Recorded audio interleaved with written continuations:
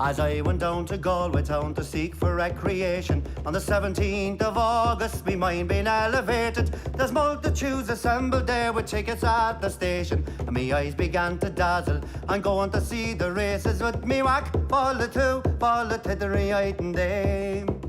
There's passengers from Limerick and there's more from Tipperary. There's lads from Connemara and a flare of married ladies, and people from Cork City who are true and loyal and faithful, who brought home the Fenian prisoners from dying in foreign nations. With me whack, fall the tittery item day. And it's there you'll see the pipers and the fiddlers competing, the nimble-footed dancers a tripping o'er the daisies. There's others crying cigars and likes and bills for all the races, with the colours of the jockeys and the price and horses' ages. Me whack, fall the tittery item day. And it's there you'll see the jockeys and they're mounted out so stately, the pink, the blue, the orange and green, the emblem of our nation. When the bell was rung for starting, all the horses seemed impatient. I thought they never stood in ground, their speed was so amazing. With me whack, fall the tittery item day. 500,000 people there of all denominations. There's Catholics, there's Protestants and Jews and Presbyterians. There's yet no animosity, no matter what persuasions, but sportsman's hospitality, those Jews fresh acquaintance. With me whack, fall the tittery item day. Agus foy marish and crushki in his beach shelan.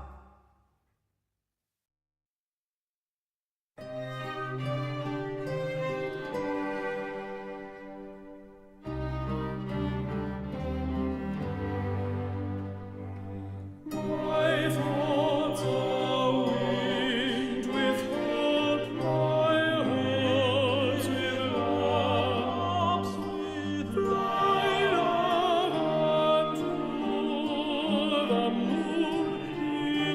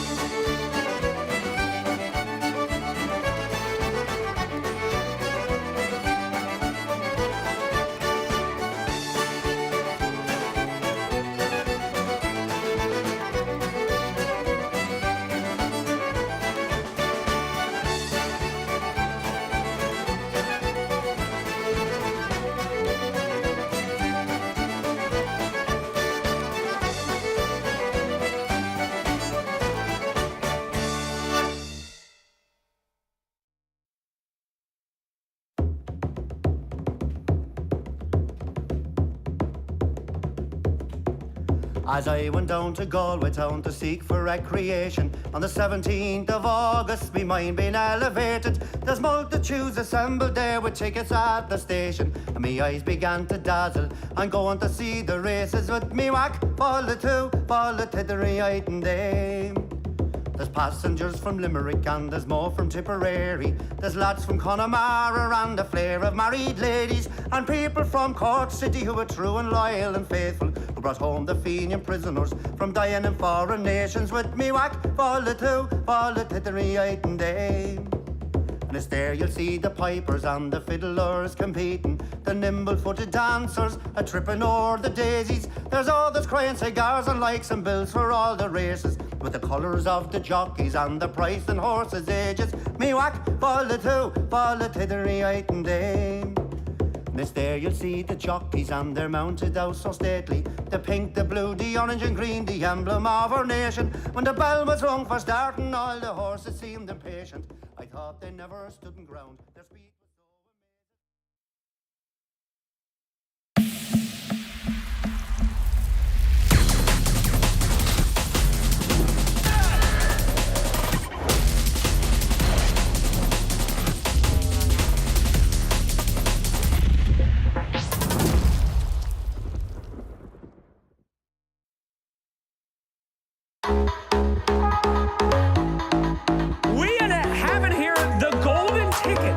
DHL Super Drop.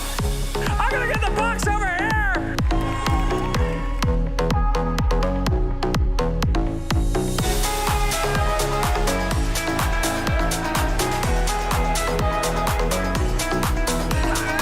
Choose your own adventure, man. Are you ready? I'm shaking. Good. That's absolutely correct.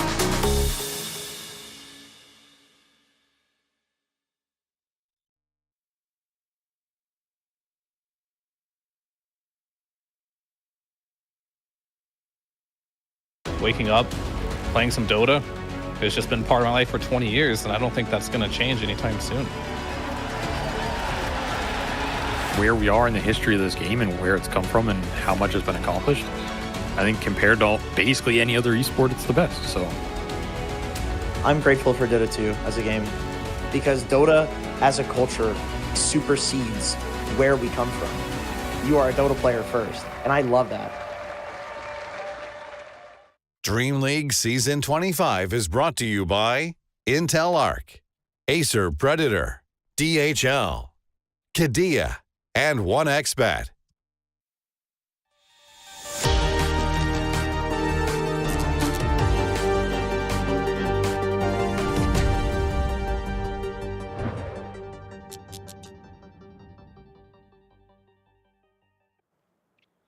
Hello, everyone, and welcome back to the last day here of DreamLeague Season 25. Well, the last day of Group Stage 1, anyway, as we have a whole other group stage to get into, and then, of course, the playoffs before we crown a champion for our 25th iteration here of DreamLeague. I'm Seeking Strike, and joining me is Winter. Winter, good evening here, as we are going to be on the later shift for today for our half day, aren't we? Half day? Yeah, it's a half day. It's a half day. I mean, not for us, but yeah. For the show. For the show it is. But yesterday we had a full day of action, didn't we, right? We'll go ahead and catch up on some of our highlights, which, let's see here. What game is this one? I was the XG9 Panda series. Oh, we casted this one, didn't we? We did. I'm trying to remember, Winter. I'm just so excited to talk about the new patch already, though, to be honest with you. That's a lot of these. We didn't cast this game, but yeah, we're going to talk about a new patch for hours and hours and hours and hours, and you're going to tell me I did not read the patch notes. I do not believe you read the patch notes. Well, you started it. You started it. I'll just say that. Man didn't know when the greater lotuses start spawning in, and I'll just leave it there, Winter. Didn't make it past the 250th line of a 1300 patch notes. But anyway, it's important that these teams have all read the patch notes, of course, because here's going to be our standings for where we stand at the moment. Anyway, 4 teams already eliminated. Winter, we are the I don't know, the teams, we're the, who's the guy? Charon, you know, the Bodum man on the River Styx. We took them all out of the tournament yesterday. All 4 teams we've casted, they were eliminated. I don't know what that says about us. I think it's your fault, you know. I've been trying my best to keep them in the game, you know. Right. I was being positive. I was PMA. I don't know about you. Well, no, sometimes there's just not enough PMA to go around for these teams, unfortunately, as 4 of them already eliminated. Winter. Of course, this is going to affect their EPT point standings. This is just a quick disclaimer. This is what the standings for the EPT system looked like before the event started. Now, they will change somewhat because, of course, some teams will be getting additional points for, well, not being eliminated. But what is really cool is that teams now get points for placing well in their groups. If someone like Boom were to, for example, win, they'd get a lot more points. And all these points, Winter, well, they all build up to every year the EWC, which now includes chess. We were talking about that a little bit more, right? But of course, the capstone is our Dota 2 Riyadh Masters at the Esports World Cup. And we're running out of points, Winter, to earn. Here's that earlier thing I was talking about there with Group Stage 1 placement. 420 points for Group Stage 1 and 2 for the winners of those groups. The overall placements there now on your screens. You can see bottom of each group receives just a tenth of that, so 42 points now being handed out to a few others. Now, alongside some points, Winter, they also get some cold, hard cash, especially earning for the club, which is really nice. So even though one of our teams here is already eliminated, they're still taking home a lot more money for the club, just overall in general, to help pay for expenses. I think is going to really go a long way to supporting the Dota 2 ecosystem. It's a big positive change, in my opinion. I love it. Yeah. Someone has to pay for the food. Someone has to pay for the rent. Somebody's got to do it, you know. Nobody wants to do it, but somebody has to do it. It's life, you know. Somebody's got to do it. It's the way she goes. You can't escape taxes. You can't escape your rent, and you can't escape your food. You have to buy food. You cannot. You got to buy food. Luckily for us, Winter, we never need to eat because we get to feast on all this Dota we have in front of us. It's going to be Team Falcons kicking us off versus 9 Pandas, an important match for Team Falcons, who are not yet qualified. We'll talk a little bit more about them later. And then following that, Winter, to wrap us up for Group Stage 1 is Group B matchups being Team Spirit versus the Yakult brothers. Another really fun match, right? Because Yakult have, I would say, outperformed their expectations. I'm not sure where you kind of stand on that team, Winter. 6-6 right now, though.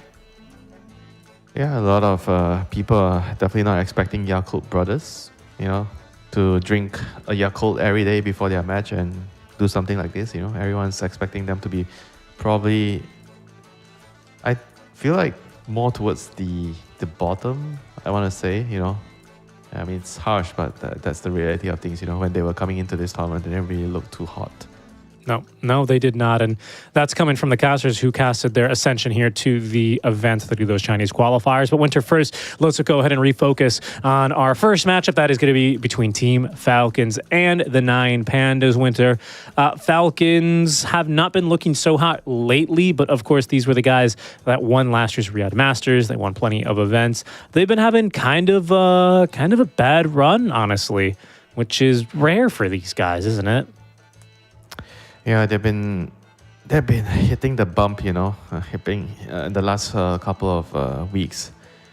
Maybe the patch is going to help them, you know, reset, refocus. You know, they've been running into it. I feel like sometimes a little bit too much of the same ideas. They've been doing the same things too much, and sometimes it just allows you to. It doesn't allow you to play as a consistent team, you know. Sometimes you need to change up your strategies, your heroes, and keep things fresh, you know.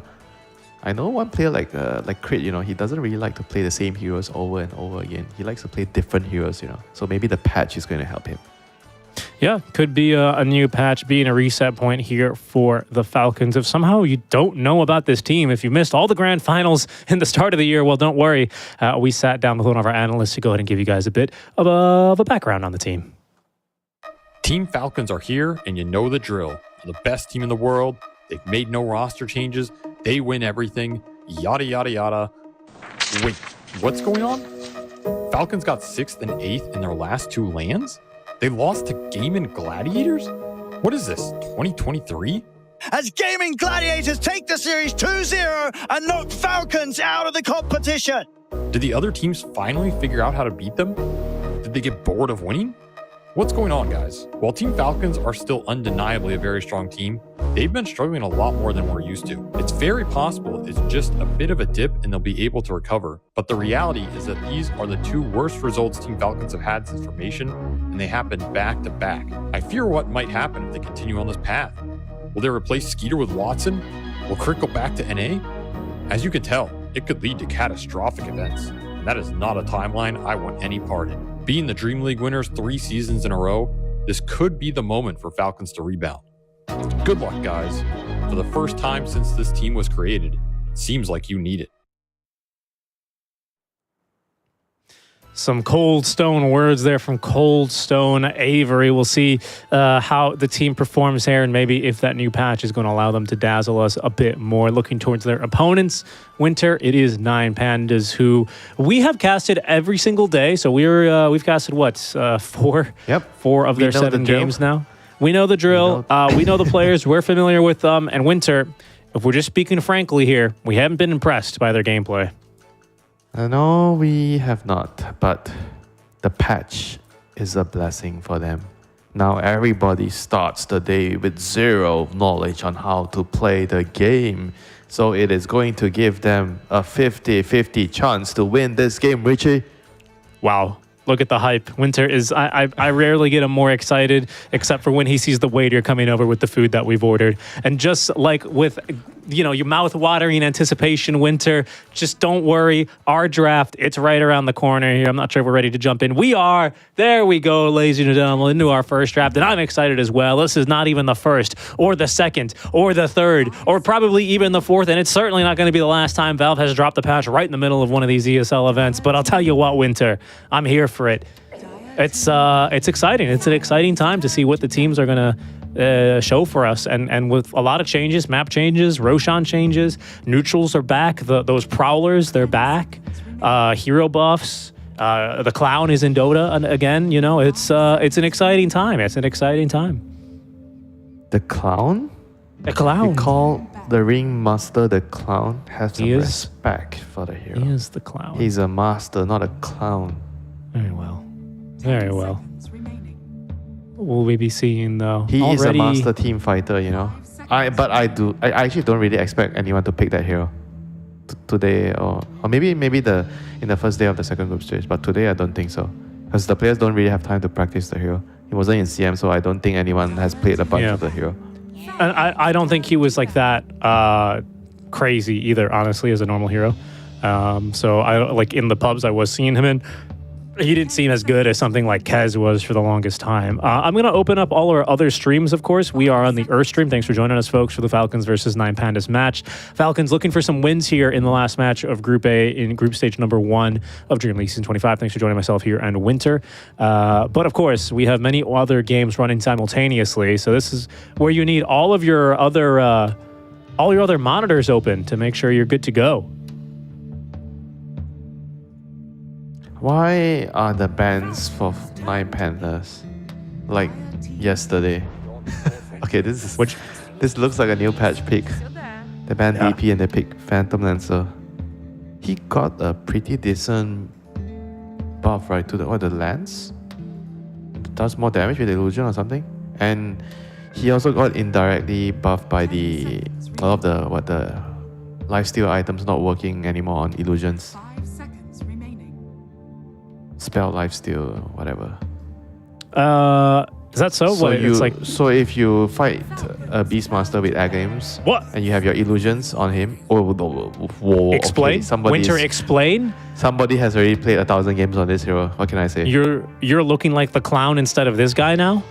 We're not going to see him. Of course, I'm the clown. I am obviously the clown here. I'm paid to be the clown here. Richie. Yep. Indeed. So, this hero is actually very, very strong in the team fights. Well, I guess it's not really that surprising because before 1 or 2 months ago, when he was actually released, a lot of players were playing him for the MMR, so someone from 9Pandas, obviously. Curious to see if he's going to be a 4 or a 5.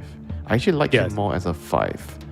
I agree. He's definitely more of a support. I think that ulti is very powerful. I think maybe pros that are really good with those daggers can show us a thing or two. The whip's real nice, the box save, but we'll talk about him a bit more. I guess he's kind of an anti-illusion hero, right? That whip is a pretty large AoE fear. That's not bad against PL. He kind of does like everything. He has team fight, he has save, he has damage. I think he doesn't have catch, like reliable doesn't have a stun, he needs someone to set up for him for his ulti. Yeah, apart from that, I think this hero is overall a pretty strong hero in the lane. He's a good bully with the daggers. It's very hard to trade into him. But I'm more curious to see how the PL is going to work here. What is the build gonna be on this hero? I can't imagine it changing too much from before. Last time we saw him, it was still a lot of like Ags, right? Yeah, just Diffuser throwing meta. the lances. Yeah. What is the change again? So your illusions do more damage? Wait, let me check. Next pick, though, for the Pandas will be the Underlord, so just a very common counter pick PL. here into the PL. PL counter. I feel like I That's need just to... the lens, right? Yeah, the lens does more damage with the illusions if you go for the Lancelot facet. 10 seconds remaining. Our Underlord didn't really receive any changes at all. They swapped around the Firestorm decay damage, and that's kind of it. No, he's basically untouched. So it's just about really the rest of the meta around him. There's going to be a Warlock and a Bounty. Warlock bounty. Warlock also had a small little nerf, but not very significant. So the linger duration for the upheaval got reduced from 3 seconds to 1 second. Yeah, I think it's not insignificant. It's not the biggest nerf. It's something, but it's not a big deal because the hero doesn't really take that spell until later. So it doesn't really change the way you play the lane, the early game, the mid game. Maybe for you, I'm making soup from level 1. That is why you are. Don't make me say it. You are 5,000 MMR. Bounty Hunter here. Hey, that was before the MMR inflation started. I'll have everyone know. Now it's free, basically. There's Bounty Hunter. It got slight nerfs, I want to say, overall. Right, the damage amplification went down a bit. So they changed the track. The early game. Yeah, the early game track got a bit you weaker. Get less move speed or something, and yeah, the move speed got decreased. The damage amp got buffed though, actually, but it's weaker later. Yeah, it's weaker later, it's better early. So overall, it's about enough to the hero. Okay, here's our Hoodwink. What did she get? Oh, they got rid of Tree Bounce Trick Shot. Thank goodness. So now she's got Go Nuts or Hip Shot is the new one. Sharpshooter's got a 50% cooldown reduction. Yeah, why Hoodwink? Yeah, Hoodwink kind of felt like she got nerfed a lot. Doesn't seem like a really good anti-illusion hero either, I'm not gonna lie. Yeah, no. Why? So you're supposed to get Hip Shot now? So you have a reduced cooldown in your ultimate? Yeah, but also the damage is reduced by 25%. And you gotta shoot it faster, so it's less time to wind up. But what's the cooldown go to then? It'll go to 22.5 seconds. So, I mean, you're throwing 2 of those in a fight and you're still doing 400 damage before reductions at level 1. I mean, that's not so bad. It's not so bad, really. Okay, what other... to see, you know, nobody knows what is going on right now. Everyone starts as equal. They're all just trying to put everything in theory and try to execute it. Okay, what have they done? They've also kind of changed Acorn Shot a little bit. The bonus attack range wasn't as great as it was before, but the damage has been buffed slightly. So the monkey's going to come out. So I want to see, how do you play the hero now as a mid? Because your Siemens right now is tied to maxing Primal Spring. So do you actually max your Primal Spring and go less points in your Jingle and your stun?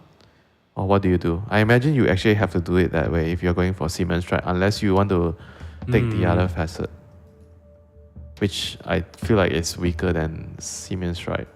Right. So basically, you have a slower timing, because before you could, when you go mid, you could just get 1 point in your Spring and you own your lane with your Jingle Mastery and your stun. You gank the side lanes as well. And now you have to get it. Yeah.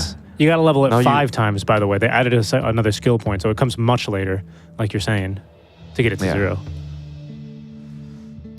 Interesting. I mean, it was definitely too OP. You know? But also the Jingu Mastery has been really affected by the 40% penalty on lifesteal. You don't lifesteal off creeps full anymore. It's 40%. That's a huge change. No longer will he boundless strike the wave and get full H. I mean, he might still do that, but you know what I'm saying. I mean, the patch might have changed, but Arma, he does not change. He's back to basics. Back to basics. Range hero against Monkey King. Okay, static link shard got adjusted.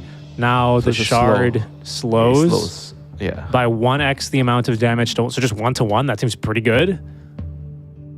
Probably better, to be honest. Storm Surge, strike damage is now classified as reflection damage, so you can't spell lifesteal off of it. Okay, that's probably insignificant. That keeps things consistent. Okay, so let's just kind of circle back here. What are we looking at then? We need a mid laner for 9 Pandas for Serenata, and I think Team Falcons, well, they also need a mid laner, don't they? Monkey mid if they want. Oh, that's true. Yeah, that's true. So what, they need a carry/mid? They need like a hero that's mobile against Razor. I mean, Void did get some changes. Faces what used to be a hero to be picked into Razor in the lane because you can jump away. Time walk cooldown decreased as well. That might help. But it doesn't. I don't know if it works really well with their heroes. I mean, I guess it kind of is okay with Chrono. You have the Firestorm, and then you can follow up with the Wukong's command. Yeah, follow up with the Ringmaster can drop the board on the Chrono. Yep. Clown ulti. I forgot the name of it. What's the name of it actually? We'll get into that later. Let's not embarrass ourselves now and instead focus on these last picks. Offlaner's getting banned actually from Falcons. So they think this is going to be a mid Razor. I guess they expect it to follow the monkey, which makes sense, right? And maybe they want to play the monkey mid then.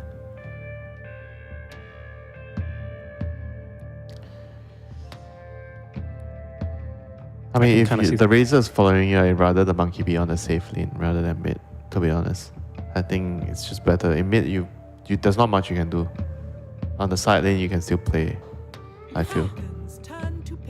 I mean, we'll see. I mean, a lot has changed, so I don't know what's happening. So they are picking, this is actually a brilliant pick because Magnus and Razor can both sword lanes. So they can just go wherever the monkey goes. They're gonna try to enforce the monkey against Razor lane. And let's see if 9 Pandas have a way to deal with it. 10 seconds remaining. Unless they can find another flex hero on their own. Nope, it'll just be a puck then. That'll be the 24th. They're gonna put Magnus mid, Razor off lane here. Looking at the lanes, that's probably the best for Falcons. Yeah, Falcons still haven't locked in yet. Solo's going to be playing the Ringmaster, by the way, so it'll be a 5. We were kind of wondering about that. And Winter, you are correct. The Razor will chase down Batoon's monkey in that off lane. One of Amar's most famous heroes, honestly, back when he was on the Creep Wave days. He used to originally play as a mid laner, I want to say, did Amar. Lots of Huskars, lots of Razors mids. And then when he went off lane, he kind of kept the same hero pool for a long time before eventually picking up a few other ones. He really cut his teeth on OG and such. But now here we are, back on the classic Razor for him. So 9 Pandas, 24th. I feel like the offlane heroes are going to change because they removed the ancient camps. So they gave the offlaner 2 medium camps, which is less overall goal. So I think it's incentivizing the offlaners to play actual offlaners now, not another carry. Winter, I'm just jumping around. Go ahead, sorry. Go ahead. I mean, you go ahead. I'm jumping around to the different streams just to see what we're picking. I see another Ringmaster. Mudang Warriors have picked it up alongside another carry PL. So maybe this is some kind of strat that we're unaware about. I see a Wisp for Betboon team with an ABBA. Anything else that's really crazy? Shopify with a Dark Willow. I know she got some pretty exciting changes to her facets, and so far, Heroic and XG haven't picked anything too crazy here.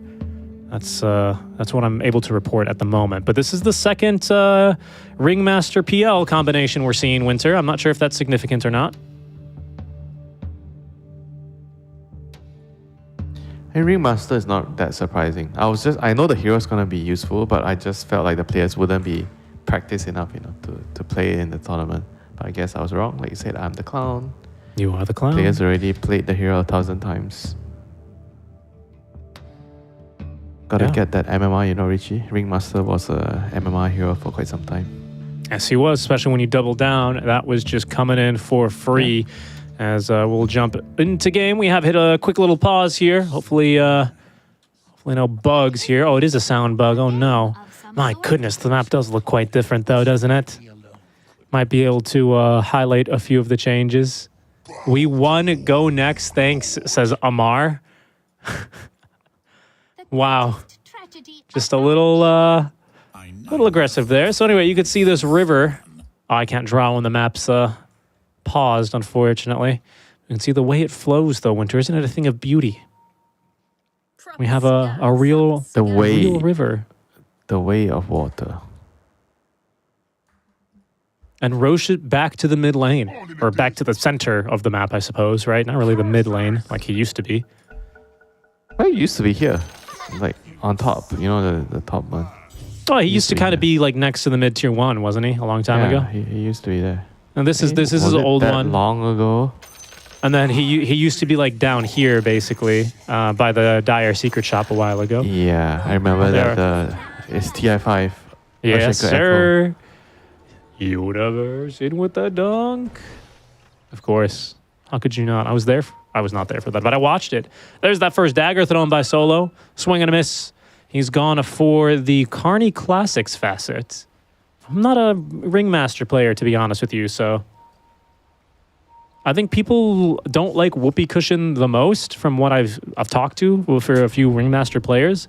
They like the tonic a little bit more and the mirror. Yeah, the mirror and the tonic, they are very, very useful.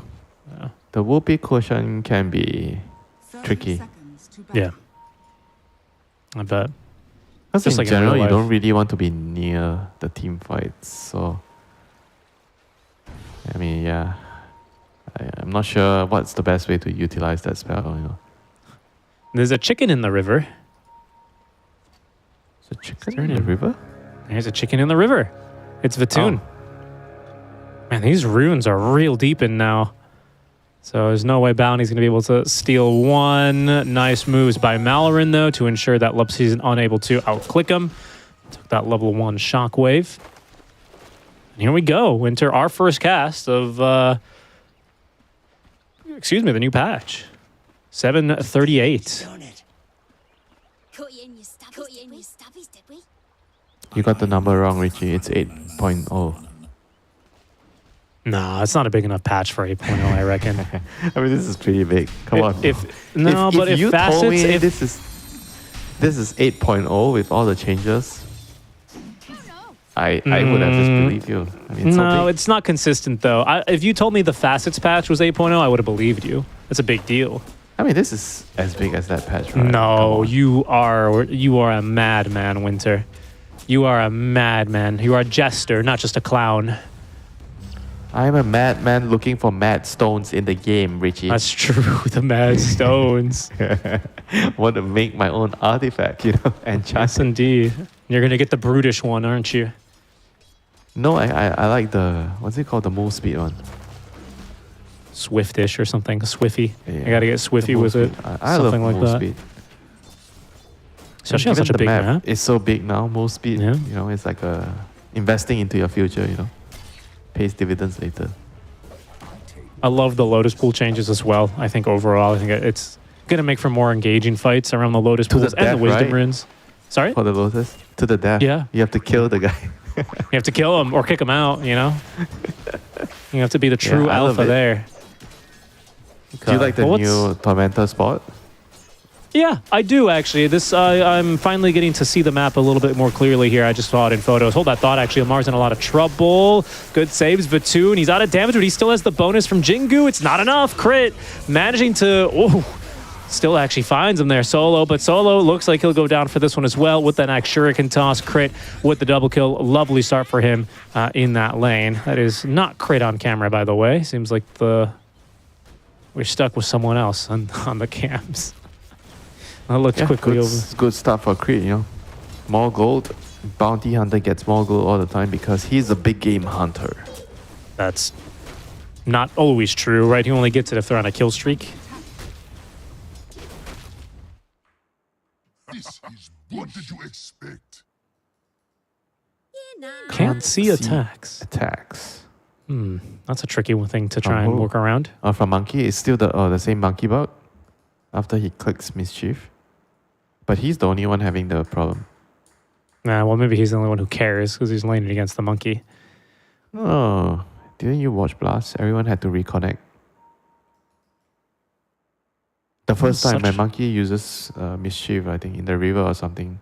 I don't remember what's the reason. So everyone doesn't see you can't see his animation, so you have to reconnect to see it. Well, Skitter, wonder what he's going to decide here on this Phantom Lancer. It's kind of my biggest question at the moment. His lane is kind going okay. I think eventually Lies will be able to kick him out pretty easily here just because of the nature of the hero matchup. Yeah, do you actually get like a magic resist item? And do you read about the Mage Layer change? I think it's kind of nice. So I you have did. I did. HP regen. I feel like it could be bought on a lot of this like core heroes that kind of need a little bit of regen because your build does not have any regen, you know, and you could include that in your build. I guess it'd be more of a fighting item still though, right? 25 DPS. Yeah. It's like a hood, right? Yeah, Kinda, but more expensive. Yeah. I think always the issue with these items that never build into anything else, like it's a Mage Slayer, decent components, right? Cloak, Orb of Venom, or they changed the name of this, right? Yeah, Orb of Venom, Gloves of Haste, and a Cornucopia. Like good solid build up, but it doesn't build into anything. So it very quickly feels like you're wasting a slot. Remember you were talking about how like, oh, these days you really feel like you need all the slots that you can have, especially with Invis heroes in the game. Which, by the way, small change, a buff to the sentries, right? The sentry. They buffed the sentry and they, what else? There's one more change, right? Was it some anti-invis change? Oh no, just the sentries actually. And the stock reduction, replenishment got faster. Of the sentries? Yeah. Yeah, of the sentries and the sentry AoE or something. This high ground design over on the Dire, I guess this bot radiant area, reminds me a lot of the 6.84 jungle. It's very cool. Huge open area here. Lupsi's making a big rotation. So what do you think will happen right now with the map changes? I feel like it's going to incentivize more of a hard carry they can farm because the Ancients got moved to the bottom side next to your safe lane. So I think ideally you want to pick heroes that can abuse that right away, you know, like Gyro, Bristol type of heroes on the safe lane. I'm not so sure. We were talking about the patch in our first impressions a bit before, and I'm going to throw a little bit of a long wall here and say we might be entering a little bit more of like some jungler era with like these farming highways. I think that might be something that's really good connecting to mid, you know, now that you can no longer, it's like impossible to refill bottles, But you are right? talking about jungling from level 1, right? Yeah, I think so. I think I am. Yeah. Or at least jungling from minute 1, right? You can't obviously jungle from level 1, but yes, I know what you're saying. And who does it well? I mean, Veno still does it well. Veno does it well. You need to vary more clarities now because they removed the aura that gave you mana. Huskar. Who else? Huskar jungling. Yeah. The Hawk said it. I believe that guy. Yeah, me too. I believe him. In our interview. I'm not quoting myself. This is the Hawk certified pick. He started a couple of trends, you know. Well, that he did. I think he's worth paying attention to at least. I just think it might be a thing now that you can move throughout the map and mids in general just have less regeneration. So if you have these heroes like Puck or Lina who can just keep throwing spells that even when the supports rotate on over with the less bounty runes now spawning in, there's just less regen in the mid lane again.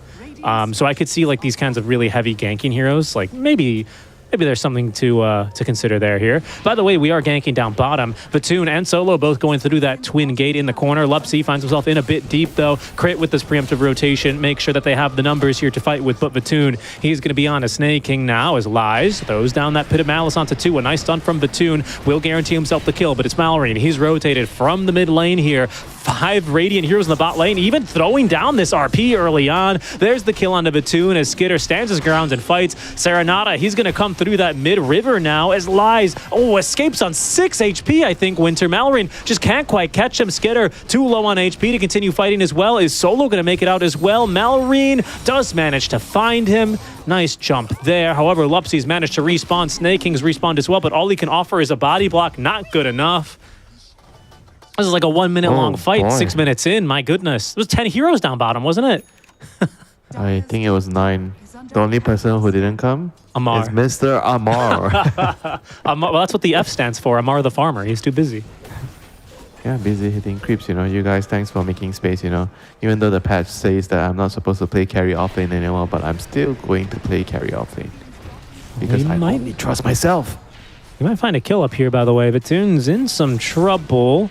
Had to save the stun there. Amar with the static link has an easy kill. Nicely done. Mallory actually rotated on over for this too.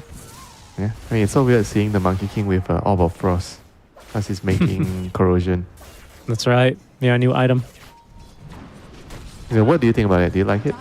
The Orb of Frost now? Does it build into Scotty? Yeah. I like it then. What? I like it. That's my You criteria. just like it because it's not a standalone item, right? You Yeah, can make I do. something. I like that in Dota. Down bottom, in trouble is Skitter. Oh, nice job. He phantom rushes over to a creep. He's going to farm the creep. You may kill me, he says, but I got your ranged creep. Look at what he's rushing. He's getting the brooch as his first item on PL. Oh, this is interesting. Winter. There's going to be another kill on the Snake King. Oh, hold on. It's going to be a fight. This guy's level 6. I'm level 6. Yeah, he's big. I don't know if it's going to change much. He's actually healing quite a bit here as Snake King. 3 points in that Shadow Word. Not so easy to take down, as I think Solo is going to quickly learn. Throws that dagger on to Snake, but Snake is just too darn tanky here. That Golem not being microed very well at the moment by Snake King. Gets caught again, but Snake King, he's going to get a second Shadow Word on himself. He will live. Simply too much healing here in the corner. It is a very brawl-heavy game right now, Winter, as we kind of expect. But Yeah, what can you Shadow tell Word us did not- about this? What can you tell us about this Revenant's Brooch item, Winter? How's it changed? Why do you But think I'll it's good? tell you about Shadow Word first. That spell did not change. Okay. I've made a lot of mistakes committing to a Warlock healing, you know. But yeah, the brooch. I have no idea. So it is a kind of like an Echo Saber item on PL now. You get it early to farm and fight and stay in the lane.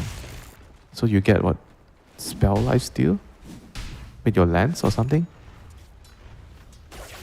I guess so. Why? Why is it good on this hero? I can't tell you why. Okay. don't Well, understand we're going to that. learn. I mean, the stats is nice, so you get 35 damage, but spell lifesteal is so weird on this hero. So your attacks have a 30% chance of dealing Careful. Bottom, additional real magic quick. damage. Sorry to interrupt you, Lies. He is going to get rotated towards as Falcons putting a lot of pressure in this bottom area right now. Really want to ensure the game for Skitter. Eventually, they get the kill. Snake King ticks him down, I think, probably on Fatal Bonds. Yeah, You know I'm what? looking- So I think it's actually really good into like damage reduction items because you do magic damage, right? So against Pitlord, he has the aura to reduce your physical damage. So this item kind of helps you deal with it with magic damage. Each attack grants a 30% chance to deal bonus magic damage equal to 80% of the attack's damage. So I guess Okay, but it works on illusions or what? Why is he getting on PL? Okay, what is it? never mind, Oh, mid hold lane, on. RP. Mid lane. Yeah, okay. Serenata probably in still for a tough time. Nope.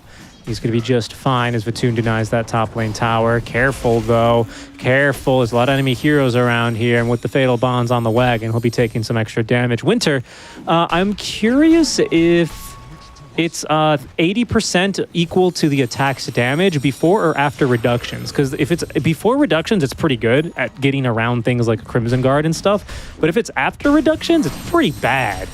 It's pretty bad. I have no idea. You know, try it. I'm not sure either. A few neutral items now being crafted. That's how we're doing things now. We're back on the barter system. So we have a mana draught on Puck, which is just like a really nice mana regen item. Nothing really And he changed. chose health, Brawny. 125 health. Don't forget that, Richie. It's big. It's big, true. Skitter's got a Brownie Ripper's Leash. This one's quite new, isn't it? Wait, Amar's already hitting a tier 2 tower. My goodness, man. Dire's top tower is under attack. You got to be careful doing that now, actually, because of that river placement, don't you? They can quickly sneak up on you. Another rotation, speaking of sneaking. Yeah, I actually think that's a good point. So when you're hitting the tier 2s, the enemy can sneak up from the river behind you, and they have the bonus move speed. Yep. They are on the low ground, though, so their smokes will probably break in the river, in that kind of pit, in the trench, which is maybe not ideal, but, you know, with move speed and confidence, you can overcome a lot of challenges. Radiant's bottom tower has fallen. I think the craziest neutral item I've seen is, like, the new knife. It's like 10% of damage, 10% of their HP is damage. It's pretty crazy. Hard to focus on the fundamentals here with a new patch, but there is the wheel. It's so wondrous, in fact, as Malrain, he has no chance to escape. Lies coming through the Fiend's Gates, bringing through the Necrobook Warriors. They might get some good damage onto this tower, depending on how they aggro. Pretty big siege coming through now here for the mid-tier 1 tower. Falcons going to be respawning shortly. 15 seconds left on this Magnus respawn. There's that first hip shot sharpshooter. As you can see, much faster to wind up, but the debuffs and the damage not nearly as high. Yeah, nicely done there by Solo, dodging, using his carnival items. It's like what's it called? Funhouse mirror. That's what it is. It's got all these souvenirs, man. Tower's still gonna go down. That he has an extra. Fortified. He has 3 extra spells. You ever hear this hero called Invoker?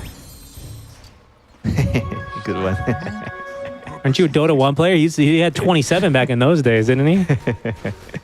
Radiant's top tower is 27? under attack. I think Didn't he? I'm not that old. Really? Okay, the brooch is complete. So we'll see this start getting used. Wow, it seems pretty good with these Illusions heroes, huh? I'm guessing it works on the Illusion hero's damage, which of course is... I assume so. That's why he's buying it. Right. I mean, wouldn't that be like broken or it's an intended mechanic? Well, they do less damage, these Illusions, right? Yeah, they do 15% damage, so... I mean, it's broken if it procs on the full damage value quoted. Lupsy is caught in the trees. No way out. No, it looks like it procs full damage. Just look at it. Wait, just wait. Oh, hold on. RP. Blink RP from Malrine in the river. Wow, committing the rock just to make sure that they get it here. 2 dead as Falcons. Winter, we're like so bamboozled by this new patch. They are winning this game, up 3K. They are going to take their 3rd tower here already after losing the safe lane tier 1. Wonder if this tower is less important now. Because there's no longer the 2nd Ancients area here, huh? Well, you still have to protect your, what is it called? The Wisdom Wisdom Shrine? Fountain. A fountain? It's called a fountain? I think it's Wisdom Fountain or something. Fountain of Wisdom. Yeah, I mean, you still need to protect the fountain, the Wisdom. Oh, Snaky's gonna give away his god. Does not care, you know? Let's go for you here. Come and get it, Line Pandas. Dire are scanning. Just wanted to do as much pushing as he could. Oops. So yeah, now the thing with Roche, right? So it's in the middle. So I feel like it's just going to create more action in the middle now. But players are still standing a lot in the side lanes here. They're gonna fight here. Yep. In this bottom area. I expect this to happen less. The more Pick up on a crit. Careful here, Serenata. There's a lot of enemies behind. I don't know if this brooch... I'm trying to find the other game to see if there's a PL in this game as well. Oh, Solo putting down a ward here. Lies. They want to try and fight this. They're going to hold on Amar. The Wheel of Wonders taunting Amar. He's going to be caught here. Stunned up thanks to the bushwhack of Lupsy and killed off. There's a lot of heroes hit, though, by this Fatal Bonds. But unfortunately, the fight it just cannot continue. Falcons... They just don't have the control. RP coming off cooldown in 10 seconds. Could have been quite the tool to turn that fight there.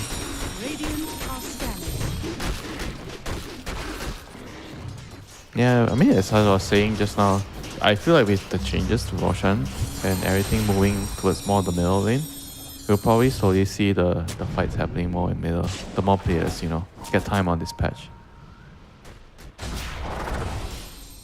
You'll probably only see like the carries farming on the sides after this. Yep. Yeah, so I'm seeing people say that the Revenant Brooch is doing full damage on the PL Illusions. It must be, you know, that's why he's buying it. That's this nerd snaking, you know, or well, it's Snay and Aoi, of course, right?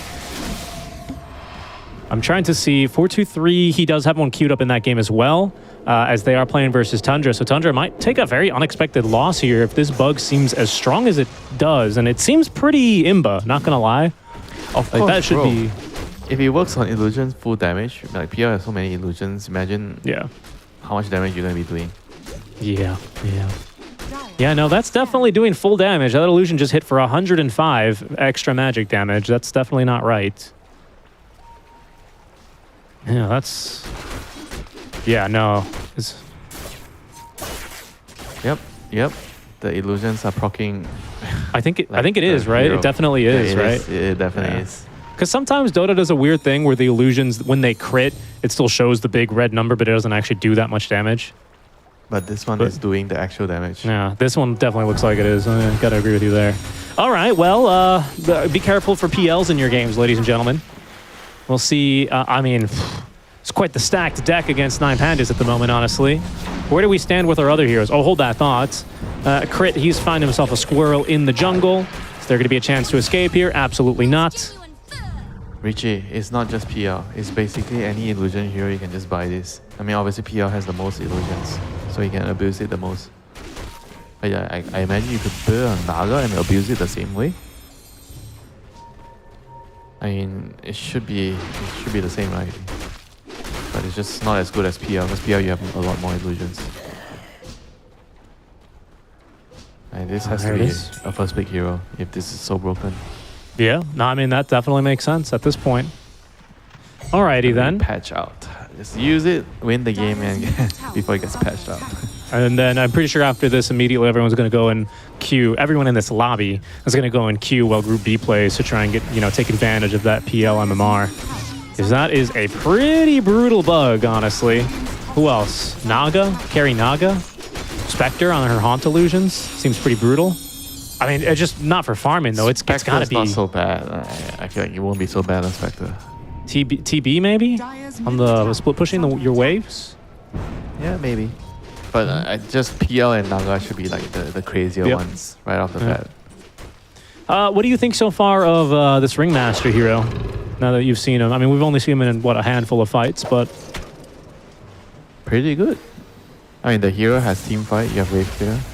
You put in a lane, you have a save. I think you have everything you need as a support hero. Fair enough. And then you have the extra spells, which you claim that they are balanced. Oh my gosh! Look how fast Roche is dying to these illusions.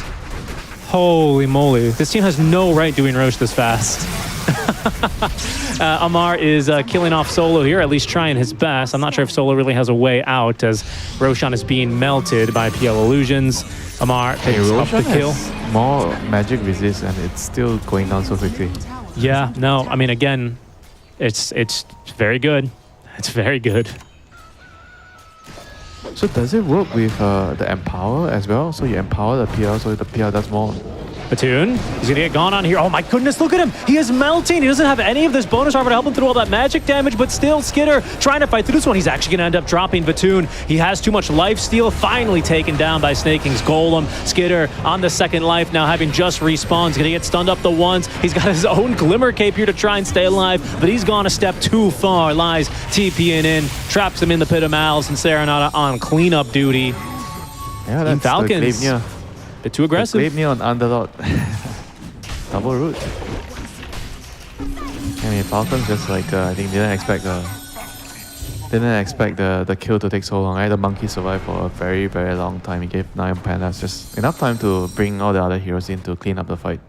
Yep, here's another look at that one. You could see how quickly he was melting. I thought for sure they had him dead to rights, but he just kept life-stealing. Yeah, he took too long towards the end. The golem was dropped very, very late. He thought that he didn't need to use the golem at the beginning, and then he paid the price for it. And then by then, no golem makes the follow-up fight really easy, root, right? The double root. Yeah. Tough. I mean, it's very interesting to see Underlord with Gleipnir. Yeah, it's much more of a spellcaster item now, right? They removed the Maelstrom from it. Not really a right-clicker item anymore. That's really cool, though. Nice for him. I mean, it's always been, in theory, a really strong item on that hero. Just an AoE root. And now it's clearly the better choice over, like, a Yule Scepter, which you also see sometimes. Smoke play here by Team Falcons. They're doing some hunting down here. Serenata, he's lit the Watcher, but Mallory, he knows where his target's at. Straight into the Orchid of Crit. And that is going to be another track kill here onto Serenata. Kill goes to Crit.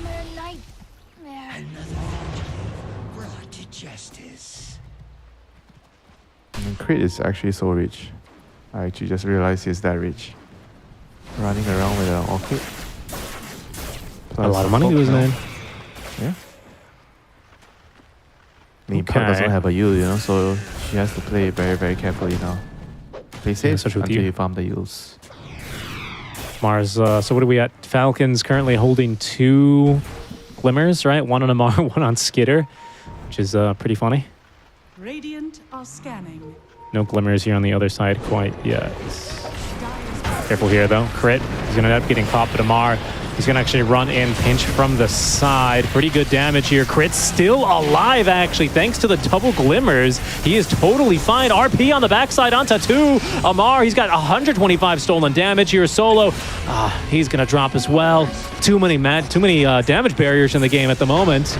That's maybe what 9 Pandas are saying. Amar is certainly benefiting here from the magic barrier of his own Glimmer Cape. Runs down another hero. Serenata in a bit of a tough position here. Blink Dagger has been damaged, but he's going to be just fine thanks to that phase shift. Glimmer, Solar Crest, plus the Essence Ring. You know, don't forget about the Essence Ring. The item is back. Dire structures are fortified. Next hero is very, very hard to kill. And he has gotten the tough enchantment as well, so he has extra armor. Very, 4 very essence tanky as a rings. bounty hunter.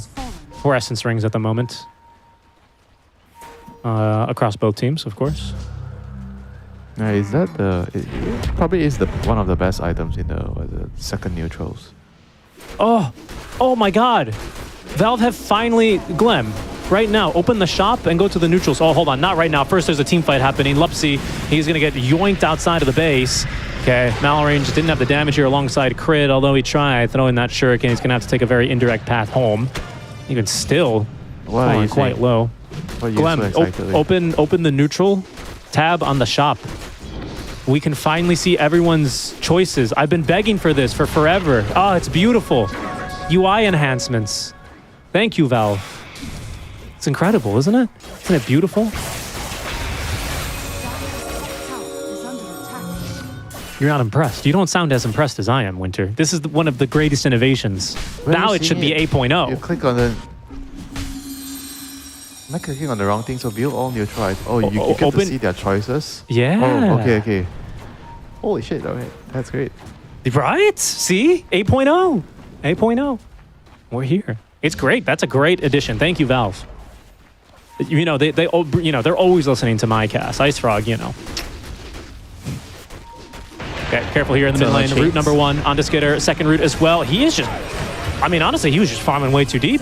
9 Pandas, you could barely call it a smoke gank. Oh, okay, but here comes the revenge now as Lupsy is going to be dragged outside and away from his team. Nice fishing expedition there with the horn toss.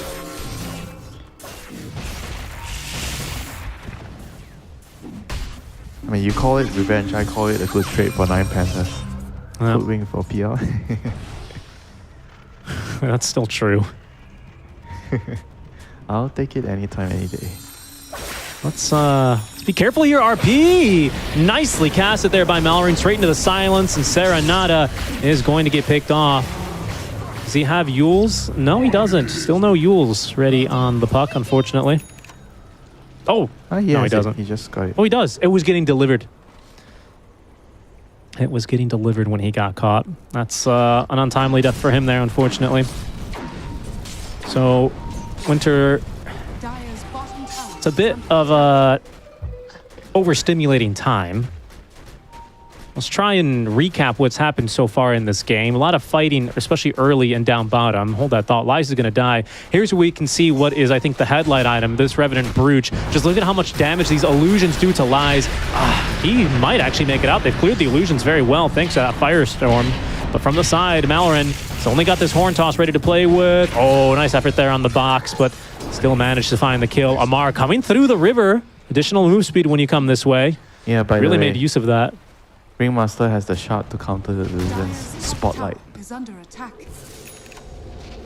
So the illusions lose like half their health, 50% of their health under the spotlight.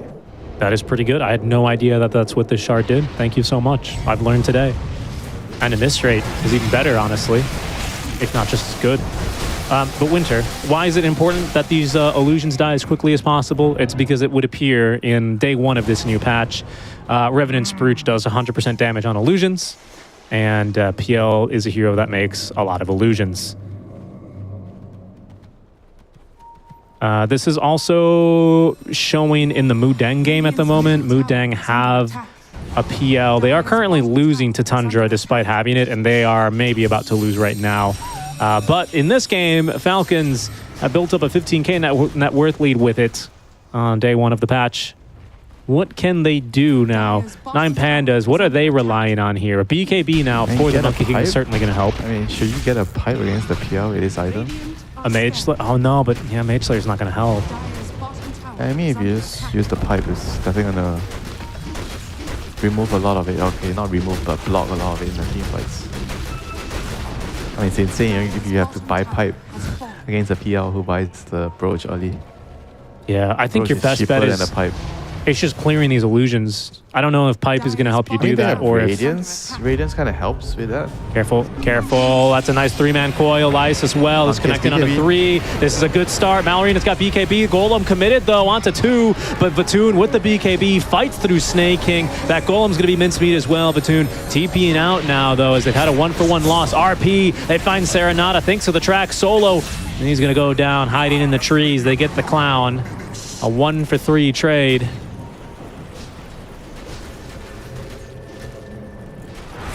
Yeah, I don't know if actually the teams know what's going on, except for Skitter knowing that he's abusing the Revenant's brooch. Everything just feels very chaotic, you know. Because the map just feels it's the same, but because you don't have a lot of small little things, right? The move speed at night, a lot of the ward placements are different. Terrains change a little bit. So a lot of kills are happening at places where they usually don't, you know. It's going to feel clunky for a while, Winter. This is my favorite part of Dota because 2 weeks. Probably just a week, honestly. Especially when there's a high-level tournament going on right now. I think we're going to solve some things pretty quickly. Skitter here is getting caught off guard by that new high ground ward spot. Skitter. I mean, there's so many barriers on his team, though. He's going to be just fine here. Careful, careful, Serenata. Oh, yeah, nice blink away, just in the nick of time. Yeah, I mean, because you're right. It's like when you're first driving a new car, it takes some time for you to get used to it. You know, you're not able to parallel park that thing in 2 turns of the wheel like you are on the car you drove for 5 years. It's going to take you some time. Got to get used to the new turning radius, how everything feels. Serenata used a Dream Coil on some illusions. It happens. It's the new patch, man. That's the new patch. Don't worry about it, Chief. Okay, Bounty has completed a pipe. They have Orchid. I mean, there's just a lot of magic resistance on Falcons. Like, what, 2 Glimmers? They have 2 Glimmers. 3 I think Glimmers. 3 now. A pipe. Yeah, 3 now. A pipe, yeah. Oh, yeah, pipe. Very true. I mean, couple of Monkey BKBs. is the one that can only do the physical damage. I mean, he has Radiance, so not exactly like the biggest physical damage right now. I mean, he needs to farm a lot more. But the miss rate's really nice for him against these illusions. It's probably the best item he could build, honestly, against this kind of a bug. Give a miss rate to these illusions, especially with Solo's Shard. Solo, who, by the way, is currently in a lot of trouble. He's already put himself in a box. There go the spotlights, giving these guys a little bit of a miss rate. You can see here he's evaded a few attacks, but of course will not be able to evade death. Comes for us all. There's that new Roar of Retribution. I don't know if you saw it, Winter, but that has a much longer cooldown now, but now disarms opponents. On top of that. Radiant's top tower is under attack. Alrighty. So, Falcons up 17k now with second Roche in their hands. 31 minutes in, 9 Pandas. They are running out of time, dare I say it.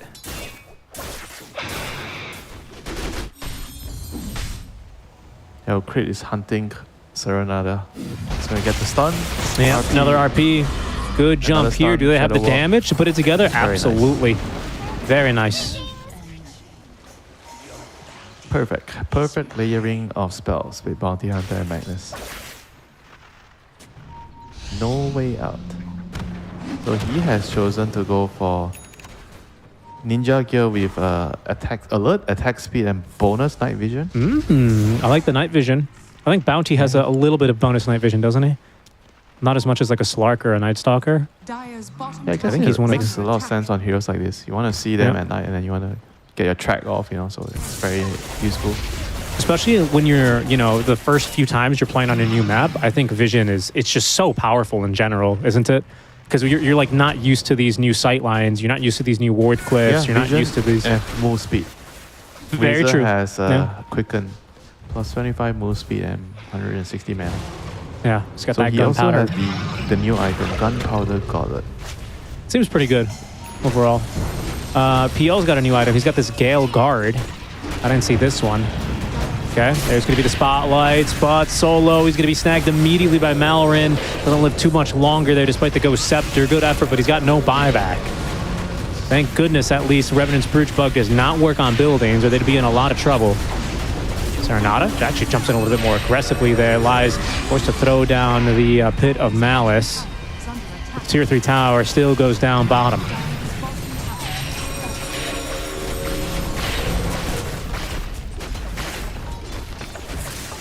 Look how aggressive Kraid is able to be with his positioning as well. Another stolen hero. This time it's Vatoon. He's the big one. Stunning him up before he can get off this Wukong's command. Wukong's comes out. Magic Wand heals. Is he going to be able to lifesteal through this one? Not at all.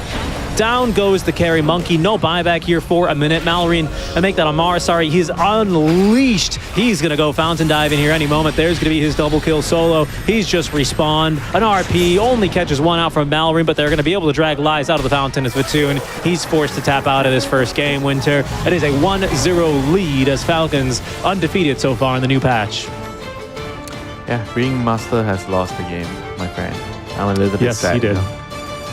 Ringmaster, a hero that I think is going to have a lot of potential. This is not going to be the last time we see this hero in this patch in Captain's mode. I think we are going to see a lot of it, and hopefully with victories, you know. Like right now, look at the teams cap. are just trying to figure out how to play Dota. You know, I think the heroes being picked is actually not the biggest deal. You know, like just figuring out all these small little interactions because so many things change with the spells, and now we see the PL with the Revenant's Brooch probably going to be broken for a whole day until a patch comes to fix it. So players are just going to have to deal with this, not right now. If you don't ban it, I feel like you can only buy Pipe, but even then it's really bad though because Pipe is way more expensive than the Brooch. Yeah, and again, it's, you know, PL has like 6 illusions and what they attack twice a second, the pipe barrier is going to be gone in a second. That's just, you know, it's not really a solution there. Here's the real solution. Time in Pacific time zone. It is currently 8:46 in the morning right now. Valve is still at Starbucks, but at 9:15 they may be able to fix that patch. Who knows though? Sometimes these things do take a little bit more time. But yeah, that's going to be quite the powerful buff for a hero like PL, isn't it, Winter? He is going to be able to lead his team across victory. It's not that broken. Mudeng Warriors, they did also pick up a PL who did eventually get that Revenant's Brooch online, and it still died. Even in this game, it's not like he was unkillable. He just did a lot more damage than he really should have. But, you know, what can you do, man? You've got one of the nerdiest teams in all of Dota, and I mean that in a very loving way. On day one of a patch, they're going to hit you with some of these secrets, shall we say, right? And it's going to be up to 9 Pandas to decide what they're going to go for in Game 2 Winter. We're going to go to a quick break, but when we come back, we'll be having Game 2 between Falcons and 9 Pandas.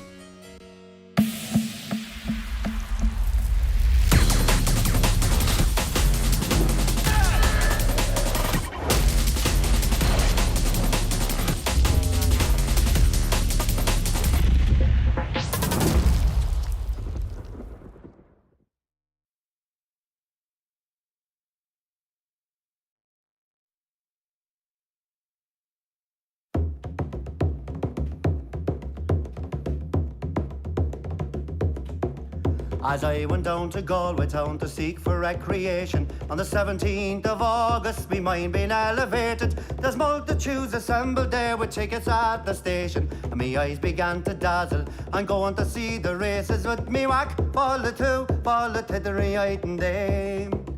There's passengers from Limerick and there's more from Tipperary. There's lads from Connemara and a flare of married ladies, and people from Cork City who are true and loyal and faithful, who brought home the Fenian prisoners from dying in foreign nations. With me whack, fall the tittery item dame. And it's there you'll see the pipers and the fiddlers competing, the nimble-footed dancers a-tripping o'er the daisies. There's others crying cigars and likes and bills for all the races, with the colours of the jockeys and the price and horses' ages. Me whack, fall the tittery item dame. Miss there you'll see the jockeys and they're mounted out so stately. The pink, the blue, the orange and green, the emblem of our nation. When the bell was rung for starting, all the horses seemed impatient. I thought they never stood in ground, their speed was so amazing. With me whack, fall the two, fall the tittery, and Dave. 500,000 people there of all denominations. There's Catholics, there's Protestants and Jews and Presbyterians. There's yet no animosity, no matter what persuasions. But sportsman's hospitality, those induce fresh acquaintance. With me whack, fall the two, fall the tittery, and Dave. Agus foy marish and krushki in his birch shelan.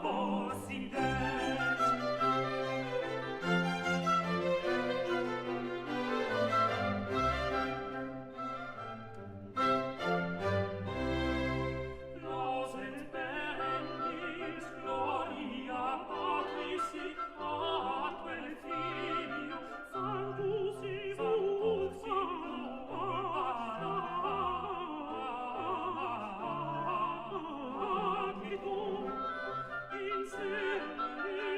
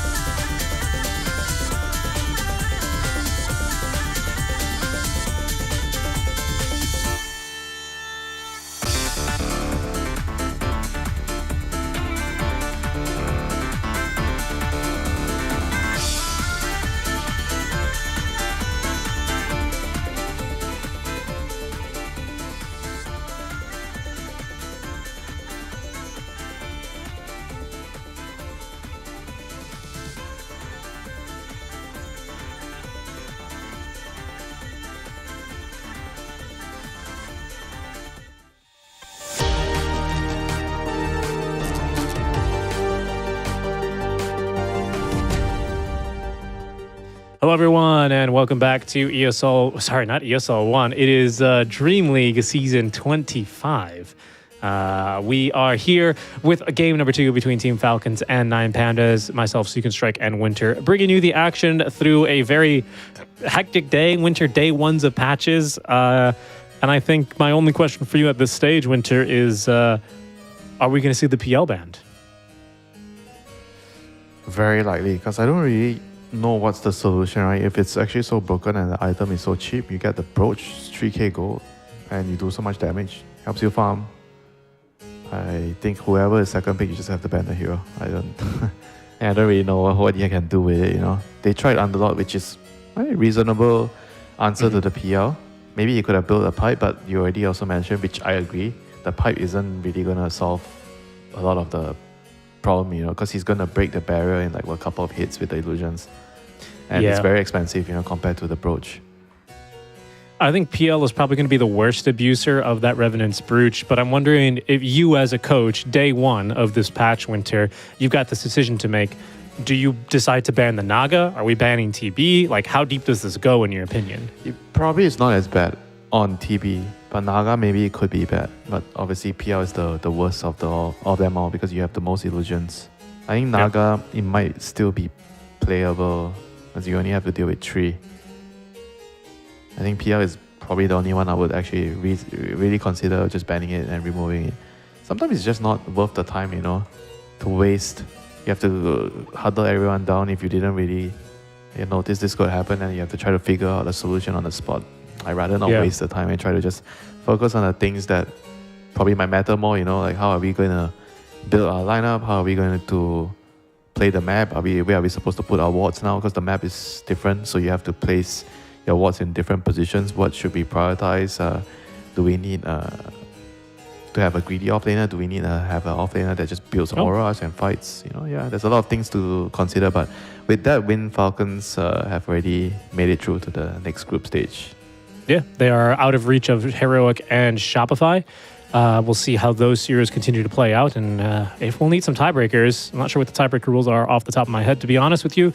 But we may have the need for some extra tiebreakers, and I think those would be taking place either on the mainstream later today or sometime tomorrow. We'll give you updates when we do know that for sure. So Winter, time to experiment.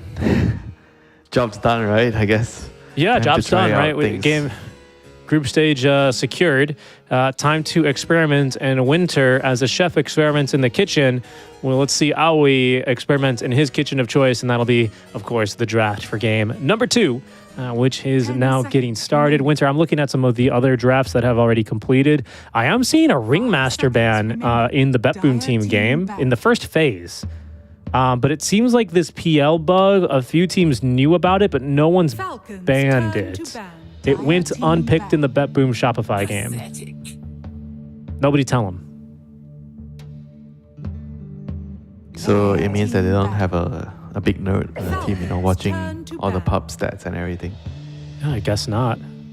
I mean, the thing is, it's always very useful, right? We mentioned this a little bit on the first day of the second game. We are talking about like teams that have more resources. You have a lot more manpower. So when a patch this big comes, you actually have people that can actually sacrifice their sleep and try to figure out things. Because if you don't, right, your players go to bed. Okay, you find out in the morning. And then what, you know, they're gonna have to they don't have much time, right? So of course. I mean, I gotta be well rested. People is always very good. Even if it's not on site, you know, like at home they can try things out. Yep. And there's the PL ban in the first phase. Other bans looking very similar, with exception of the DP ban. Let me quickly find her. She's now universal. Okay, so she's one of the heroes that got turned into a universal hero, not one of the heroes that went back to a base attribute. Interesting. Yeah, not really sure about the hero. Probably has something to do with the scaling, because you're universal now, so your scaling is very, very good. Right. Maybe it has something to do with the items as well. Maybe she has a good way of abusing certain builds, because I think a lot of the meta is also defined by what items are strong. Yeah. If a certain item is strong, then it means that a certain group of heroes that use it really well are gonna benefit a lot of it, you know. that seems like a good way of like a good order of operations of like how do we draft in a new meta, Yeah, right? what is actually in now apart from the brooch, right? I feel like an early game item that would be good is still gonna be a lot of the aura items. I think the drums, despite the nerf, it's still a relatively strong item. I think I would definitely want to consider at least one of my heroes buying it every game. And Zada is a hero. I think some people have some theories that because it's a water patch, you have a lot of water on the map, so Zada is going to do well. Yeah, but it's a funny way to say that. I mean, yeah, he did get some nerf. Yeah, the so creep the bash doesn't do bonus damage on creeps, which is kind of big. It used to do double damage, I think, right? Yeah. So it doesn't. You farm a little. I don't know a little if it's fair to say a little bit slower now because you don't do the bonus damage to creeps, but it definitely impacts the way you play. And Starlight is not the best farmer. Yeah, probably certainly the lane at least, right? Because now securing last hits is slightly more difficult with level 1 and 2 bash. I think 3 and beyond, it's like more normal. Yeah, you probably have to use crush, use some mana to do it now. Here's if we can stay on this camera for a second. Oh, go back to Crit as he was sipping. Look at that boy, Owie. Does he look sleepy to you? Does that look like a coach in that back chair who has not been sleeping? He did not sleep. I think he did not sleep. Because the patch kind of hit in the middle of the night, right? I think for them, like probably like 3, 4 a.m. For Europe? Maybe Yeah, I think they... 2, 3 a.m. for them. Valve graciously waited for the games to end, I think, before they deployed. So yeah, seems like it. Seems like it. We'll see like Undying Sada. Those are heroes that are very, very strong against Pango.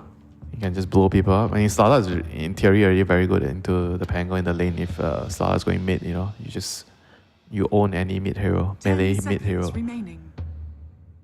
And Undying with like a very, I think he got a very small buff to decay. Yeah. Was it some damage? Yeah, well, he got a lot of buffs actually. He got buffed to decay, an extra 10 damage per level, which is like okay, it doesn't sound that crazy, but remember it's doubled on creeps, so it's pretty nice. Oh, so he's one of the few that still has the double on creeps. Yes, I think there's still quite a few heroes. Well, not quite. There's a few in the game. They remove Clock. They remove who else? I remember a couple of heroes got removed. The bonus on creeps. Yeah, you're right. Yeah, you're right. They did remove Clocks. But a few small buffs. I think notably also Solar Rip, the mana cost finally scales with levels. It used to be like 110, 120 at each level. Now it starts at 80 or 90. So that's pretty nice. Pretty nice. And Undying is very good in a brawling type of game because of the what's it called? Your respawn. Players always forget about it if you don't play it enough. Ceaseless Dirge. Yeah, I think that's less and less likely to happen now, but it was very funny. Yeah. I know. Remember we saw it at least a couple of games. Yep. It was a Chinese game, I remember. It was so funny. Was it the close qualifier or something? I think it could have been. It was so fun. It was probably Baboko, which makes it even funnier, right? Okay, but here comes the gyrocopter. Anything else quite notable in the second phase of Banwinter? I mean, we see the Bloodseeker and the PA, and then Amar getting his Razor banned out, so he'll have to play a different hero here. Oh, I wanted to talk about Jakiro for a moment. Sorry, before we get back into the gyro. They're trying to make this hero a right-clicker, man. This Twin Terror facet reduces the damage penalty on like your double attack by 10%. Up to the Icebreaker. The Tombstone. Really very true. Yeah, he's really good at Tombstone. He's a Tombstone hitter. Very, very good point. Very good point. 2 hits, 2 right clicks. And he's also very good into Sada because the dual breath minus attack speed and minus move speed. I think that is one of the spells Slada hates the most in the early game. Oh, okay. Bad Rider is back. The nerf is actually pretty substantial on a slow on the Flame Break. So I didn't really expect to see the hero back so soon. I mean, I guess it's still a pretty good hero in the mid-late game. You're still like a good initiator. You can farm stacks and whatnot. 5 seconds remaining. Hold on, sorry, I'm just catching up here, rereading. So movement slow, rescaled from 15 at level 1 down to 8. At level 1 now. Yeah, it's pretty normal, about a 4% difference at level 2, and then it gets basically back to even. So yeah, that's pretty big. It's more than almost halved, basically. Oh, a Viper, that's disgusting. What are you doing here? Slada counter. What else? Viper is going to slow Slada down, and I think probably it's going to be their off lane here into the gyro as well. Bounty plus Viper, melee range, and Viper's also very good into Undying, because Undying can't really, you can't push the Viper out of the lane because he's gonna just poison stack on you. Bounty hits you one time, and even if you decay, you don't feel good. You're just gonna take a very bad trade, and eventually you won't be able to do much to the Viper. So I think the first couple of levels are gonna be very crucial. I used to have this idea when my opponents pick Viper off lane into my safe lane, and they have this disgusting lane. I would actually ask for my pos 4 to just camp, at the first wave, and we just kill the Viper. You try to kill him when he comes to the lane, and then you get your level 2, and then maybe you kill him again, and then it's over for the Viper. Do you think these are the kind of heroes that can do it? This Undying and Batrider? Okay. Yeah. Even with the nerf flame break, I think repositioning the Viper because you're a slow hero, sure, and then you get him close to the blood grenade decays, you could die easily with the rocket barrage. So here's my only concern. I don't think we're going to see it. I don't think Serenada's got the hero pool for it, no pun intended. But sometimes Slaughter can be played mid. I guess you would just have the Viper chase him, but you don't have last pick for Falcons. But I don't think it's going to be a concern here. They're going to do something like last game where they flex both Maureen and Amar's hero, so it'll be tough. I think it's they definitely want to enforce the Viper into Slada if they can, if it's a mid Slada. But otherwise, the Pango and Viper are going to be very, very flexible. They can just go to wherever the Slada goes to, So I think this is the strength of Falcons. Falcons is the only team that has this type of hero flexing, hero pool sharing between their offlaner and their mid laner. So it's very difficult to draft against them in situations like this. You just have to take a L in one of the lanes and try to play around it. And some good rotating heroes like 9 Pandas with this Batrider Undying, right? I mean, I don't know if it's better than a Jakiro Bounty. There's two very strong heroes at rotating, I would say, to set up kills. But you're right. Undying I think and Bat, they are very, very strong in the team fights. If you get your lasso and you drag into the tombstone range, it could be very difficult for Falcons to escape. I assume the Viper is going to be the first hero being dragged in because he's going to be the frontliner, and you drag him into the tombstone. It's going to be hard to save him. Okay, last pick upcoming winter. 9 Pandas with a pretty heads-up ban on the Naga Siren, just in case she's going to be another one of these Revenant's Brooch heroes. By the way, just a small notice, it seems like Shopify and BetBoom in their game, Shopify managed to pick up the PL in their second game, so we'll see if that's going to help him out here. But no such PL here in this game. I'm seeing him ban in other streams too. Yeah, I love this. I love this. What is Skitter going to play? Turn to pick. Need some gyrocopter counter. I mean, there's Life Stealer, but there's a Slaughter. Okay, never mind. How about a CK? He did get some very nice buffs. That's what I'm talking about. And I think he likes the hero, I know. The CK is an illusion hero. Do you actually get a brooch? I don't know. No, that'd be crazy. Oh, Medusa instead. He does love Medusa too. So do you actually? So he has a new facet now, so you don't get slowed. What's it? You are always set at 340 move speed or something. The new facet. Undulation. Base movement speed increased from 275 to 310. Medusa's movement speed is fixed and unaffected by most effects. But you're still 465 during Stone Gaze. They are, yes, that's the exception. The two exceptions are Stone Gaze, which increases movement speed to 465, and bonuses from going downstream. Very interesting. Okay. What else there? Split Shot, no longer upgraded by Ag Scepter. Mystic Snake, no longer upgraded by Ags. Okay, what is the Ags? The Ags is, they change it to the, is it the... You can use your op effects on your split shot, I think. Yeah, allows on hit, allows orb effects to apply to the secondary attacks from split shot, increases arrow count. Okay, sure. Okay, this is the classic Medusa counter, the Mars. You lock him down, you block off the right clicks, the projectiles. It makes a lot of sense, I think they have a pretty solid draft. 9 Pandas, the arena, the tombstone, the call down, some pretty scary stuff, And when you look at the team fights that Falcon have, it's not really that easy to deal with what 9 Pandas have. You have a role which can ignore the arena from the Pango, and you can also throw the fire from the Jakiro in the macro fire.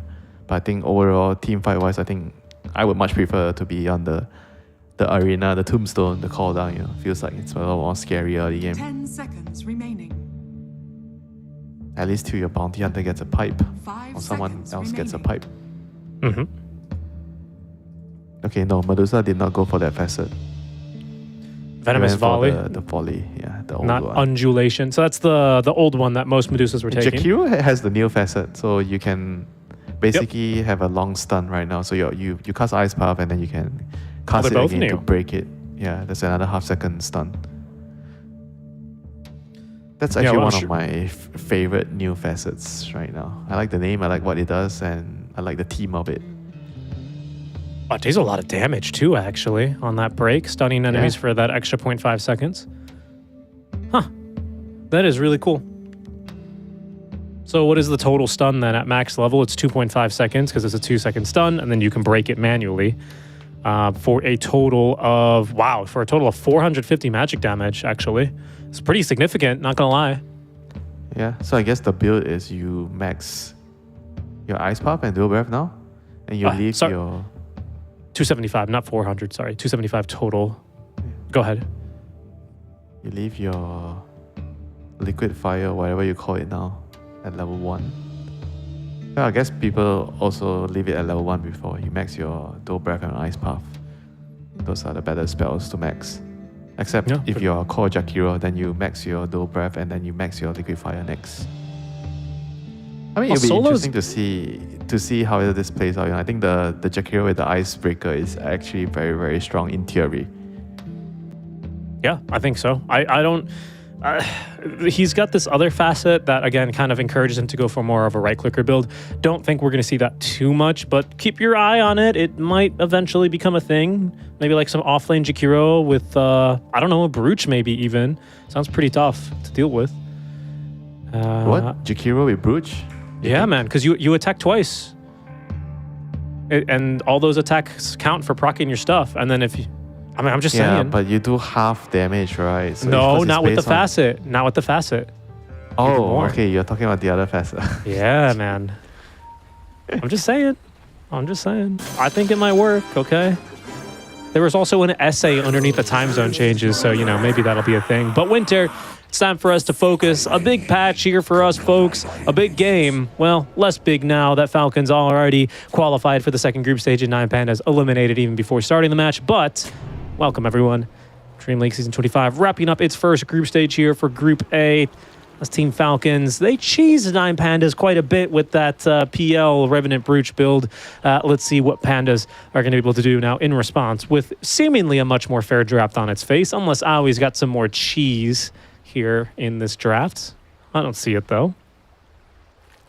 I don't see it. Yeah, if you're lactose intolerant, then you don't want to be playing Dota against Aoi. No, you don't. Especially in a new patch. Like the man is going to figure out what is going to break your spirit when you see it. Right. Yeah, he's pretty good at doing that, isn't he? Always need that one person on the team that goes crazy, you know, when a new patch comes. You know, I'm not gonna lie to you, Richie, and I don't really like new patches. Why? Why? You don't know? You don't know why? I don't know why. I thought you know everything about me. You claim to know my breakfast, dinner, lunch routines. I do know your breakfast. And you know everything about me. You don't eat breakfast. What my wife hates about me. You know everything. Sometimes I do. Okay, look. See, look at the Bat Rider. What did I tell you? See what the Bat Rider is doing? He's waiting for the Viper to come to the lane to kill him at level 1. He's been scouted though. I think Crit's seen him behind that tree. How did he know the Bat Rider's here? There he is. Oh, he doesn't. Okay, well now Lupsi's leapt.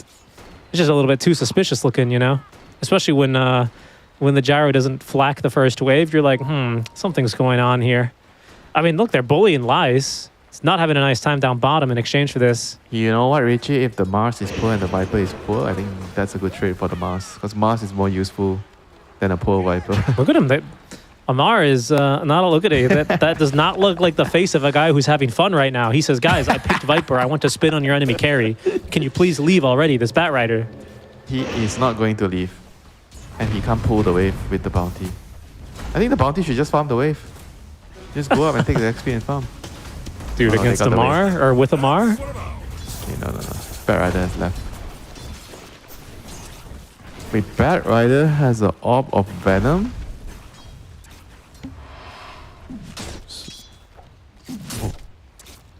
What? So it's just damage? I think it's just because it's a lot of damage? DPS. 30 damage. It's DPS with sticky napalm. It works right? with sticky napalm? Well, of course, I think everything works with sticky napalm, amplifying all damage from Bat Rider attacks and abilities. Right? That's how I read that. So it's just value DPS, I think. That's how I read it anyway. Oh, wow. They've actually managed to run down Amar. Crit will get the kill in return. He is now upgraded to the offlaner. He got promoted. Yep. Let's see this. Next Amar auto attack says, coming. I'm done, I'm leaving the game, I can't right click creeps, I just want to kill heroes. Crit, you take my role. You're the offlaner now.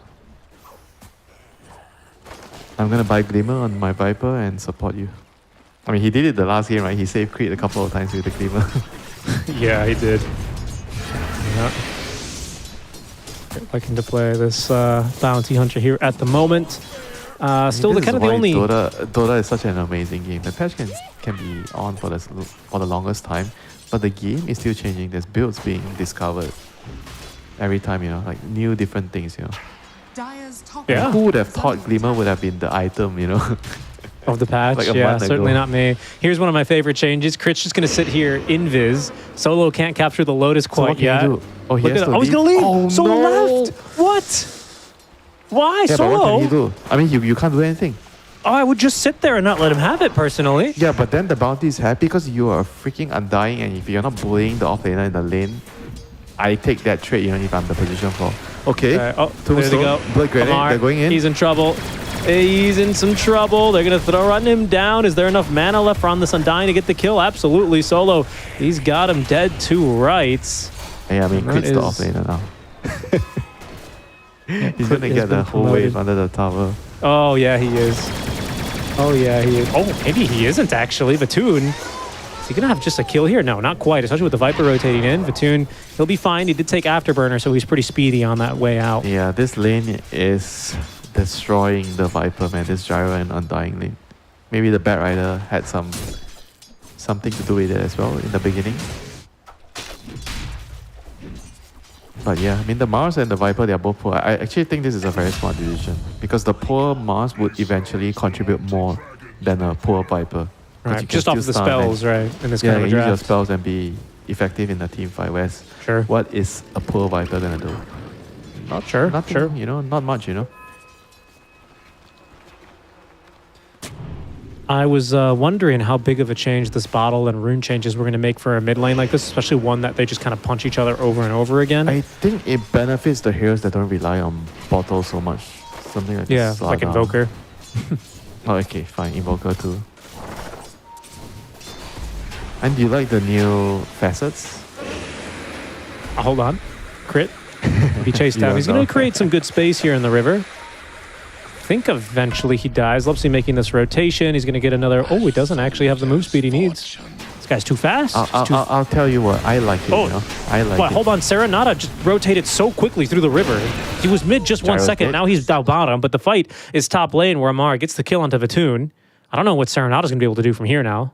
Oh, some lag. Unlucky timing there. Yep, that was a good gang from Staking. Coming in from the gates.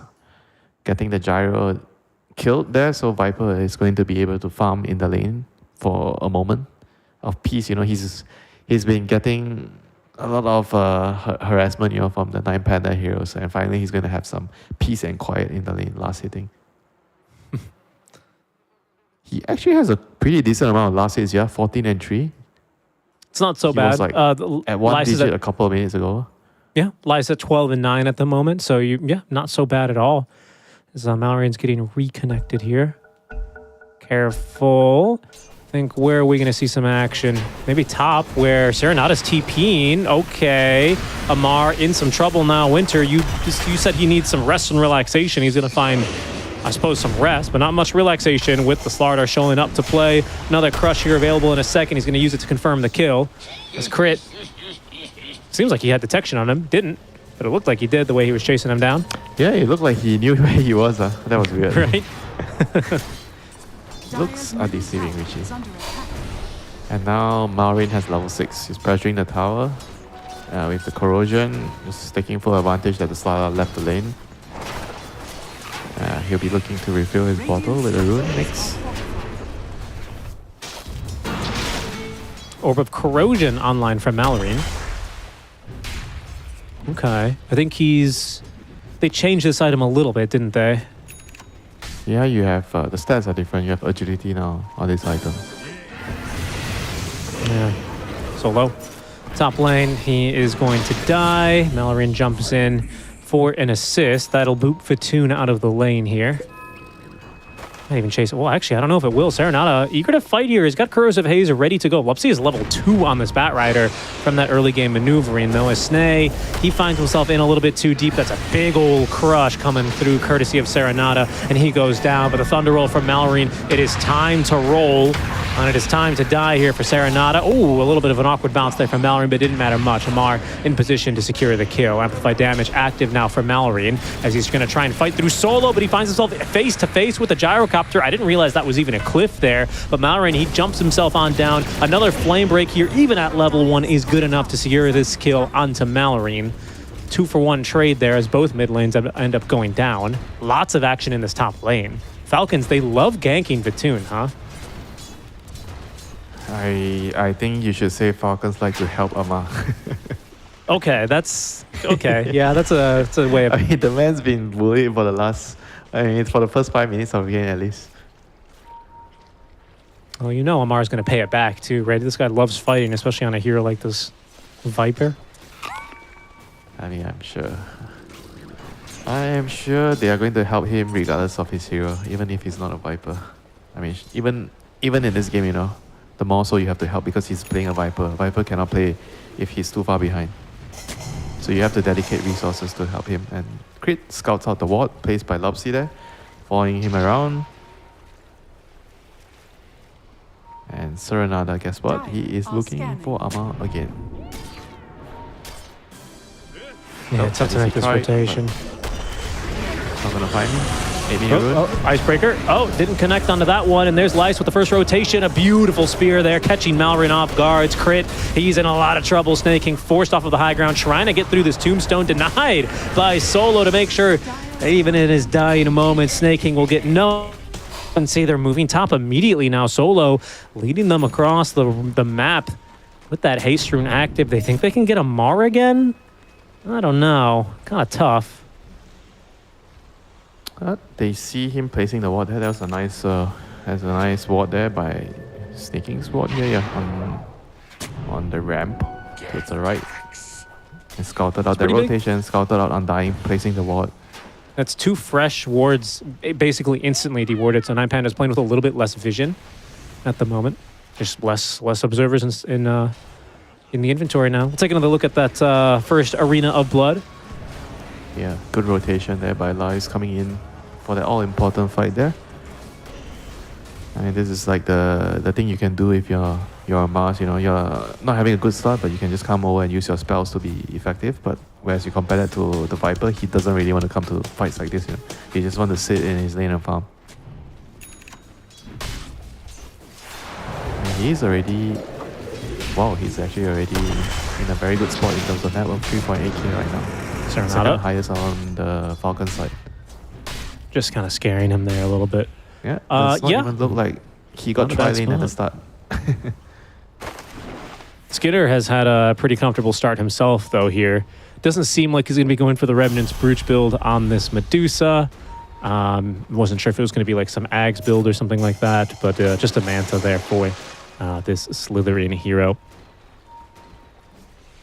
Still a lot of attention up in this top lane. We'll look back into the river, though, where Lies is trying to set up for a bottom rune. He's going to get scouted here. Snaking is not activating that Destroy Ice path like I thought he would be after landing the stuns. It's okay, doesn't matter much. Top lane crit dies in the river outside the Roche pit. That is a tombstone committed, though. Solo's gone 3-0-2 right now on the Undying. Now, were you expecting like a value point on Soul Reap since they reduced the mana cost? Yeah, or maybe the third point in Tombstone instead, like a 203. Nah. You max DK for sure, I think. You Maybe, need DK. yeah, you just farm. Farm and kill people. Sure. Yeah. Gone are those days when you max Soul Reap and Tombstone on Undying, you know, Richie? Remember those days? 1 point DK. Then you're just walking around, doing nothing, Dropping waiting for them Tombstone. to go on your carry. Yeah, 'Cause you can't or your mid farm, laner. you can't kill people.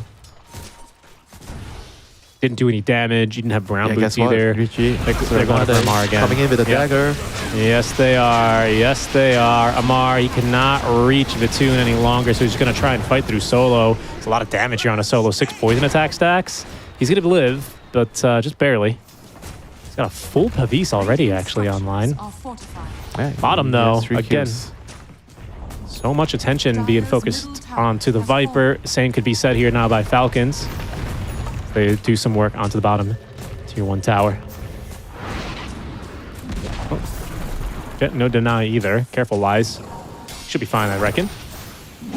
Oh no, the volley. It's going to miss. Arena of Blood, actually, they think they can turn this. Skitter, he's got ulti. Will drop it. Now another spear doesn't let it miss, though. They spear. really needed that one. Skitter, low on mana. Mystic Snake will top him up to nearly 300. But Serenata, he's got a Blink Dagger already. Ooh, and Falcons, they'll get a little bit too aggressive here. It's the 9 Pandas. They rotate everyone down bottom for this kill onto that carry Medusa.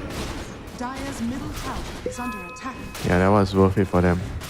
Killing the carry there. And now, Dire's top I guess tower Arma is doesn't under really mind, attack. yeah? That Skitter has drawn all the attention towards the bot lane. He's happy. Radiant's bottom Just like tower last game. is under attack. It's Arma doing Arma things. So he has the Reaper's Lash. Guess this item is going to become very, very popular onto heroes that can right click a Dire's lot. middle tower is under attack. Seems like it's a lot of damage for, what, 10 seconds? It's a pretty small radius, though. 200 unit radius. Dire's top It's not tower big. is under I mean, it might be very good on melee heroes. I'm surprised he took it on Viper. I mean, you're doing a lot of right clicks, right? You want to abuse the heroes with potential of having a lot of right clicks done. Dire's top tower Yes, I agree, but he also has a Dragon Lance, which nearly is going to outrange Ripper's Leech. You know what I mean?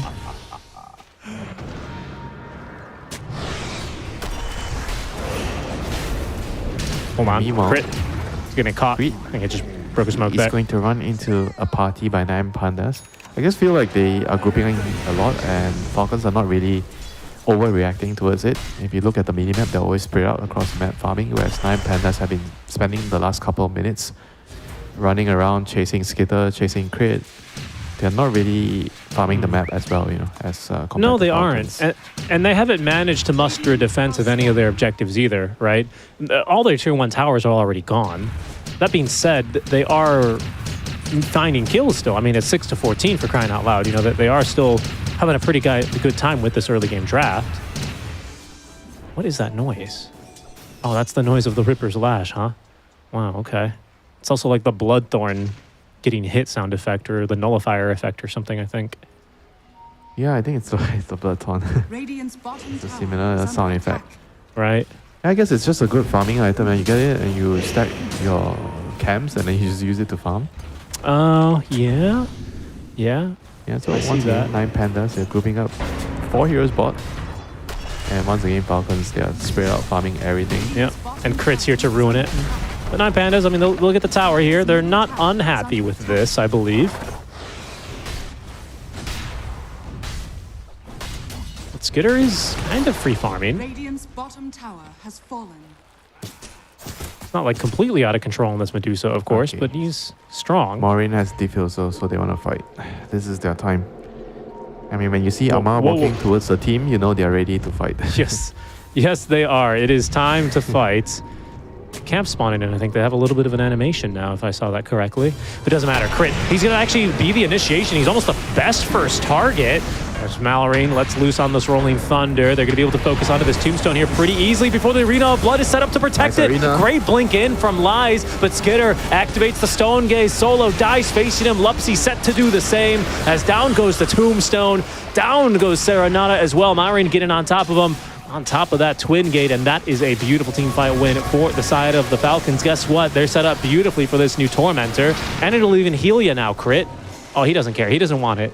It's like, oh, wait, it heals. That's right. The patch. I just actually got overwhelmed there. Yeah? It was a very, very nice arena to protect the Tombstone, but the Viper still somehow managed to do so much damage. 2.4k damage during the team Yep. fights. Here's the fight again. Oh, Serenata walked back into the stun? Let's see. And then got stunned by Stone Gaze. Skitter's still kind of right-clicking a lot of their heroes inside the arena. Yeah. They just overwhelmed them, I guess, in the end. There's just not enough damage. It's okay. Back to killing Namar. This is what they love doing. Actually, are they going to kill him? Oh, no. Oh, no. All right. Lies is, he's in here. He's making sure he's going to get the kill. He might pay for this one himself, though, Solo. He's got Tombstone ready, but there's a lot of enemy heroes here. So he's going to put that Tombstone up on the high ground. He's going to get a nice beefy decay off, but he's going to get stunned that second time by the Icebreaker, and down he goes. Oh, this is making me want to play some Jakiro now. Wow, how often do you say that? It's not really like a... Looks really fun now. Jakiro, not really the kind of hero where you tend to say that a lot. But yeah, that was the first time I think I've seen Snay activate the Icebreaker. So maybe he's still kind of getting used to it a bit. Yeah, think about it. It's just so much damage, yeah? You're doing so much, and then the Liquid Force also amplifies the damage that you do. Oh, yeah, good point. Yeah, good point. I mean, Jakiro, it feels like a Phoenix now. You do a lot of damage. But you have a stun. And you're half ice as well. Careful here in the river. That's where Serenata wants to play. And he's going to find a bash here. He's holding onto the crush.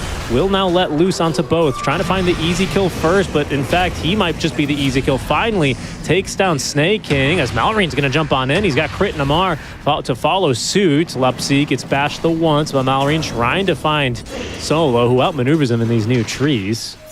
So it's just the 1-for-1 trade, but obviously that Snake King going down for a mid. It's pretty nice math there for the Falcons. My goodness, he's level 9 already on Snake King. Serenata just very low level. He's only level 10 at the moment. Yeah, I mean, it's a little bit of both. Snake's doing pretty well. Serenata's not doing too hot at the moment as Vatoon. And he's going to get found here by Crit. Oh, Skitter's behind him here as well. Oh my goodness, this is just the easiest kill I think they've ever gotten. I mean, just bounty under things, right? Stopping you in moments where you... It's okay. This is the real target. This is the Kill Amara show. As Amar, he doesn't look really too happy about this. He will go down. He's got Victory Feast as well on Live, so he's actually quite tanky now. Solo sets up another Tombstone here, but it's Snake King and Mallory joining the fight from behind. Lasso is going to hold Mallory down for a moment as all the supports, they just melt. All of that for the kill onto Amar.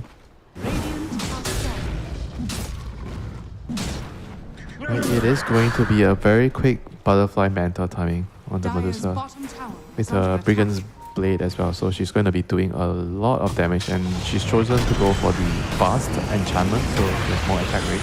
Careful here, Serenata in the mid lane. Yeah, no chance out. Mallory, no chance. Wow, that was a Rolling Thunder with the Arcaner, and so we'll have another one very quickly.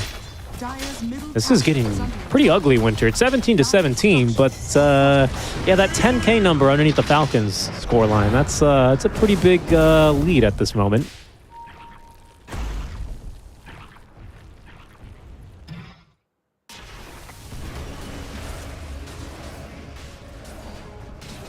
I'm just checking out their items. Looking at how the players customize their items. A lot of brownies really I'm seeing. Nerding all the choices that they have gotten on their neutral items, the enchantments. Actually, I'm more interested with the enchantments than the item. Yeah, I think almost everyone has Brownie. I see Alert once again for Crit on his Gossamer Cape. But I think literally everyone else on Falcons has Brownie. Bringing oh, no, sorry. Medusa now has Vast. Okay. Bringing customizing your hero to another level. Seriously. This is basically like Barbie Dream House, but for Dota 2 gamers, you know?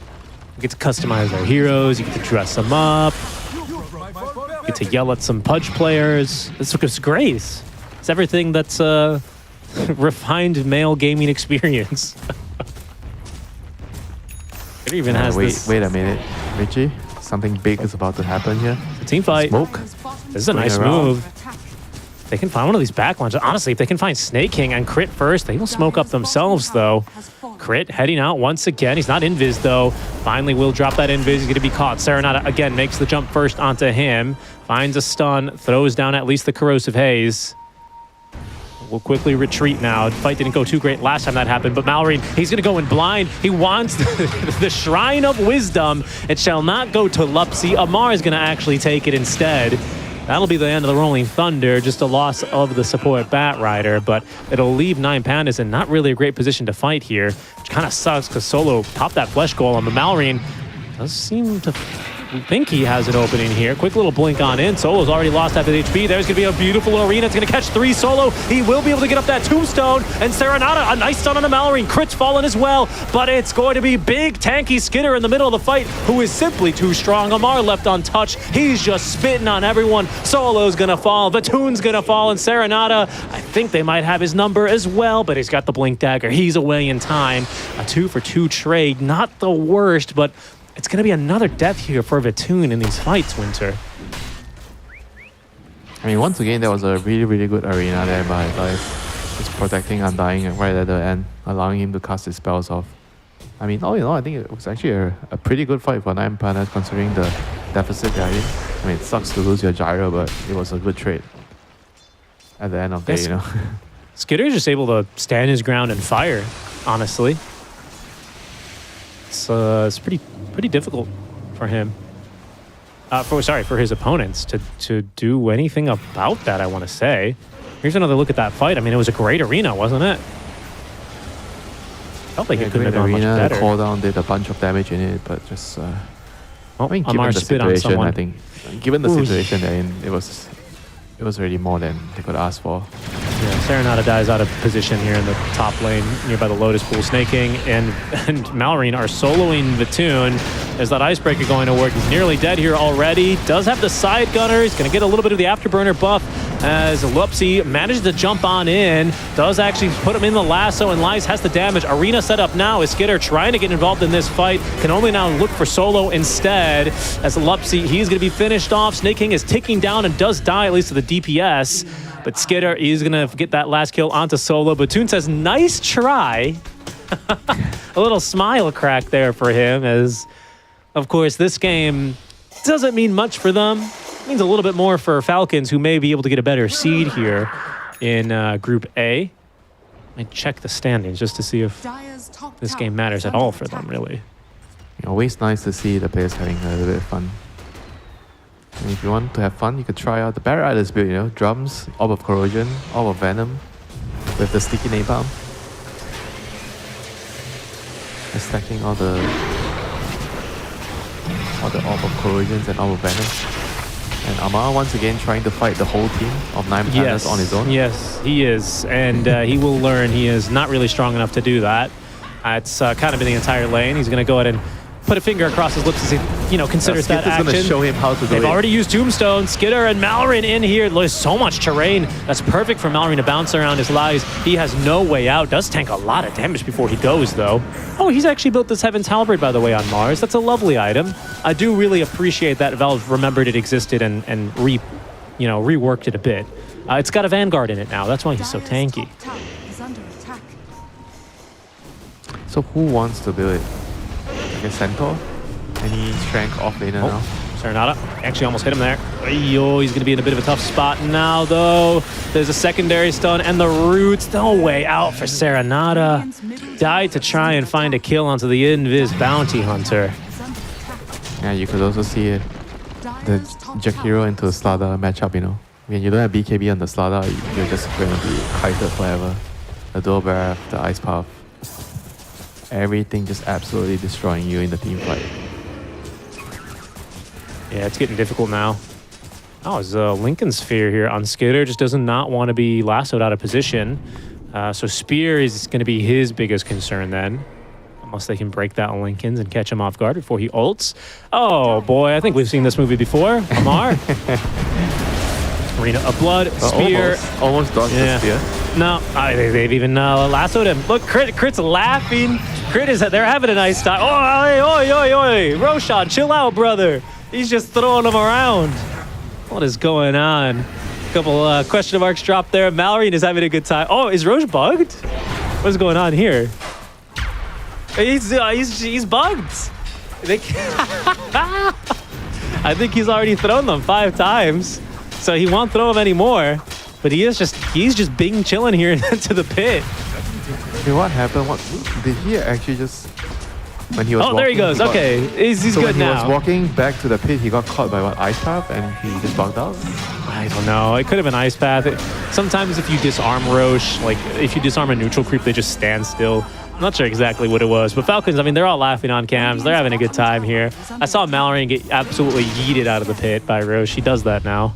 Let's just, I don't know. I think it's great that they give him like a little attitude. Oh no. There's no way. There's no way. There they go again onto Amar. He's gonna try to fight his way through this one, but he's speared again, and down he goes. The rest of the Falcons, though, they're coming down the river, and Snake King and Mallory, and they've got that kill perfectly onto him. Amar is typing out, and he's so fake tilted, but this game still looking pretty darn good for the rest of the team. Even this fight now is Lies picked off again. Lies having a good time now. As I believe I see the strategy playing out here for Nine Pandas. I think they're just going to try and tilt Amar into typing GG here, basically. Not a bad strat at all, Richie, you know.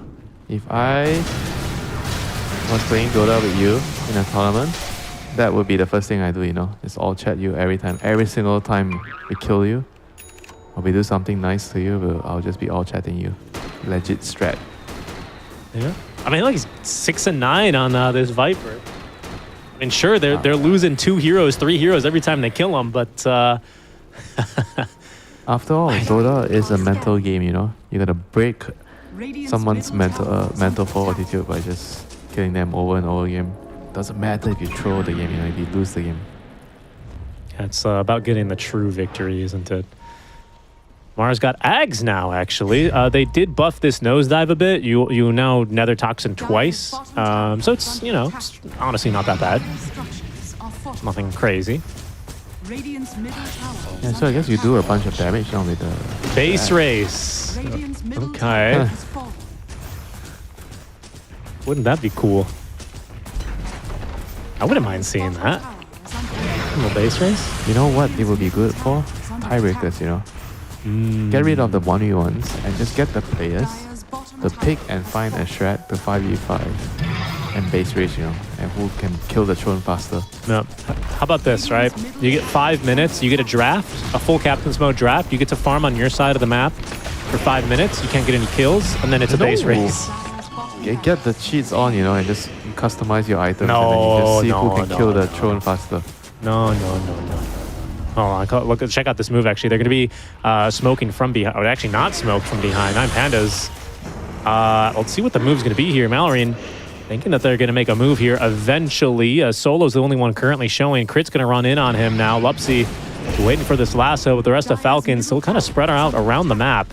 Skitter feels very safe with that Lincoln's and that Butterfly, and of course that Aegis for 2 minutes. He's not a really valid first target, but Smoke's breaking now over by Nine Pandas as there's a jump in from Lies. Oh, they looked for Amar, but he jumps away thanks to the nosedive. Amar, an instant tip there onto Lies, but they're still gonna run him down. Amar's disarmed now, for God's sake. He can't even right-click him as Solo's making this jump in as well. Can they take down the Viper? Will they tilt Amar out of the game? No, they will not, but they will die. Try it. He does actually die.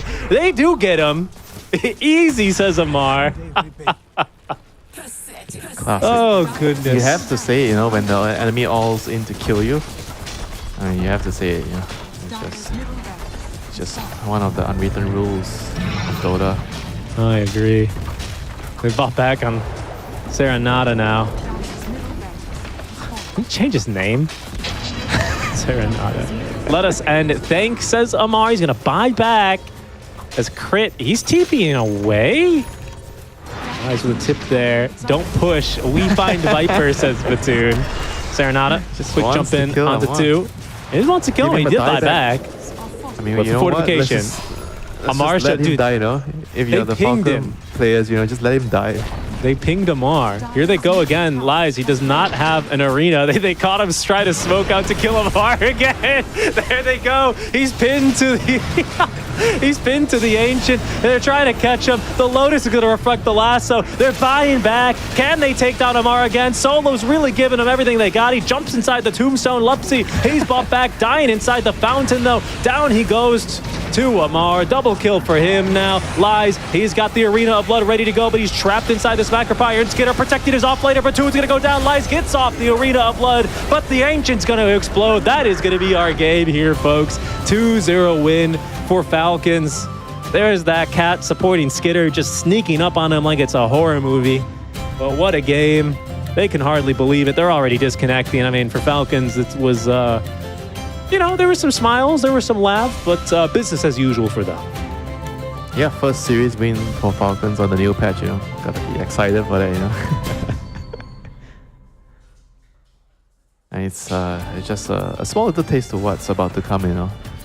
In the games later today, you know, like players are gonna figure out even more, hopefully interesting stuff, hero item combinations that we are gonna be able to see them abuse, and hopefully there's more than just one illusion hero plus approach, you know.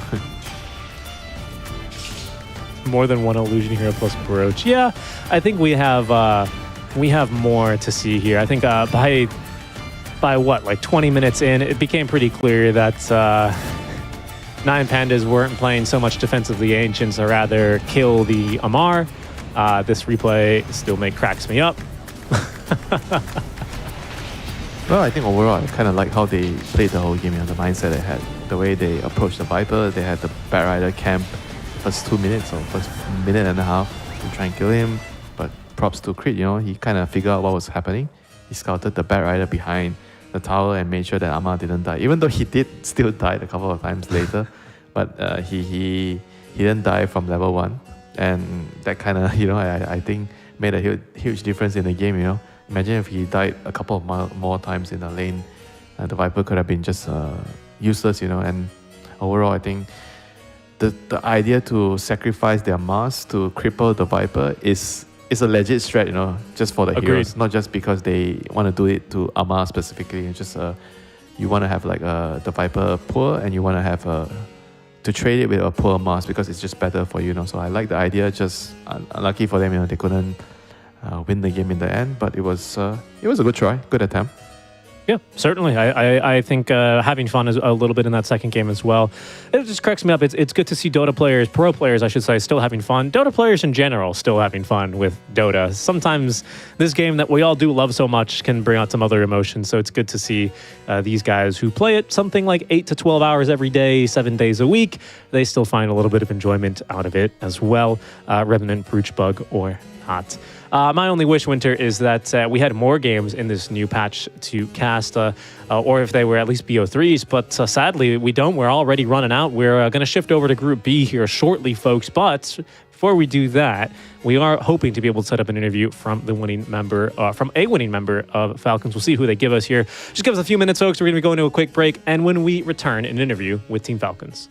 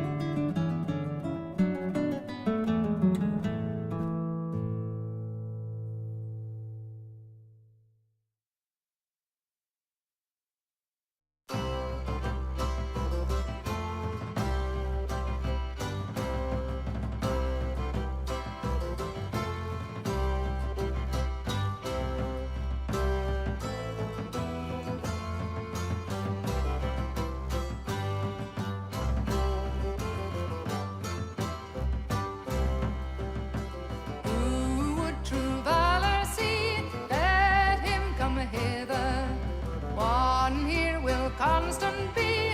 Come wind, come weather, there's no discouragement shall make him once relent his first avowed intent to be a pilgrim. Whoso beset him round with dismal stories, who but themselves confound his strength the more is. No lion can him fright, hail with a giant fight, but he will have a right to be a pilgrim.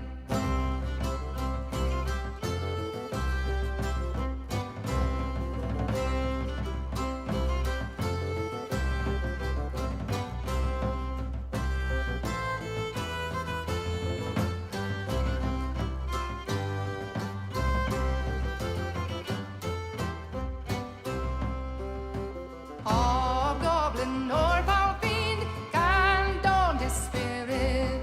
He knows he at the end shall life inherit.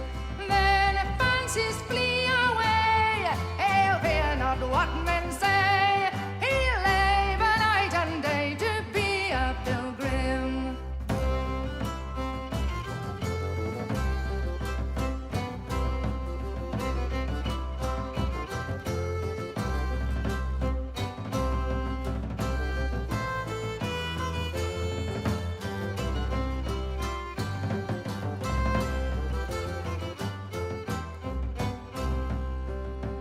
Who would true valor see? Let him come hither. One here will constant be. Come when, come weather. There's no discouragement shall make him once relent his first avowed intent to be a pilgrim.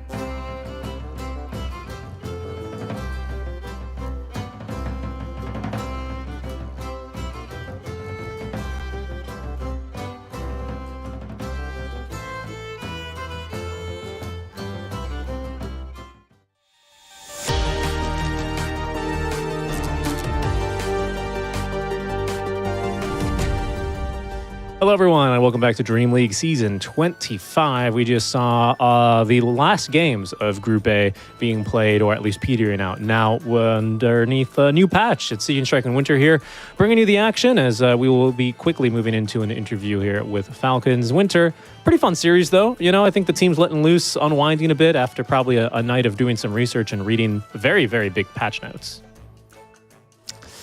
Yeah, it's gotta be tough for the players, right? Just during the tournament, you have to go through the long ass patch notes and figure out what they have to do next, you know. And yeah, guess what? We could just ask them, you know, ourselves right now. Indeed, we can, as we can go ahead and welcome Position 5 player Snaking to the stream. Hey, Snaking, how's it going, man? Hey, guys. Just been doing a lot of reading today, so as I'm sure everyone else is. Yeah, I bet. And well, congrats to you and the team, of course, for advancing to the second group stage. I wanted to ask you a little bit more, obviously, about like the draft of your team. First question: half serious, has Aoi slept? Because that the drop was pretty early in the morning for you, right? Yeah, I think Aoi was up pretty late, and he was even up earlier before me. So he's definitely been reading the most of the patch notes, and he's done the most of the homework. And I think we came in today pretty well prepared, more prepared than our opponents, I would say. Yeah, definitely with the the Revenant Brooch on PL, right? Kind of being a little bit cheesy, but of course, you know, day one patch stuff, some of that stuff's going to come through. Can I ask a little bit about what your personal, whenever a big patch hits, like what do you personally like to do? What are things that you look for? Do you have like kind of a process about processing new patches or anything that you can tell us?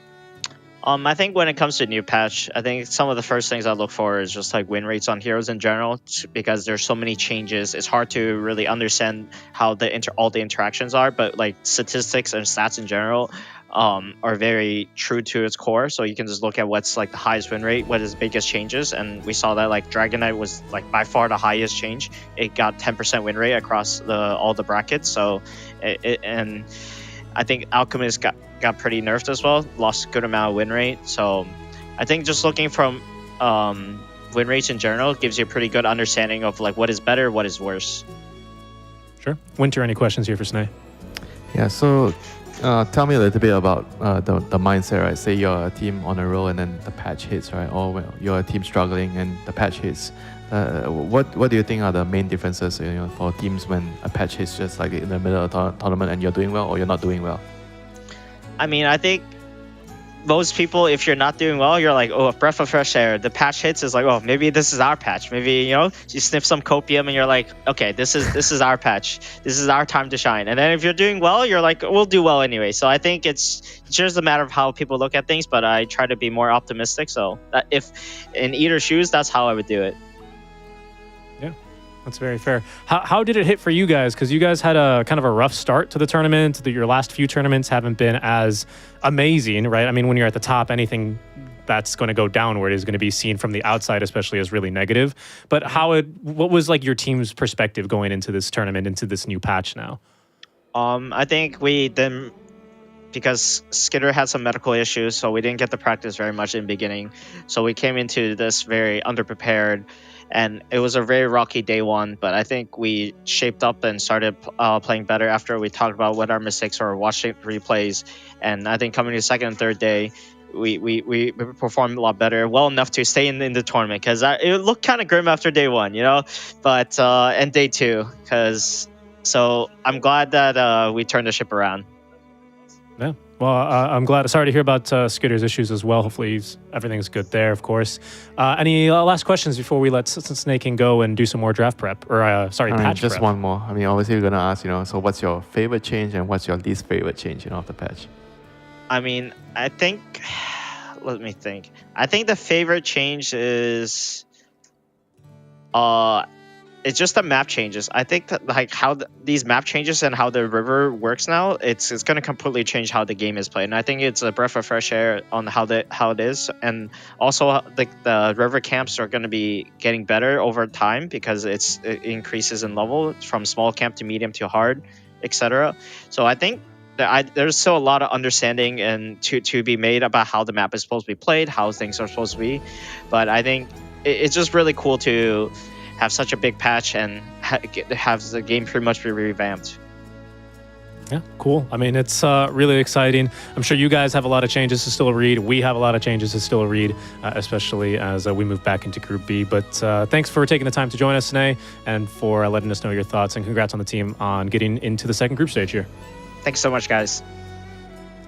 That is Snaking, position 5 there from Team Falcons. Good to hear his thoughts. I think he's always very eloquent. He's always very open about how he thinks about the patch. Just win rates, right? Stats don't lie. Stats do not lie, Winter. Yeah, stats don't lie. People lie, but stats don't lie, So it's always good to have someone that really understands how to read the numbers, because looking at the numbers is one thing. Filtering the numbers and trying to figure out what's happening is another thing, So having Aoi there obviously is really a big help for the captain, Sneh. So being able to just wake up the next day and someone's already presenting a pile of papers on your table. Okay, this is what I gathered. This is what you're supposed to do. This is what we're supposed to pick. And there you go, Well, Winter, that is going to wrap up our Group A. It's a neat 4-4 teams getting qualified, but we head into Group B and an important match here for both Yakult brothers. Well, basically for the Yakult brothers. The Spirit already qualified, but Yakult still a chance here. We're going to go to a break. When we come back, Game 1 of that last series. Waking up, playing some Dota. It's just been part of my life for 20 years, and I don't think that's going to change anytime soon. Where we are in the history of this game and where it's come from and how much has been accomplished, I think compared to basically any other esport, it's the best. So I'm grateful for Dota 2 as a game, because Dota as a culture supersedes where we come from. You are a Dota player first, and I love that.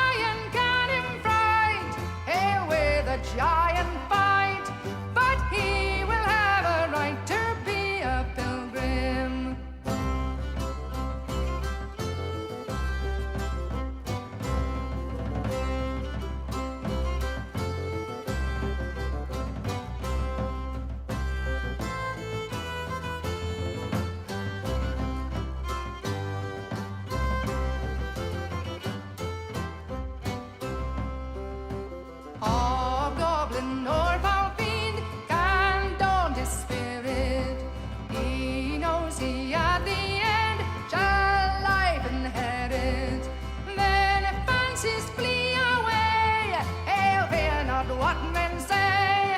He labor night and day to be a pilgrim.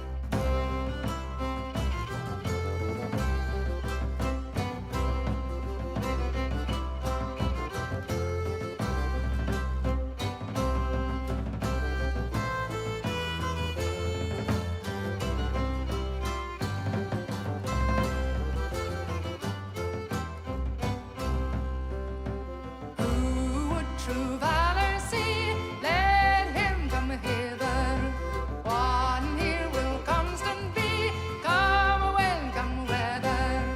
There's no discouragement shall make him one stray land. He spurs the vowed intent to be a pilgrim.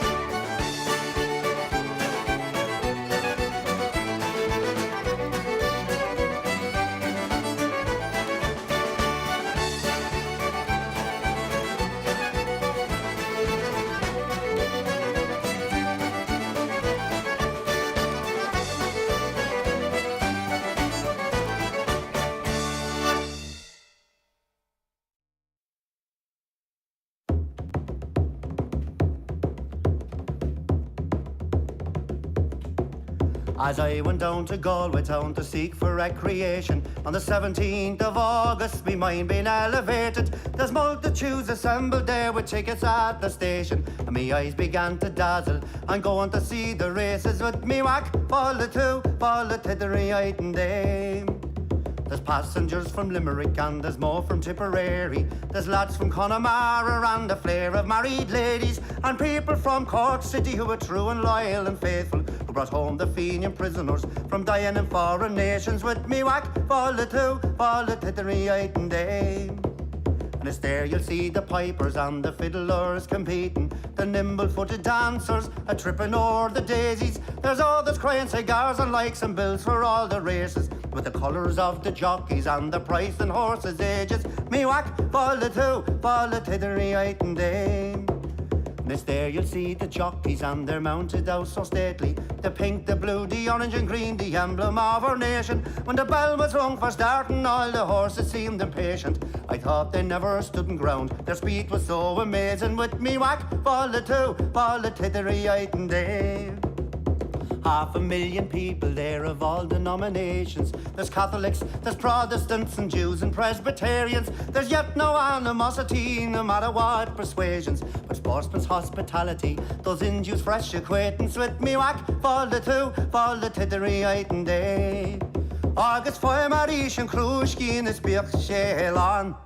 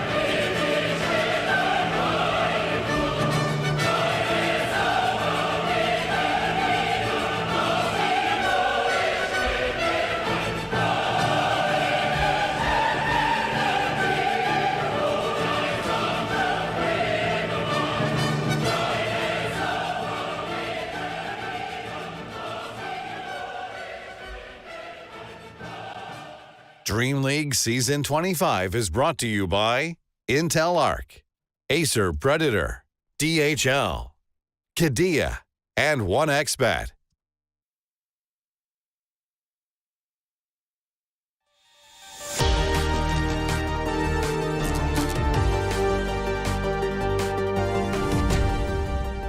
Welcome back to Dream League Season 25, everyone. We are about to wrap up here with Group B. Thank you guys so much for joining us at Seek and Strike here. And joining me, as always, is Winter. Winter, how are we doing today? Great, new patch, new Dota. Can't wait to see some other broken item hero combinations, Last game we saw the brooch with the illusion heroes, so I guess we won't be seeing it anymore. I'll be really surprised if we get to see it again, because I don't think there's any counters to it. Yeah, not PL. Well, I did just say we wrapped up Group A. Let's go ahead and take a look at our standings, just so we know who is moving on from Group A and who is going to be sent home packing. As we can see here, we do have 4 confirmed teams: Tundra, BetBoom, Falcons, and Heroic all making it through. We just spoke to Snay, who said he wasn't too sure after day 1 and 2 if they'd be making it on, but they managed to lock in, and they'll finish a very respectable 3rd place in that group. We bid adieu to Shopify, Moodang, Extreme, and 9 Pandas. And I have to say, Winter, I have to admit, I'm happy that Heroic moves on through. I'm a SA Dota lover, don't get me wrong.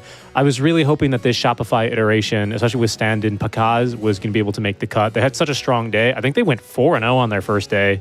So to see them lose... They were 5-1 at some point. Yeah, so to see them kind of crumble from there, maybe they got figured out. I'm not sure exactly. We didn't really catch most of their games. But now, Winter... No time for mourning. We move on to Group B. And Group B, well, especially for our match here, Winter, I'll draw your attention to, Team Spirit, who is the only team locked in 11-1. Quite the opponent now for Yakult Brothers, sitting at 6-6, tied with Liquid, in the running with Gaming Gladiators to potentially make top 4. But Winter, they kind of need a 2-0 here, don't they? Well, good news for them. Team Spirit doesn't need anything anymore. They are here to play Dota, So yeah, that's true. They might run into some experimentations, from Team Spirit. So maybe Yakult could snag one game. They can't even be caught. Yeah, they can't even be caught, actually. So Spirit really don't have to worry about anything. But you're right. Yeah. They need 2 games. And by the way, quickly before we break it down into this roster, Liquid are playing Boom. You guys can catch that game over on the Storm stream. And the other game that's going to impact this is Parivision and Chimera. That is taking place on the Ember stream. But for here on the Earth stream, we have Team Spirit, which is very confusing with all the spirits. Winter, I always like talking about mid players, personally. Laurel, quite the player here who's stepping in for Team Spirit. Well, not stepping in, is he, right? But who's playing for Spirit? Yeah, the mid lane has changed, with this patch. Now you don't get to have so many bottle charges because your supports are not going to be able to refill your bottle. So it's going to be reverting back to a lot more 1v1s, instead of like the 3 versus 3. I imagine the supports are still going to rotate to fight for the runes, but it might not happen as much, and before that you have to be more self-sufficient on your own, So I think the mid lane is going to be more about the raw skill of the players right now, So Lau has to definitely prove himself there and try to make the best of it, in this patch. That's very true. Yeah, it's important for the mid laners now. It feels a little bit more like a high-skilled matchup, less regen, less support from your team. But we didn't really get to hear, pardon me, about Team Spirit too much. Let's go ahead and jump into a piece of content to learn a little bit more. As mostly everybody knows, after a disappointing TI 2024, Yatoro, Collapse, and Mira decided to take a break and recharge their batteries, and were replaced by Satanic, Malik, and Rue. While they did have a surprising amount of success, including getting 3rd at last season of DreamLeague and 4th at ESL 1 Bangkok, the time has come for Yatoro and Collapse to return. While Mira is still on break, Rue has been a worthy replacement, and hopefully he will keep living up to the extreme expectations set by Mira. While we say that Yatoro has been on break, he's been very busy grinding pubs. The absolute mad lad played 14 pubs on January 1st. There are no breaks for him when it comes to Dota. I'm not fucking leaving! Collapse has also been grinding, mainly in the gym, but surely that counts for something. Anyway, hopefully their batteries have been sufficiently recharged. We are looking forward to seeing what a fully powered up Team Spirit can do in DreamLeague Season 25. Time to recharge the batteries, and I'd say they're pretty recharged here, Winter, with how well that they've done so far in this tournament, already clinching that top place. It's their opponents, Yakult Bros, who really, really need to lock in here now, isn't it, Winter? They're looking for a 2-0. They're still in the running to potentially move on, but it is going to be a little bit more difficult for them, isn't it? 10 seconds Well, remaining. I never say never, Richie. When there is hope, 5 there is always seconds a remaining. way. All right, true. And, well, with the other Chinese team, XG already eliminated and basically tied for last place, it is Yakult Bros who carry the hopes of a region that has simply not really performed since, what, ESL 1 KL 2023 in December, I want to say. It's the last time they found glory. Which is, like, not that crazy, but that was kind of a standout event. Tianming knows all about it. Yeah, he does. there. He was there. He was on stage. He was at the reverse sweep versus Gaiman, wasn't he? Yeah, that is a distant memory right now. Time Yeah, it flies. is. Now they've Surprised got to quite... see the PR being banned when Team Spirit is first pick. I guess they just don't want to play the hero. They don't want to deal with the hero. I don't blame them. I think it sets the tone for them that they want to actually learn something that is going to be meaningful throughout this Yeah. patch. If you want to And- win, you want to win honestly. 10 seconds. Well, it's not only that. Like you said, this is like they're going on like a research expedition now. You're not going to learn anything if you just use some cheese that's going to be patched out in 6 hours, 10 right? seconds It's not going to serve you at all. Just get rid of it. Just set the tone. 5 seconds remaining. Turn to pick. Radiant team pick. Can't wait to see more experimentations. I mean, Slaughter is the one that I think this is quite the one everyone was talking about after you look at the patch. Water patch with Slaughter. I think Slaughter is the common first hero that people would say that, okay, this is going to be the patch for Slaughter. 10 seconds remaining. Yeah, I'm checking his win rates here.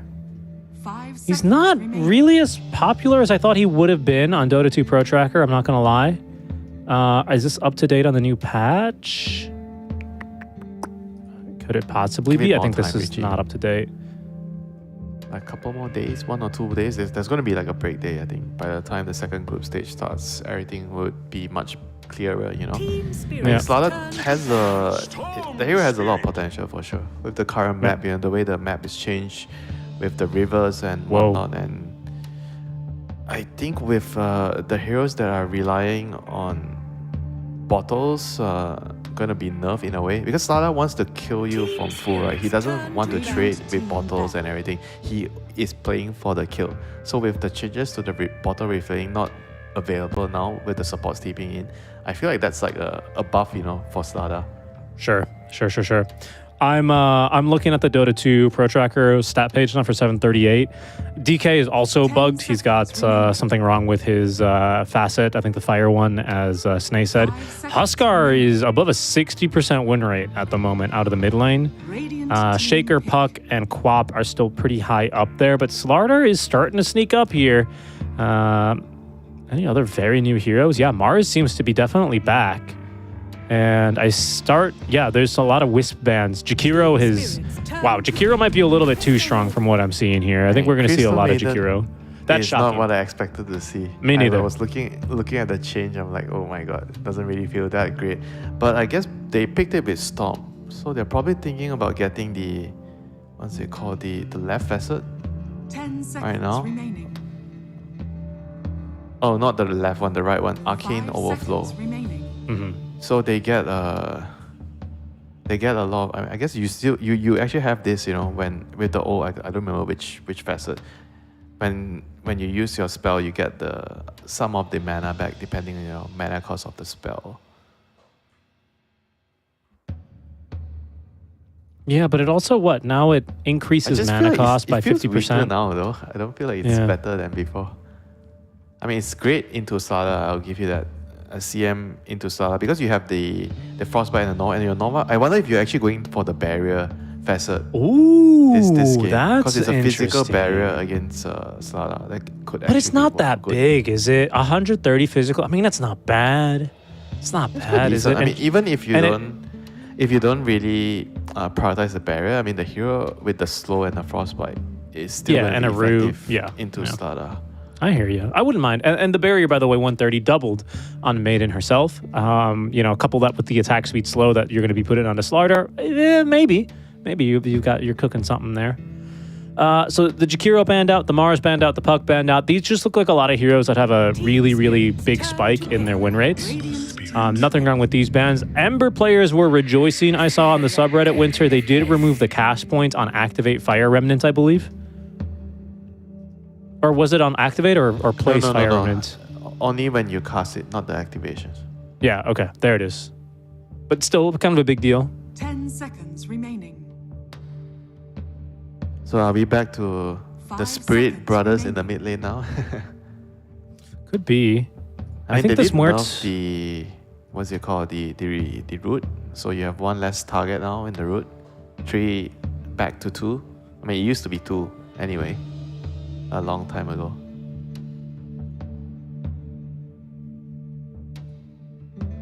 Trying to find stats on this Muerta. I did see her briefly. So what was the change on Muerta? So you have a different spell instead of your axe is different, right? It works with the dead shot. So it's some AoE dead shot with the fear. Dead shot AoE expands after it ricochets and pierces the two enemy heroes as it fears them. Yeah, everything else is the same. Yeah, except for pretty that. much. Secondary shot now prioritizes heroes, then non-hero units on builds. I mean, that's a pretty nice change to Gunslinger, honestly. I didn't realize it was kind of a random priority on the secondary shot. Yeah, me too. I thought it would always look for a hero first. Yeah. This is very different. So I guess it looks like it's gonna be a barrier Luna as well, right? Against Slada and Ember. You go for the Moon Guard? Shield. Or Moon Shield? That's what it says, Moon Shields. Damage reduction Is this increased like the by strat here? 5%. CM with the barrier, Luna with the guard, the shield. 5 seconds remaining. Yeah, they did buff the barrier a lot, actually. This lunar orbit collision radius Some increased. Boboka Enchantress. What do you think? Are we in some like meta where Yako bros think like shields are just really imba? Because I mean, like you still have Solar Guard, you still have Glimmer, you have this barrier on Maiden, this damage reduction aura on not aura, but this damage reduction active on Luna. The new toads also give bubbles that Ench can grab. Those are spell bubbles, not physical They are. bubbles. And then they heal at the end. I mean, I'm not sure, and you're asking a person that has only played 1 or 2 games today, and 1 game today, and just spend the rest of his time reading the patch log, Yeah, because here's what I'll say. I've been spamming still a lot of support Tinker, not in this new patch, but in the old patch. And just being able to throw so many shields on your allies has felt very good, very annoying for your enemies. And speaking of annoying, there's an 18th pick that's quite annoying, but less so now that they've kind of changed the way reflection damage is classified and how lifesteal works, pardon me. Bloodstone is not going to be the be-all, end-all on this hero. He's not really like a 1v5 I don't grade think boss he's going anymore. Bloodstone. I think this game he's going to be Snot Rocket, and I mean they have a lot of minus armor, right? Imagine we've already seen this Bristol with Ember. Was it yesterday or the day before? So It was the first Sleight boom of game Fist. we had. Remember, you were like, Sleight of Mushi, what Fist have you with the done? Snot Rocket, and then you have Slada, Corrosive Haze, a lot of minus armor. I feel like this is going to be very scary, so I won't be surprised if the Luna actually goes for the defensive facet with the barrier on the CM. Actually, it could be good this game. Maybe Yakult brothers are the ones cooking up a storm here. 10 seconds remaining. 5 seconds remaining. So I guess the Slada's the off lane, or is Slada a carry now? Let me think. It'd be better carry, right? Because of the position of the river, I would assume. Yeah, that's what I... No. Actually, I feel like Bristol is... Because you need to be able to clear the Ancients. The Ancients is bottom now. It's in your safe lane. There's also an Ancients top, but Yeah. There's an ancient just next to your 10 tower. seconds remaining. Yeah. You're tier 1. You're safe lane tier 1. You got to be specific. 5 seconds Yes, remaining. Richie, I am guilty of being vague. Yeah, sometimes you are. That's okay, though. That's what you have me here for. I think it is a carry. I think it's a carry. And then what, offlane Yeah, 'cause Bristle? Who's going to they're go banning Bristle on Snot? Legion. Yeah, most likely. Carry Bristol back. Wait, you still think it's carry? I feel like disagree. I feel like that's the natural direction when they move the 10 ancients seconds there. remaining. So heroes like Bristol, Gyro, maybe even Luna, heroes that can 5 just clear the seconds camps early on are going to be having a lot more priority on the safe lane. I guess it gives you two options, right, Richie? Do you want a hero that can use the gate and gank, or do you want a hero that can just farm the ancients? Okay, this is a very interesting one. You arrow the creep, I guess, and you have the chains to set up the arrow. Yeah, more physical Sada, damage. Mirana lane. This is Did they remove? No, they just added a facet. Starstruck. Goes from second meteor, deals more damage, and blinds the target. Okay. It's probably still going to be 5 the seconds remaining. damage one, though. Huh? I think they buffed the innate as well. You get more regen from. Oh, wow, the that's huge, Lotus. actually. You're right. 50% increase. Or sorry, Yeah. 20 to 50%, which is 20 to huge. 50, yeah. Yeah. That is actually huge for the lane. Choose your hero. Yeah, that's pretty good. Moonlight Shadow now also increases Mirana's outgoing damage by 9, 12, 15%. So, not bad. It's a bit scarier now, that's for sure. I mean, the primal here is picked for the break against Bristol. Always very nice to have a break mechanic. He got some changes. Yeah, he got nerfs, right? I feel like overall it's a nerf. They changed the facet. And they changed the facet. What does he got selected at the moment here? Ferocity. The ferocity. So that's So the you start old one. with what? You start with no damage, right? With your ferocity, your uproar. If you chose ferocity, is that the one? Oh no, that's provoke Yeah. the beast. This one is pulverize, slam, increase, primal beast AOE. Okay. Duration increased. Okay, on the AoE. What is this? Knockback radius no longer affected by AoE increases. I didn't know that they were, but that is very funny. It's a very funny patch note. Upper no longer passively grants bonus base damage. Okay. Yeah, some nerfs, right? I suppose, and then they added in a facet. I don't really feel like weaker overall. Yeah, that's what I was about to say. I don't really like it when Valve kind of removes something from a hero and then add it back on a facet. I think it's kind of weird. I like what they've done with the new Magnus, where they, removed reverse polarity, thankfully, and give us some real facets. But that's not really important here. What is important here, Winter, is that this is going to be... Am I seeing this correctly? This is a carry slaughter, right? Yeah. Yeah, because I think he does clear stacks very well. Because I mean, he's just gonna buy Max Crush and then just kill him. What are they saying? Lotus equals bagged, by the way. I think he means bugged. What's the Lotus bug right now? I have no idea. I am sitting here watching the games with you, so I'm not playing Dota. Zeal. What is it, Zeal? Someone in chat know? I'm not sure about this. I've never heard this Lotus bug. Is this the thing? The reflecting Jakiro ice thing? Lotus Orb is... Oh, Lotus Orb? Oh, Lotus Orb is bugged, he's saying. Not the Lotus beside Well, the that's lane. of course, but what's the bug? It reflects everything 30 with, seconds to battle. I guess, facet. Is it supposed to not behave like that? But I think it's I don't supposed to know. do that. Well, they said, okay, gentleman's agreement, I suppose. What's the bug? We will never know until the game is over. Yes, I'm looking it up now, though. Brooch also. also. Yeah, well, yeah, that is So true. they're making their own rules. They are making their own rules. What is Brooch? Oh, they really wanna talk about this. Oh no, we might need to get Jin in there. Winter, what's Revenant's Brooch in Chinese? I know they always have different, very different names. Knows. Come on, Zeus. Explain. Oh, they're there's banned? actually a rule. Oh, there's okay. actually a ruling on them. Oh my goodness. Okay. Well, very cool. I know I really want to see what this this bug is. Balance. Up here. The admin, I think, just using ninja gear to re-smoke teammates and refresh the smoke buffs duration will be considered bug abuse. Okay. I guess that's another bug. Well, guess who's been working for Pyrrhic. Oh yeah, Pyrrhic. So to find everything. the Pyrrhic cloak, I know that one. Pyrrhic cloak, if you cast, if two people, that's a new neutral item. I think it's a tier 4. If two people with Pyrrhic cloak, if they use it on each other, the game crashes. They use it on each other. Yeah, so if me and you are on opposite teams and you use a Pyrrhic cloak on me and I use mine on you, the game will crash. Okay, that's what I have to do, yeah, if I want to avoid -50. Yeah, pretty much. Well, someone on the other team's got to do it.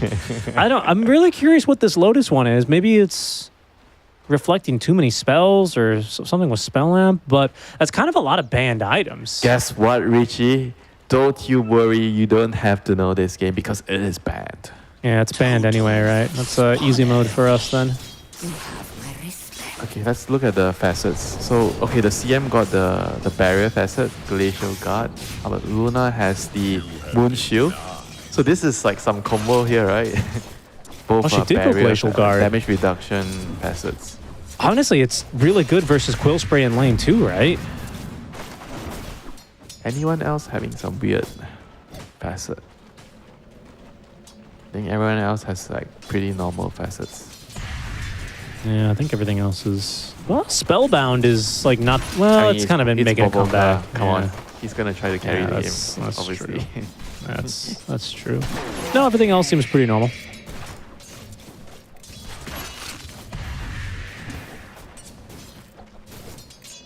It's interesting to see this new CM facet.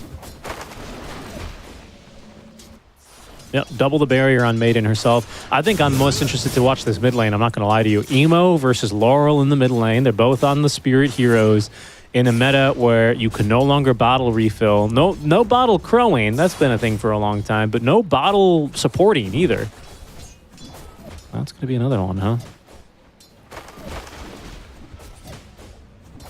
Bottle crowing. You're always reminding me of Dota 20 years ago. Yeah. Remember every the now 5 and couriers? And not 5 couriers, the one courier. The one courier. Remember upgrading it? Oh my god. Mm-hmm. Remember those were the Omni? days. Never mind. Those were the days the traditional Dota was played. BKB granting you damage. Remember that? No. I do remember Diffusal Blade killing Warlock Golem though. Oh yeah. Oh my god. Remember Diffusal Blade 2? Such a silly item. Isn't it wild now? An item that used to be as strong as simply dispelling your opponents. And now there's an item for that dispels constantly. You get unlimited uses. It's just ahead of its time, really. Amazing. Amazing where we stand now in Dota. I wonder then if we're going to start seeing these Ancients get stacked up in this above Radahn's tower. Miposhka might be on stacking duty soon enough. It's not really that convenient to stack because it's a lot further away now compared to before. I'm talking about the 2 camps next to the tower before. Yeah. And now this is a little bit further away, so you need to spend more time. I see that. I think maybe during nighttime, like 4 or 5 minutes later, 4 or 5 minutes into the game, you can maybe start stacking. I think earlier it'll be too difficult if you need to secure the Lotus. I mean, they have already secured the Lotus on the Sala here, so they have the extra 50% effectiveness because of the... He's in trouble. Ame, he's got another Leeson beam. Oh, actually, can't get around that tree. Didn't want to run through the calling again, so he'll just let him run. Let him loose.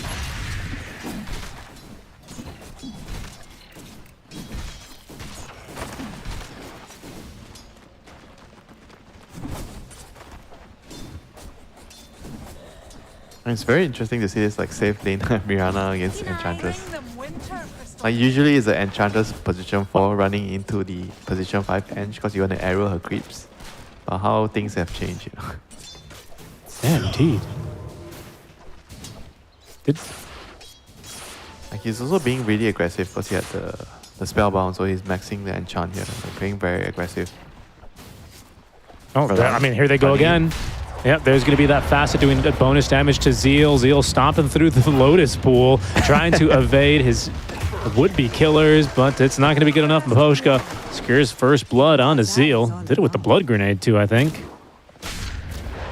Yeah, I can definitely feel the extra heal from the Lotus here because of the Mirana's innate. Yes, that's right. When they said Lotus is banned, they meant Lotus Orb, just to remind everyone. Not Lotus Root. Right. I love Lotus Root in my hot pot. Do you like the soup? With no. peanuts? Well, it's fine. Yeah, it's fine. The prize is mine.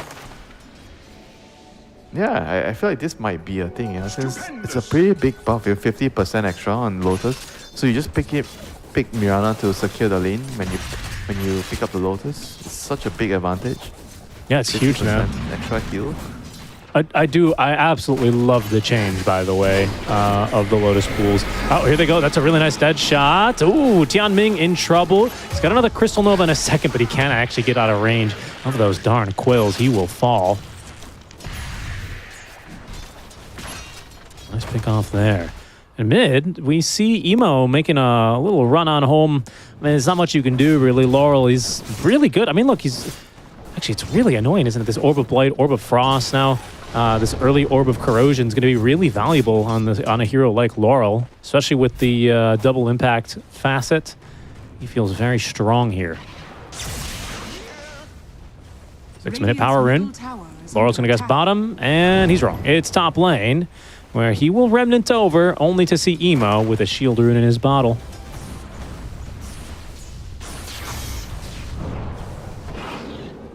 I mean, this is probably going to be like a thing right now. You just rush the Orb of Corrosion. I imagine it actually affects a lot of the regen, right? Because you get reduced healing. And now bottles are going to be a lot scarce, in terms of charges. Fear. So Fear there by Rue onto Emo. He's doing a good amount of damage here. Pushing him aside, but it's going to be the 7-minute... What is this called? The Shrines now? The Wisdom. The Shrine. They're called the Shrines of Wisdom, I believe. Poshka is already running over there. Doesn't have arrow, just leap and Starstorm. Okay. Oh, he's going to have to kill Baboka if he wants to take the Wisdom Shrine now. That's how it works. Can't kill him alone. No, he can't. And in fact, he'd probably die to this Warpine Raider, so he's going to have to give it up. All right, so Shrines of Wisdom, one apiece. I mean, do you like the change that they made to the Shrines? I think it's like... I think there's still a place in Dota where you have to outclick your opponents for some things, but it does feel like a little bit of an archaic mechanic for really, really new things, additions, like, for example, Lotus runes. Or, sorry, Wisdom runes. And Lotuses as well. I just think, like, this implementation, I think it's just way better. I think it's more playmaking. It's less about just, like, a Storm Spirit just clicking when he zips on through. Whoa! Okay. Okay. He got hit by the caught off guard. When he was coming back from the slide. Caught off guard by that. Revenant did 200 damage to him. It just bursted him down. I timed it right to dodge it, Somehow he got hit. And oh my god. Oh, even more. Yeah, they get killed on bottom.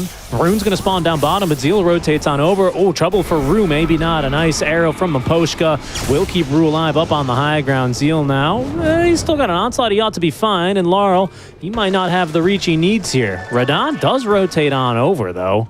Unfortunately for him, well, he sees a stack, actually. He's going to try and take it.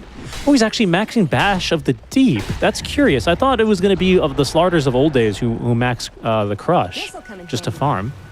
113 on the carry Slardar. Radiant's middle tower is under attack. The River. Better, even without the bonus damage. Tianming. He stole the amplified damage rune. He's going to die for it. Laurel does not have any remnants, but only for a few more seconds. Maposhka, no arrow ready, but does have a level 3 Starstorm with the facets. Emo, not going to give him the chance to show him how strong that is, though. Yeah, feeling the power of the Ember Spirit. Oh, here's a replay of that. What happened here? So the remnants just going? Wow. Yeah, he just mistimed it. Somehow he got hit there. It's very unfortunate. And then the voice line immediately from Emo. Love to see it from this guy. He's going to be feeling himself more after that. Things are definitely going well, for Yakult Brothers. Army on the Luna top of the net worth chart right now. Uncontested farm. I guess Luna is like one of the, also the heroes that I didn't really mention when we were talking about having a safe lane hero that can clear out those ancients. We mentioned Gyro, Bristleback. Luna is another one. I guess this could be a reason Luna returns, as a carry. Yeah, you're right. These and Medusa as well. We did see a Medusa game in our last series. I mean, it was Skitter. He loves the hero, but it could be a very legit reason. Okay. But no one farms faster than Luna. Zeal. He's in the crosshairs right now as Radon will try and open up onto him. Oh, arrow just barely missing. Nice job by Zeal, timing that onslaught to escape. Down bottom instead, they might try here on to collapse. In fact, they're going to commit with the Eclipse. They've got the kill almost at the cost of Ame. In fact, with a quick reaction from Laurel, do they have enough? That last remnant should do the trick. If not the next Sleight of Fist, it'll be the Sleight of Fist. Down he goes with Emo rotating just by walking a bit too late to make a difference here. Yeah, good trade-off there. Army was definitely getting way too much out of the lane. Good punish by Laurel. Zeal is going to ult the Prowler camps here as he farms the triple stack of Ancients. So he is going to get a faster BKB. Wow. Yeah, I noticed that.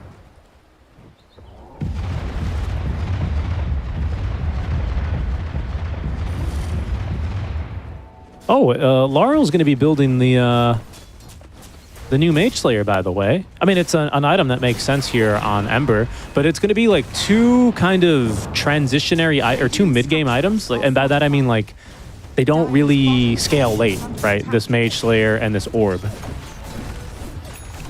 What do you think about that? Doesn't really help you farm a lot as well. Those are items that you buy to win the fights, Yeah. Like a drums or something, right?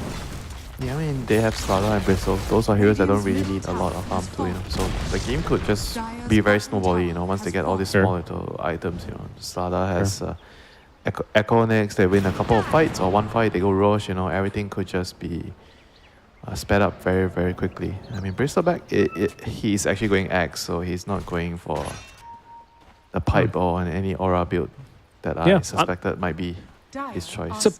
I'm surprised in general that he decided against Bristle Snot with this kind of a lineup. I thought for sure there was a lot of synergy here, but he's not going to regret it now. His Team Spirit, they will smoke up to farm their own big old Ancient stack. Dude, it still works with the Slaughter, right? With the Seeing Rate, you're going more on right click, doing your own damage. You can use the Corrosive Haste. Yeah. The timings are just different. I mean, but it's not as much minus armor. That's the only thing. But yeah, it's not a bad build, obviously. Agree with you there. Smoke move, Laurel and Rue. They will look to find something here, but what is it? What will they find? Probably not Emo, as he will zip and zap away behind the tier 1 tower.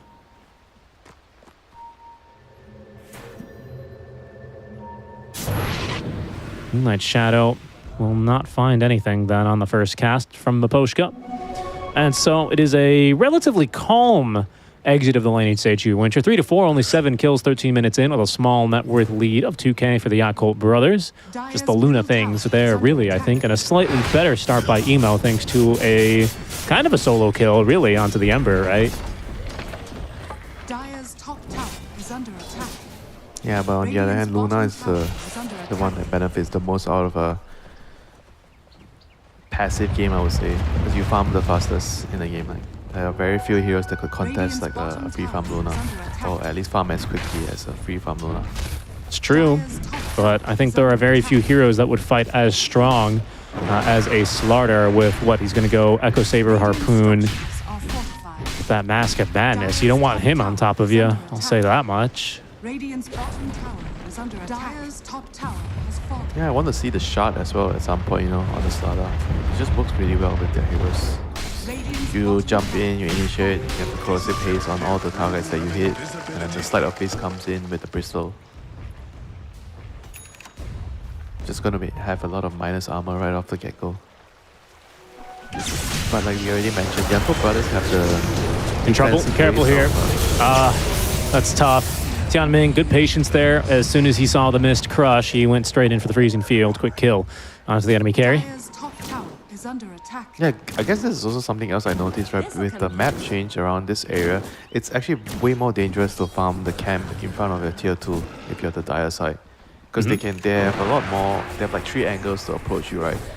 One from the river on top, one from the river on the bottom, and one from the hideout ramp.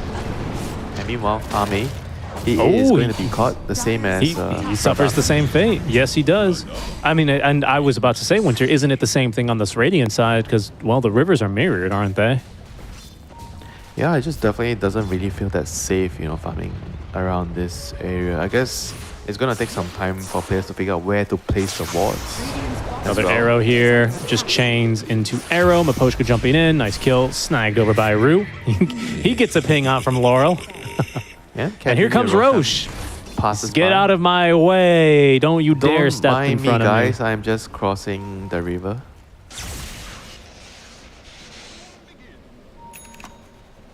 Oh, Lotus, Shrine of Wisdom timing. Zeal will secure it. I really like the visual effect on that too, by the way. That looks great. You like a lot of things in the new patch. I do. I was really itching for a new patch. I cannot tell a lie, Winter. I think we were due for one. That is itself a lie, all right? Let's just not go there. What are you talking about? Is it because I won 10 games in a row on support Tinker? Can't be stopped. I'm too powerful. Yeah, maybe you should try joining some open qualifiers next time, yeah? Yeah, sure. Let's make the team. Show me the power of your support Tinker. What I'm really interested in... Oh, go ahead. The tormentor. Yeah. And then... Oh, heal. Guys, heal. Only Tianming knows, huh? See, but Boka's like, Boka's like, I don't need that. What I was going to say, Winter, is I wonder now with the shift of an ancient camp behind the safe lane tier 1 tower of each team, I wonder if that's going to... What does it do? It's going to encourage, I think, carries to farm different parts of the map? What do you think? It's going to encourage you to take your enemies off lane tier 1 as well, shouldn't it? So that they can't gank your carry, probably farming ancients. I mean, I think you want to take the tower no matter what. I mean, you're talking about if Radiant wants to take the Dyers off lane, but maybe after Careful, yeah. Maposhka walks right into Tianming's freezing field. Zeal is going to have to BKB to try and run away here from Collapse. Onslaught ready in 2 more seconds. If Collapse clicks him even once with the scene red, he's going to escape, but for how much longer as Laurel, he's got his number pinned down. Down he goes. Radon running away from Ame now as it's a big old zip to catch the carry. Slardar up on over to the bridge. Emo will go, and Radon falls, unable to cross. So back to the topic, you were saying, so if you're Radiant, you will be incentivized to take your safe lane. So you want to take your carry's tower, so the enemy off lane first. So the only reason I want to take my enemy off lane's tower, if I'm Radiant, I want to take that bottom tier 1 tower, the one that Rue's standing next to, right? Because it makes my carry's ancient camp safer, right? Because they have less places to TP to nearby. And it opens up the enemy triangle. So theoretically, if we're shifting around the map, I also have access to some more enemy map. Even though it's dangerous there with the tier 2 and the outpost, it does open up that area to steal farm from. That's what I'm thinking. But I also feel like on the other hand, because the Roche pit is around the middle section, I think there will be more focus on there. So the carries are on the going to be Roche, sitting on the side of the map.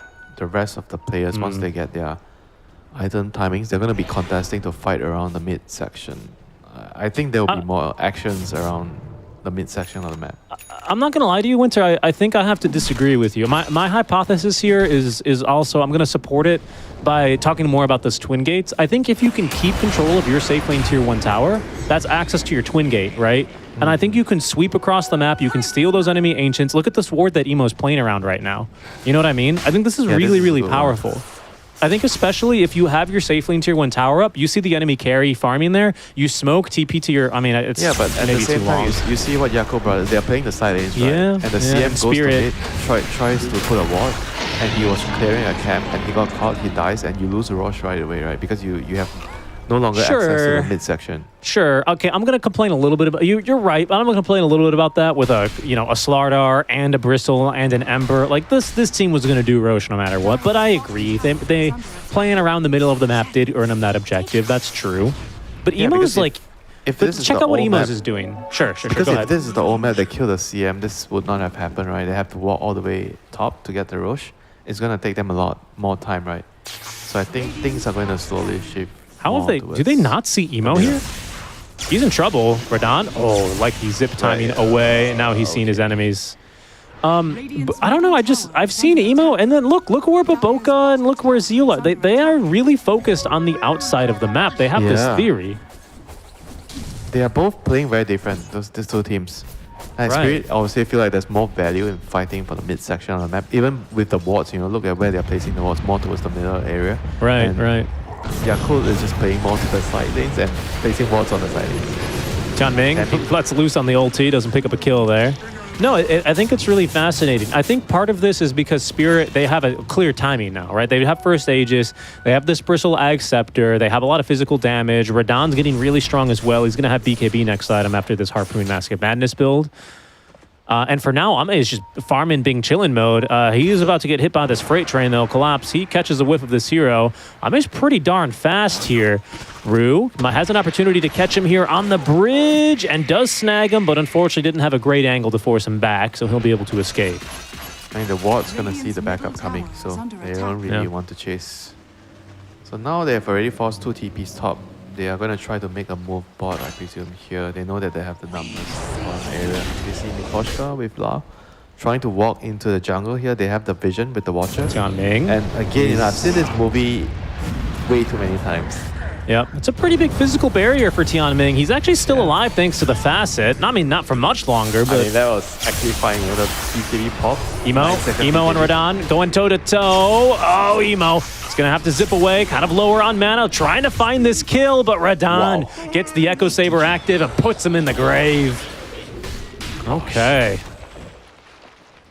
That was close, I thought that with the Deadshot miss, Radon might actually pay the price for it, but he somehow just manages to kill him with the last bash. Just did so much damage.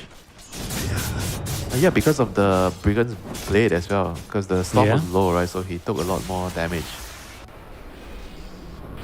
And that minus armor really coming in handy too, isn't it? But just a huge crush, a huge bash. That last zip. Watched it in slow. Yeah, he had so much HP, but it just jumps on in. And then the double hit, oh my goodness. Down he goes. Oh, hold on. Careful here, Zeal. Onslaught does manage to evade the Syrian Chains combo. Arrow sailing after him is going to whiff. Nicely avoided there. Big zipping from Emo. He thinks he can find the enemy support. He can, but not before this Pierce the Veil is active. Plenty of magic damage, though. Do they have it? Indeed they do. Ame lets loose now on this Eclipse before Collapse gives him a taste of that bristleback. Not something he really liked there. Can I just say real quick, Winter, I also love the return of these like trench high ground sections. They were in Dota a lot when I started playing right here. These kinds of sections in Dota on the high ground where you have like high ground, low ground, and then high ground again. I think they're really cool.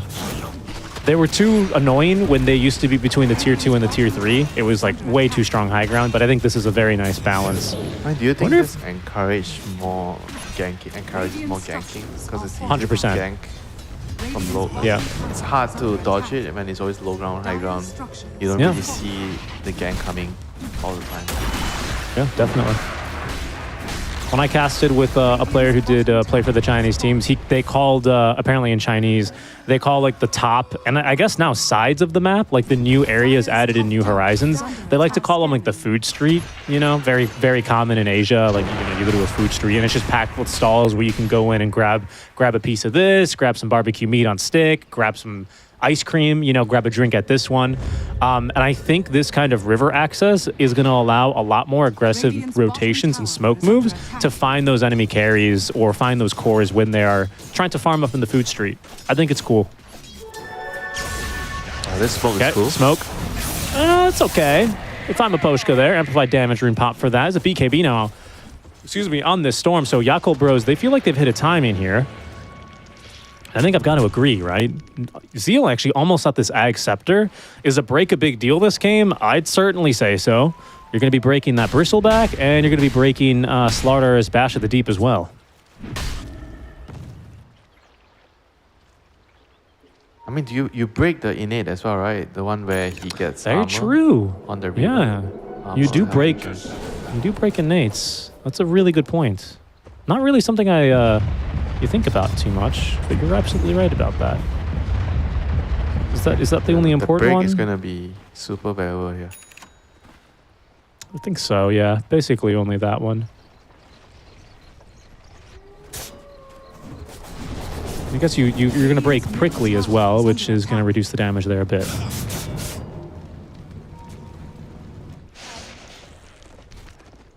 He is just one piece away.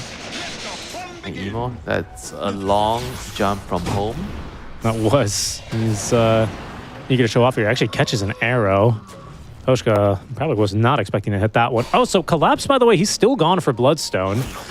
We should talk about how they've changed Bloodstone and lifesteal in general, right? I think that's an important topic. So he doesn't get the drain now if the clothes come out from the Bristleback. It considers as a reflect, and reflect does not give you spell lifesteal. Yeah. So... But okay, but that's only bristles coming out from the Ags upgrade, right? I think the regular quills still count, or is that wrong? Yeah, the regular ones still count. Okay, so just not this one then. Interested. I guess he still thinks it's worth it. Also applies a basic dispel on cast, so that's pretty good. But it's removed the AOE ability. Okay. Yeah, it is actually a buff for a hero like Bristle. If you're worried about the Spirit Vessel coming out early or some form of like disable, like Frostbite, I think the dispel is nice. Is this take a look at his neutral items as well. He has the Essence Ring, which is great for Bristle, and he also has he actually switched. He had Tough before, the armor, and now he has opted to go for Magic Resist and Mana Regen. Yeah, it's a good magic resist for a 2-3. 16% magic resist is no joke. That's like a Cloak of Flames level. Storm, CM. Oh, for sure. No, for sure. I see the reason. I'm just saying it's a pretty nice magic resist total. Yeah, and he has a Glimmer now, so he's gonna have a bunch of magic resistance. Oh, you're gonna have to right click and kill him off, or do some pure damage with Impetus to kill him.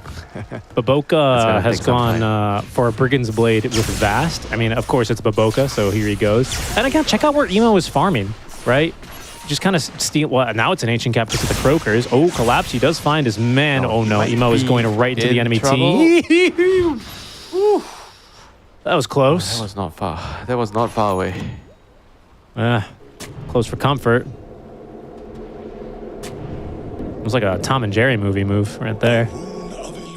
The bullet kind of gets tired and just stops. Lucky for him. Team Spirit, though, they will continue that smoke move through the Twin Gates. You can see a pretty clear shift now. Yakult Bros, when they're in fighting mode, they will contest the center of the map. They are looking for this next Roshan, which we know... Roshan is not up, I feel like then you should be playing the side lanes, right? Right. Logically. Because now what? You have two Ancient Camps there? I mean, that's just crazy. Team fight breaking out underneath that tier 2 tower. They're actually going to try and get through this Bristleback, and they will before he's able to get off too much Bloodstone healing. Big kill. Bursted 100 to 0. That will force Spirit to scatter to the side lanes and pick up that farm. Yeah, Spirit did not read that move from Yakult Brothers. They were not ready for that, and because of that, they're going to probably lose this tower at the end of the day. Illusions are just going to clean it up. Yeah, they will. And now Roshan is up. This is perfect for Yakult Brothers. Oh, wow. I didn't even see him. He respawns. Second Roche, he will not roar at Jakob Bros, but he might roar if Rue aggroes him a little bit here. You're trying his best to slow this as Emo makes the jump onto him. Careful in the river, Laurel hitting them with the Searing Chains as well. Roche looking worse for wear. He's falling quite low. They're trying to keep Radon away from the pit. They're going to pick him up. They're going to pulverize him. Who comes out with the Aegis? It'll be Ame, and he's going to come out on top in this fight as well. Emo jumps forward, gives them the vision they need. Rue jumps in to pierce the veil just to live as Maposhka utilizes all these leap charts to escape, but Emo, he will run him to the ends of the earth. Jakob Bros, they take this Roche, they take the fight, and they are in the driver's seat of this game. Yeah, fantastic fight there by Team Jakob Brothers, you know, just standing their ground, and Zeal in the last moment just stopping the Slara from stealing the Aegis. He was already clearing a slot there, wanting to run in and just BKB stun to get the Aegis, but just well played there by Zeal, just pulverizing him at the last moment, just stopping any of those crazy instances from happening. Yeah, really, really great fight. And then, oh boy, the chase was on. Lovely to see. As you can see in the picture-in-picture, once you lose a a high ground fight, there go the lane of barracks and already the buffer building between those tier 4 towers. That is life against the Luna. So Jakob Bros now not only up 14k, but up a mid lane of barracks. 12 to 11, 30 minutes in, this game has really opened up for them.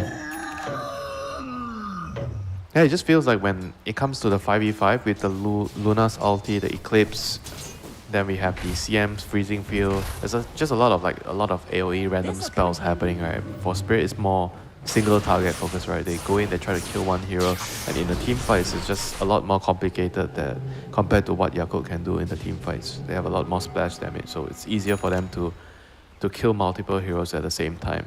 Tianming. And for Spirit, if you don't kill the first hero that you're jumping in, you're going to be in a lot of trouble. Okay, good TP, good TP. Okay, top lane, careful. Laurel, he does get his BKB off, but he does not want to fight through this, especially with Zeal threatening to pulverize through his BKB charge. That is going to be the Eclipse used. And Laurel, see what else he wants to do. Rue looking for a potential opportunity to snipe that Aegis out from under Ame. Radon is now going to join. He's got a BKB ready to go as well. Deadshot will clear both of them, but Emo with an Invis rune ready to counter-initiate. He's going to interrupt Radon's perma-stun procedure. Arrow flying through is going to be ignored by the BKB of Zeal. Zeal looking for a pulverized target, but there's a Moonlight Shadow here to protect Spirit. Kiting out Jakob Bros in this fight. Emo still waiting for another jump back on in as Tianming will join the fray. There's the Bristleback active out from Collapse. Not enough damage to take down Ame. Ame still fighting through it with Satanic, eventually taken down. Tianming gets blown up as collateral from that Bristleback as Zeal goes in. He finally is going to be able to apply the break for them to take down the Bristle. A 2 for 2 trade. Oh my goodness, Baboka, chill, man. You're not the carry. Holy, look at him. He's get me in there, boys. Chasing him down. Did so much damage there on that last impetus. Laurel stunned up the once, being chased. Oh, he's going to live. Emo underestimating the mana he needed, but will eventually jump up to secure the kill. And that is a beautiful fight here for Jakob Brothers. I am kind of shocked Spirit decided to take it in the first place. Yeah, totally underestimating the barriers, you know, because the Primal, he had the Gale Guard, so that's like one barrier, and then there's like a CM Nova, then there's like a Solar Crest. It took so long to actually kill him, you know. He didn't even die, you know, he just survived for such a long time. He just laid back, waited for the right moment, and came in with the break onto the Bristleback that eventually killed him. So just very well played by Jakob Brothers, you know, just kiting in and out, just making sure that they're pulling Spirit out of position. Chill, man. Did you see that Manta dodge? He's locked in with those pink headphones. Holy moly. I think even Yatora was like, God damn, that's my king right there. Another dodge. Ame is absolutely locked in, trying to make sure that they can take Jakob Brothers across the finish line here. Nice deny there by Rue, doesn't do anything. But that is a second lane of barracks now for Jakob Brothers. Mission accomplished there, right as these Spirit Heroes are respawning. Jakob Brothers have extended net worth lead by 7k here. But we're in this crucial downtime. 4 minutes until this next Roche spawns in. There's no Aegis on any heroes right now. And Spirit, they're going to smoke out from their base, Winter. They're going to run it down mid and see what they can find. I'd love to see them bait this rune. They have to find an easy kill right away. Like, somebody has to die right away. But Jakob, they know they're going to fight into this. So let mid wave get pushed out. They'll reveal Ame mid. The hero they want to start on. That's a hero. Tianming. The smoke will break on him. Red on makes the jump instantly, and the fear onto Emo. There's no immediate follow-up. He's going to get the BK off. Oh, no! And Radon is killed through his own BKB. The break onto Collapse. He needs to try and do something here, but the team fight, it's broken apart. Spirit, they've lost the carry. They may have lost the will to carry on in this first game as well. Maposhka, he's going to be dying here. Rue as well, doing what he can with the Pierce the Veil active. Oh my goodness, Baboka from the river. So much damage onto Collapse. Emo eventually gets on top of this annoying support. He's going to take him down. And that is a GG called already here. Team Spirit, they got to throw in the towel already. They know Yakult Brothers, they have him in this first game. Yeah, I mean, Spirit tried the Bloodstone, but Bristleback, I think it just didn't really work out with the timings of the Ember and the Sala. I think in the early game, when the Slada and the Ember, they were quite actively looking to fight pressure to create some sort of imbalances on the map. The Bristol was just like using a lot of those time to farm, to get his items. The Bloodstone, the axe, it's pretty expensive. You need to spend a lot of time to get those items. So I didn't really think that it was the way to go. Given the hero composition, because they wanted to play faster with the Ember and Slada. So maybe this is a game where Team Spirit are going to go back and really think about whether the Bristol is a pick with this facet, or they have to try to play with the other facet. I agree. I think this game looks a lot better for them in that mid-game timing if he does play with the goo facet. I think it allows you to kite out a lot of these heroes in the fights, allows your Slarter to stay on top of heroes. I think Slarter really struggled. I mean, it's also the build, right? If you go the Snort Rocket, so you have a pipe as first item, most likely. So that's going to actually allow the Slarter and Ember to play super aggressively. And they kind of want to fight when they have their first couple of items. The Slarter, he had Mask of Madness, Echo Saber. He's already coming to the fights, So if you have a pipe during that point, and you have a shot on the Bristleback, I don't really feel like you need anything else. You're just going to be showing up, use your pipe, use your shot, and the Ember and the Sala are going to just finish up for, everything, So I feel like that would make the whole draft sync a lot better, compared to going for the Bloodstone and Axe on the Bristol, which is very, very slow, and you're going to be up against a Luna, which there's no other hero that farms as quickly as Luna if you give her time and space. I agree. I think that game, Winter, I'm starting to appreciate how teams choose what parts of the map that they play on. I think Yakult Bros, with a pretty good understanding, honestly, of where they need to be playing in which parts of the map, if they're in farming mode or if they're ready to start contesting Spirit there. I really enjoyed seeing that new aspect of the map change quite a bit. Yeah, me too. I mean, next game we'll have to see whether Spirit are going to change their draft, or they're going to do something differently, because we already know that they have already made through the second phase, the second group stage. They don't really need to win any more games, but they're still trying to figure out what is good for the patch, and they don't want to waste the remaining games, right? They want to try and figure out what is good, what is bad, or any theories that they need to try out, in order to help them play better in the second group stage. It's going to be an inconsequential series here as far as Spirit carry, but of course for Yakult Brothers, Winter, a 2-0 here gives them the best chances of advancing into that second group stage, or at the very minimum, forcing some tiebreakers. There's some other games ongoing now on the Ember and I believe the Storm streams, which are going to really end up impacting some other games. Make sure you guys check out our sister streams, or be back here in about 10 minutes when we have our second game between the Yakult Brothers and Team Spirit. We'll catch you soon.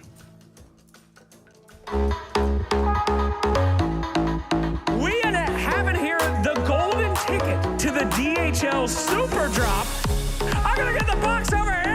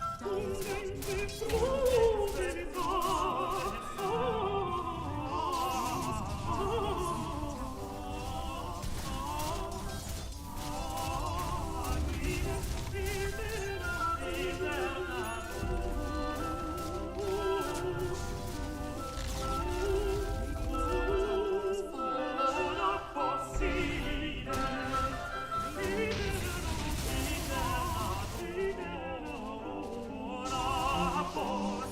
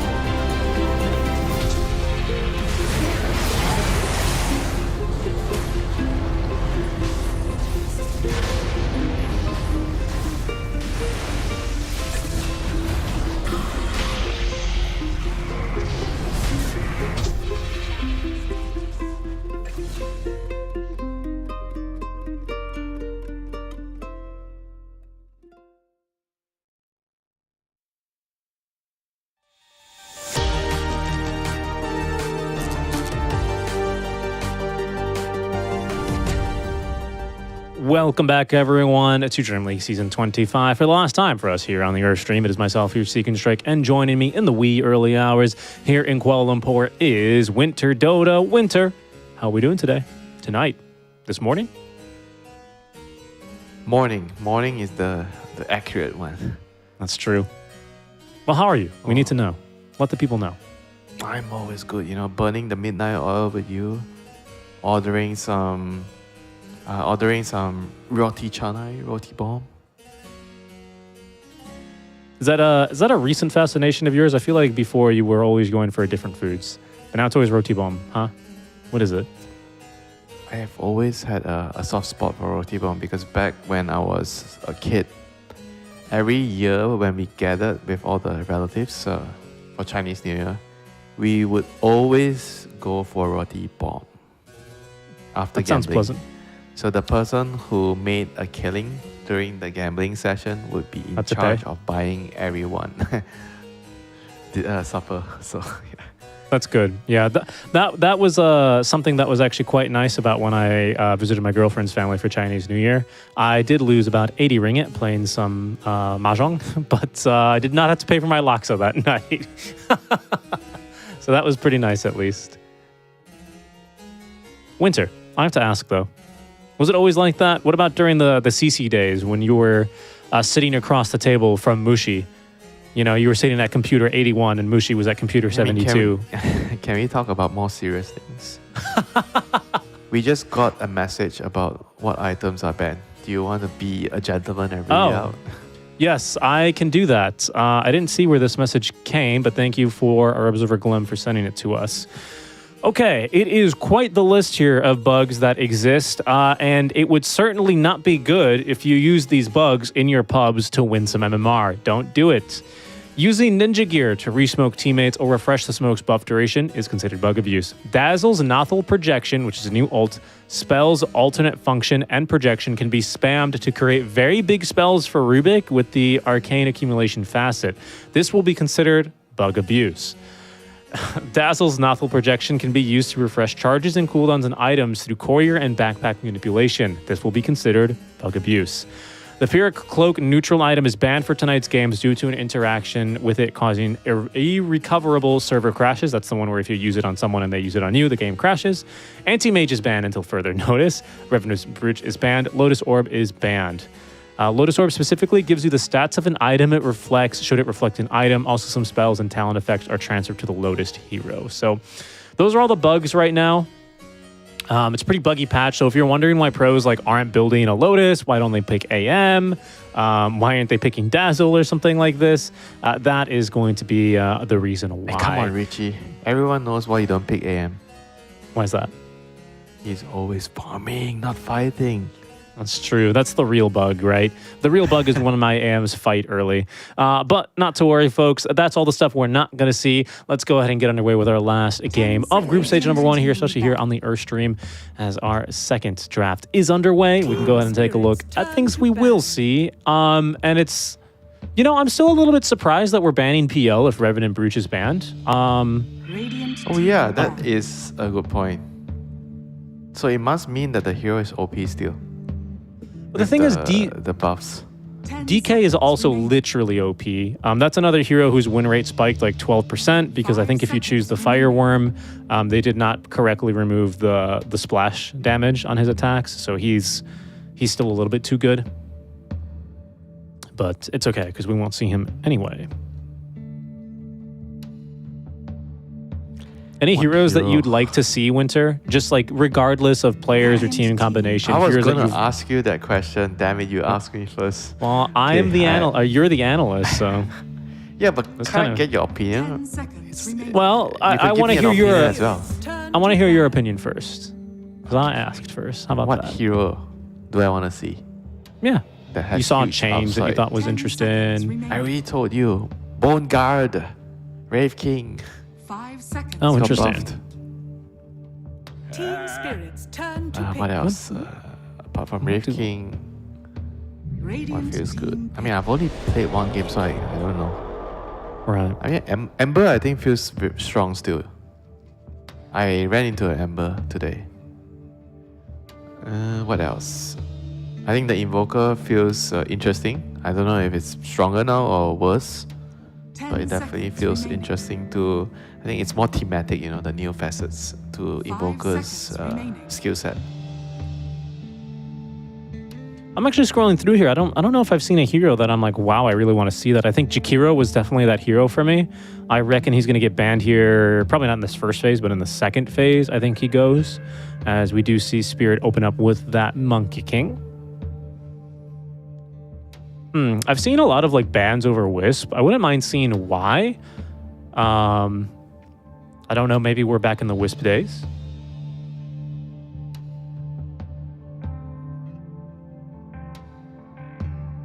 How was the change?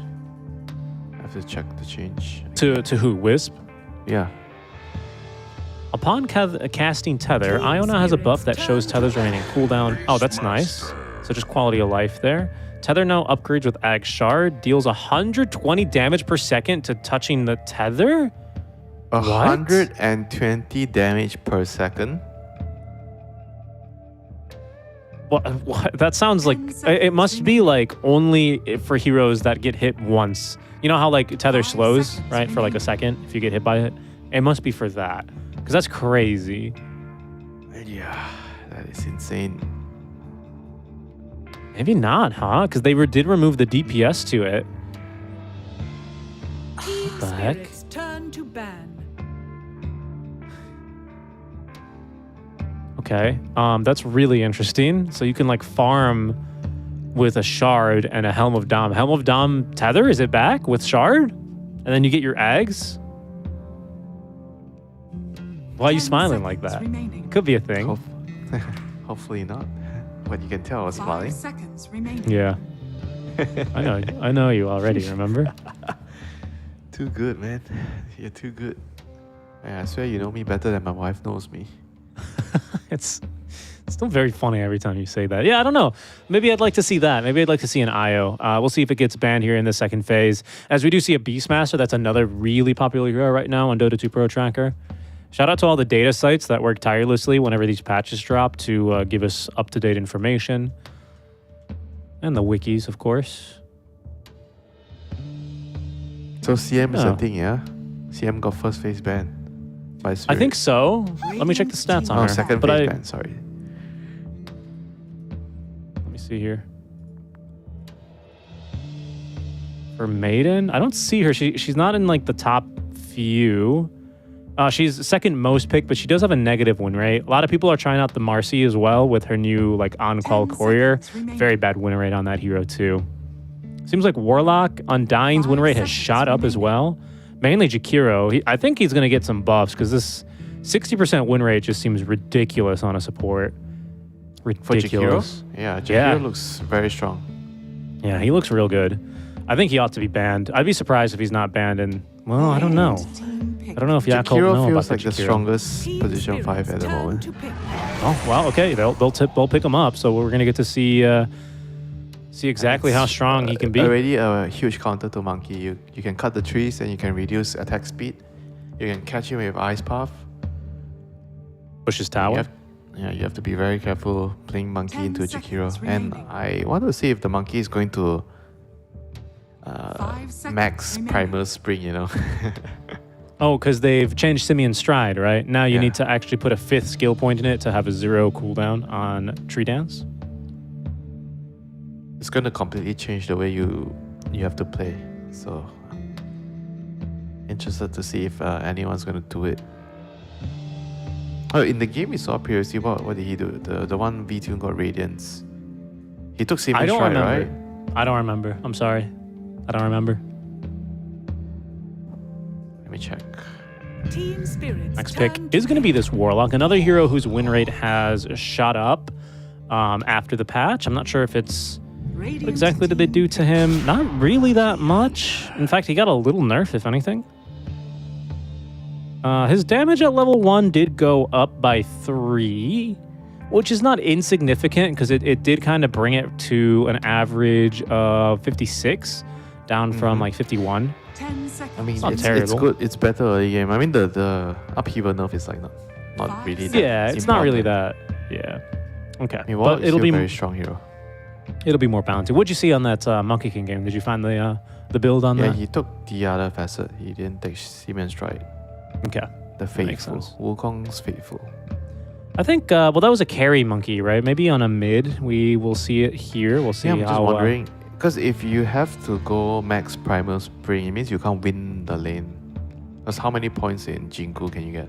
You're going to need 1 in stun. Then 1 in Jinku usually is not enough to dominate the lane. You need 2, you know? So then how are you going to... So it's what, 1, 2, 2? And then level 6, you skip ulti, you get another point in Primal Spring. So it's going to be weird. I mean, it definitely helps you farm. You're going to farm a lot faster, but you won't be as oppressive, you know, as the previous Monkey King. And you need 5 skill points now to get it all the way down, so... Yeah.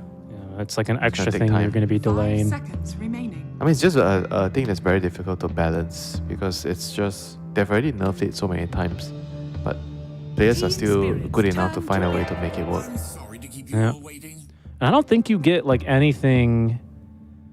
Yeah, I mean, you only... I mean, it's a 0.8 second cooldown reduction for that 5th skill point, so it's pretty good. But you don't really get anything but that. I mean, I guess you couldn't really give it anything else. Otherwise, it'd be too crazy. Oh, the clown. He's back, Winter. Position for Clown. 5 seconds remaining. I think... Wait, which one is Bobaka gonna play? I feel like he's gonna play Jakiro.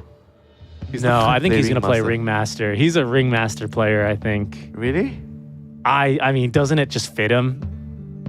You don't think it Jakiro fits? fits him more. He wants to farm. I don't know, man. I can see this guy like throwing whoopee cushions and like ruining team fights and stuff, though. The Wheel of Wonder.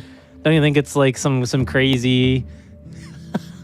I mean, well, to be fair, they have some crazy combos, right? If they can land the Will plus the Jakiro Macropire with Ice Path. Yeah. Everyone's gonna die, you know, if you get caught. Good damage, especially with Icebreaker. What is Spirit going to go with? Oh, they'll take a Medusa. Okay, again, it's like kind of a really nice 18th because enemies cannot pick AM. It seems like with the new reflection kind of changes, reflection damage, that it's kind of broken a few things in Dota. And AM naturally has a reflection shield built in, so he's not pickable right now. So with that in mind, Winter, what do you ban here to protect the Medusa? Yakult, they need a carry, presumably. I don't think we're at a stage where Ember's good enough to be a carry.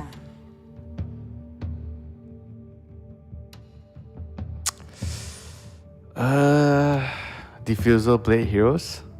I presume that would be the way. Diffusal get a rework at all? I don't think so. 10 seconds. I don't remember seeing change.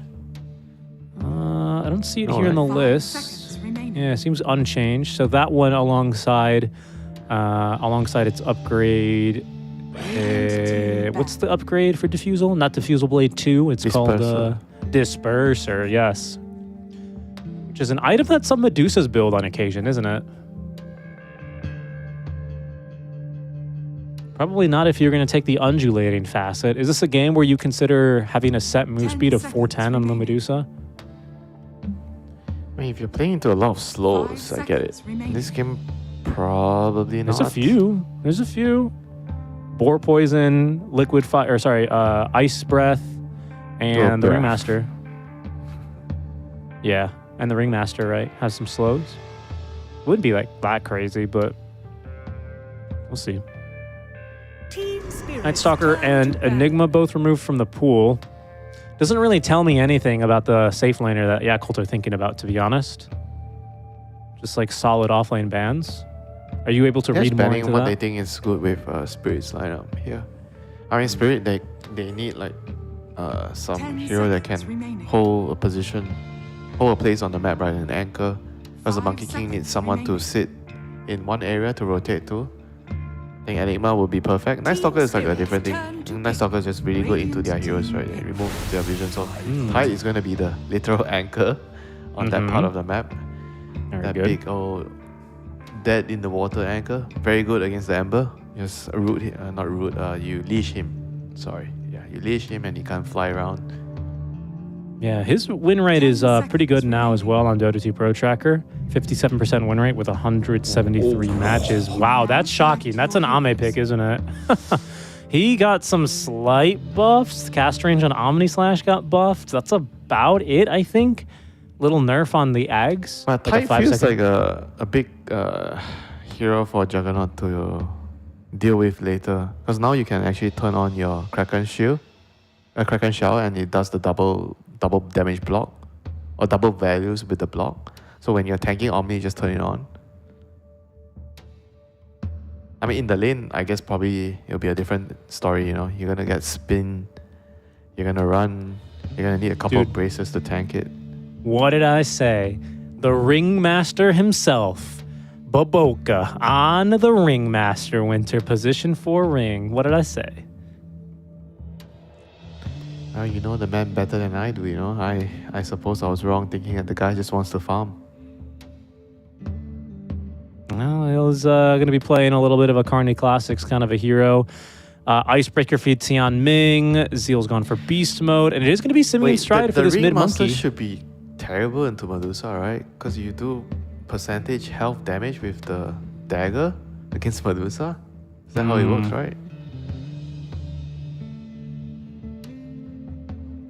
Yeah, it should be. It's based on your max health. So it should be terrible against Medusa. That's true. That is true. It is a move speed slow, though. I mean, I don't know. Yeah, it's not that long, though, is it? 0.8 second move speed slow. Yeah. You basically are not going to be killing her with throwing your knives, you know? No, you probably aren't going to do that. Suppose maybe you can kind of screw her game up a little bit with a nice crack the whip, tame the beasts. I'm not so sure. This hero also, by the way, let's see, Escape Act has 2 charges. When the dot box pop opens, impalement art daggers are thrown in all directions. Okay. And the Spotlight. Yeah, I mean, Spotlight might have something here for them to do about it, but we'll see now, Winter, as it is do or die time, I think, for Yakult Bros. I have not managed to see how the other games have worked out for or against the Yakult Brothers, but they did take game 1 against Spirit. We'll see if they can really find a 2-0 upset against the Spirit, who aren't bothered either way. They're qualified already, top seed. Yes, Winter. I'm noticing the teams are starting to smoke from base now since they don't have the extra move speed anymore at night. So you need to run out quicker to place wards. So they are already smoking. In the previous game as well, they are starting to do it more. And this game, both teams smoke from the fountain. Yeah, they do. It's a good scout. Yeah, you need to do it now. You need that afterburner to get out of the base to place the wards. Did they actually place exactly the same ward? Okay, just the mid ward. Actually, it's all mirrored. Look at the jungle wards. They are exactly the same on both sides. Nice ward spot. I like this ward spot here on the right, next to the I guess nighttime Roche pit. No, this is the daytime pit, right? Because he's not going to move at first. That'd be crazy. Just burst through the first wave in mid. Yeah, it would be awesome, right? When you're fighting for Balduins, Roshan crosses over.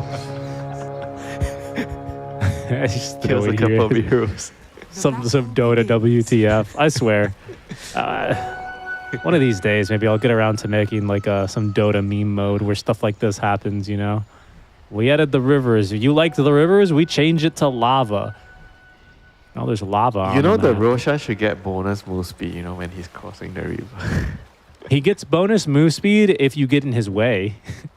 I don't know if you've seen that.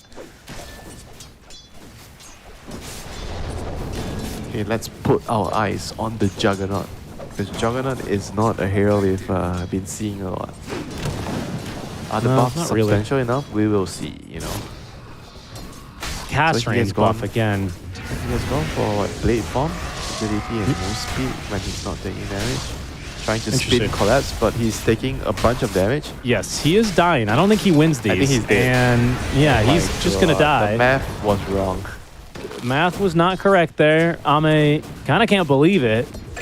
They do get collapsed at the end. Tian Ming gonna keep fighting.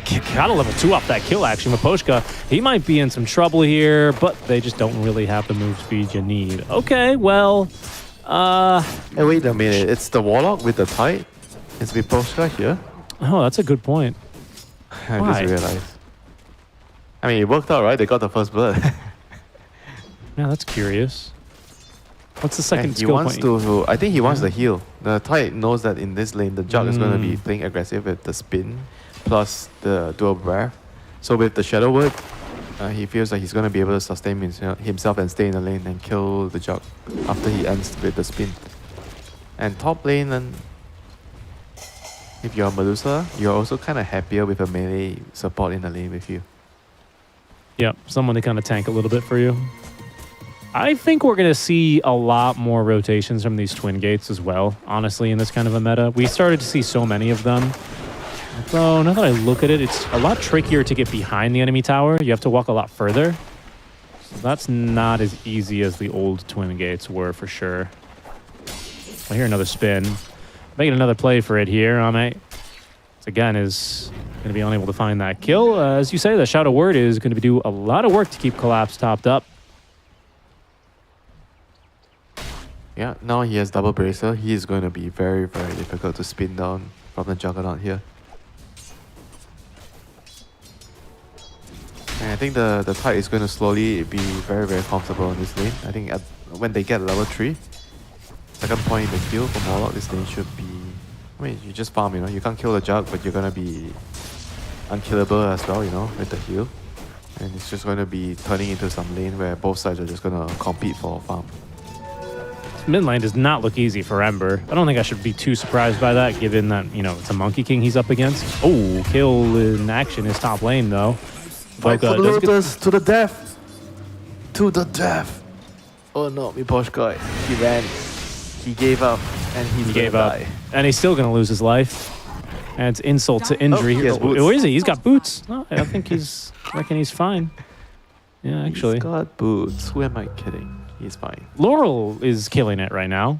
He's not killing Ema. I mean, he's underneath the tower, but I mean, he is absolutely bullying him. So he has the Seaman Strike, but he doesn't have any skill points in 3 downs yet. Just going for the normal lane pressuring build. 2 stun, 2 jingle. Yep. Bot lane collapse. He should be in trouble this time. Second point in spin, but with the heal again, you know. Ame decides that he does not want to risk it. Big heal, actually collapse. He's still putting himself in danger. Ame will take a lick from the tower, but... So this lane is non-stop action, Richie. We might as well keep our eyes glued to this lane. That was a perfect interrupt there on the pull from Miposhka. Well-timed auto attack onto the creeps to aggro them. Radon is also worse for wear in this lane, it should be said. They're going to try for Miposhka. Oh, yo, but they hit him now. Got Ming. He's going to be gushed and killed. And again, with a double bracer, this collapse too tanky. That was a bad mistake there, bad death. Just step a little bit too far, being a little bit too aggressive. Tamin tends to do that, you know. He's very aggressive by nature, you know, as a support player. And he's surprised there. That was a very big kill, and he gives the Tide, you know, permanent damage block, you know, when you die with the Anchor Smash. That's true. I guess that's not kept anywhere, is it? I don't know how much he has. No, you need to wait for him to get the Kraken. He hasn't skilled it yet. Oh, I see. Okay. No, Shakti hasn't got it. I mean, I guess there's just a lot of magic damage in this lane. You can see it getting put to work now. But once again, that level 2 Shadow Word, it's real good, man. Real good. Yeah, I mean, you see why, you know, they want this Warlock tight lane. Double Bracer, Shadow Word. You know, he can't kill him. And guys, you should almost always look to utilize Shadow Word as a heal, if not on your ally, on yourself when you're trading.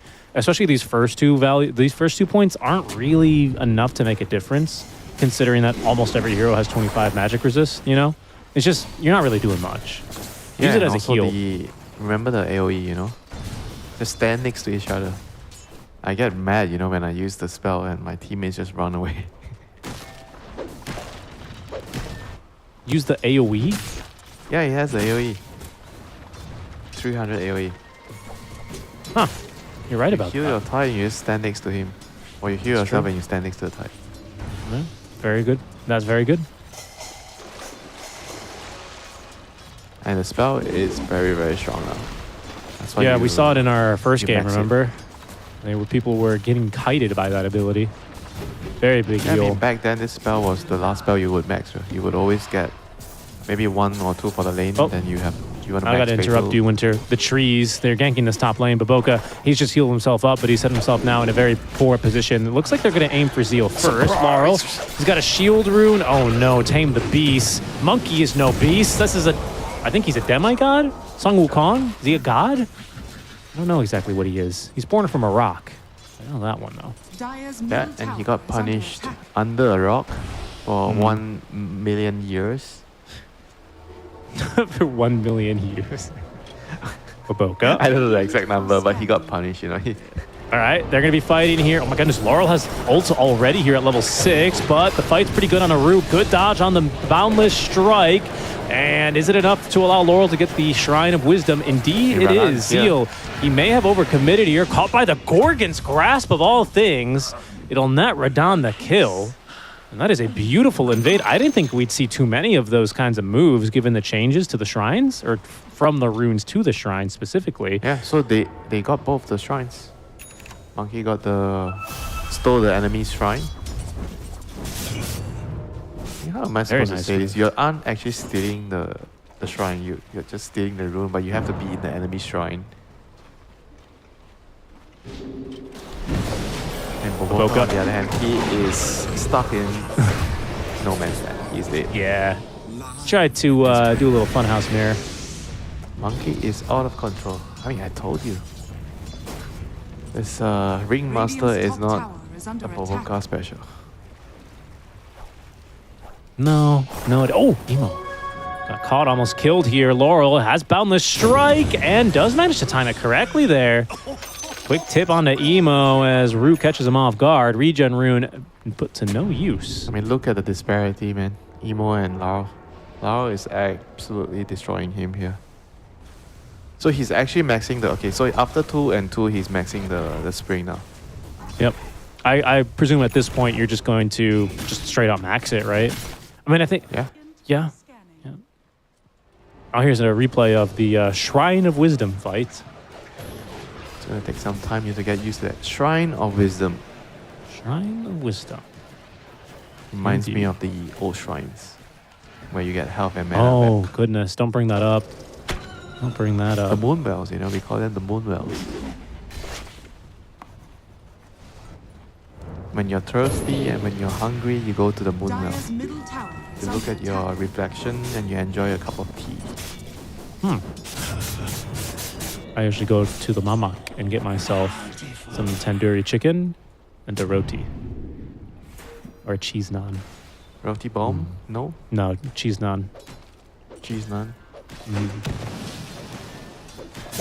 Mid lane? Yep. No Wukong's command for you. And the beast, small little fear here. Laurel, I mean, he's got such a big heal though. Can you kill him off? 3 points in Shadow Word. Maposhka's level 7. He's consumed the Black Grimoire. Now he's also quite over leveled. As Zeal instead can take the death top. This game is starting to look pretty bad for Yakult Bros. Not looking good. Kind of being outmaneuvered and outfought, and it's felt that way since Ame died trying to take down Collapse. He's trying to do it again down bottom, by the way. Collapse is holding on to a skill point here. He's taking a lot of damage. Now he has Ravage ready to go. They want to use it against Ame here. Yeah, no way he has enough damage to kill him. And he has Blades as well. And lifesteal of the creeps. I must say, Collapse has played this lane very well. Careful here, Zeal. I mean, Zeal on the other hand is struggling so much. You know, I mean, the beast into Medusa is already itself a tough lane matchup. But you know, dying is just dying 4 times. You know, at 10 is just not really helping him a lot here. How they has basically lost their mid and their off lane pretty badly, you know. Well, yeah, they definitely lost their mid. You can say that again. How have Spirit managed to get themselves a draft where they've kind of outdrafted 2 lanes? Wasn't it like a first pick monkey? Yeah, it was a first pick monkey. What's happened here? Beastmaster opening into monkey, and Medusa was not banned, so you pick Medusa into the beast lane. Medusa's gonna win, and the monkey's gonna win against the Amber, so they have 2 advantageous lane from the start, you know. I mean, they kind of picked the Amber into the monkey, so yeah. Probably didn't really expect the lane to be that bad. I mean, The lane was gonna be hard no matter which patch you're playing, you know. Ember into Monkey.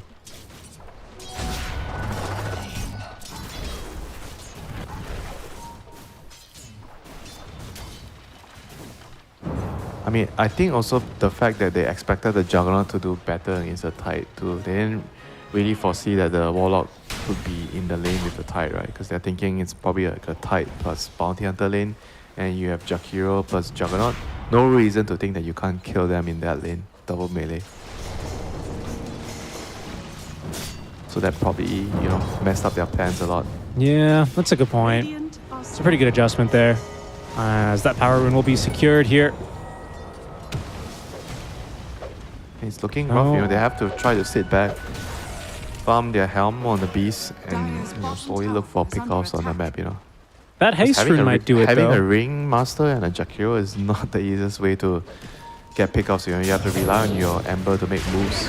Oh, okay. Oh, he didn't break the ice. He did an icebreaker. Yeah, he did an icebreaker. Yeah, he forgot. Like he I don't think it would have been as well. I don't think it would have been a difference maker, to be quite honest, but yeah, still interesting.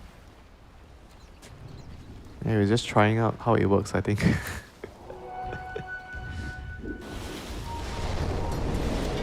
Uh-oh, Emo.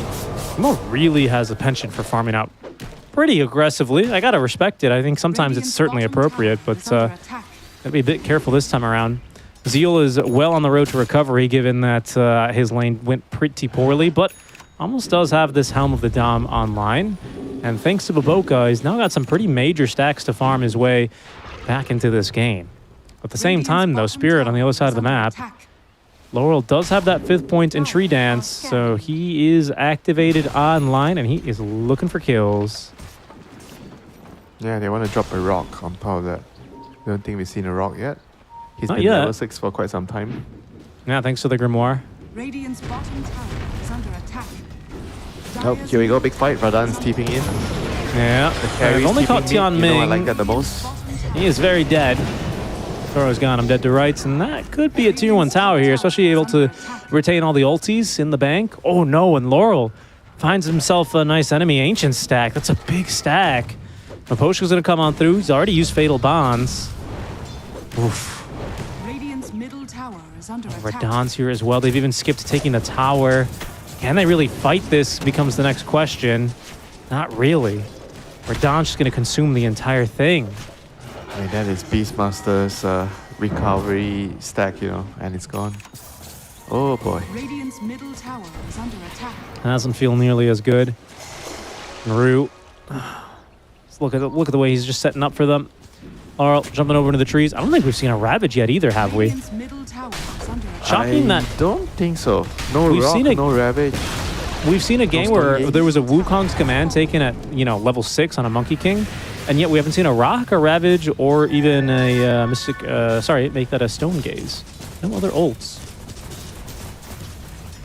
At the same time, no Omni Slash. I think we've only seen Macropire used to clear creeps mid. Should we hit a quick pause? Yeah, how do you know it's gonna be quick? You psychic I'm or what? manifesting. See, there it is. It was fast. Oh, you must know something I don't, you know.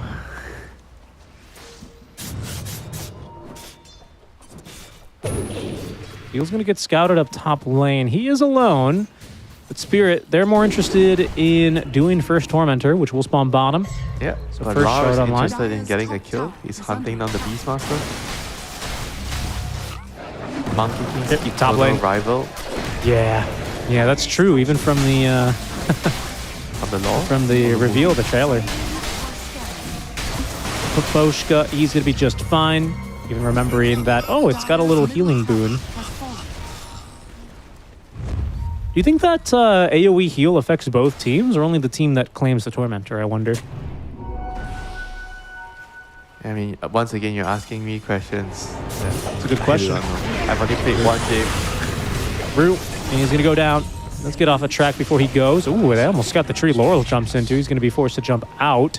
Boca does catch a glimpse of him, but he is just so mobile, this Monkey King. Look at him, just stalking him. The rest of the team's coming. Collapse is coming on over with the Ravage, the Chaotic Offering as well, but Boca, he does put down the wheel, almost good enough, and is going to secure the kill. Ame lets loose on the Omni Slash. Collapse looks like he's about to Ravage before he gets whipped again. Collapse, thinking about it, holding on to it, still alive somehow. Before he finally goes down. They really held on to their ultis here. No rock drop, no ravage pop, nothing, you know. I felt it. Yakult Brothers just walks away with murder on 2 cores on Team Spirit. Just like that.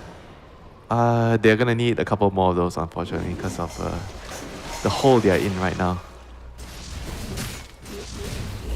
But that's a step in the right direction, Richie. Always nice to start with something. Indeed. It's something. And with an 8K net worth lead, with an 8K net worth lead already built up for Team Spirit, you know, Yakults, they got to get a lot of little something soon to get this game back in their control. But just a step too far by Laurel on that one. Good spell casting by Baboka. Like you said, they do have that nasty little combo, huh?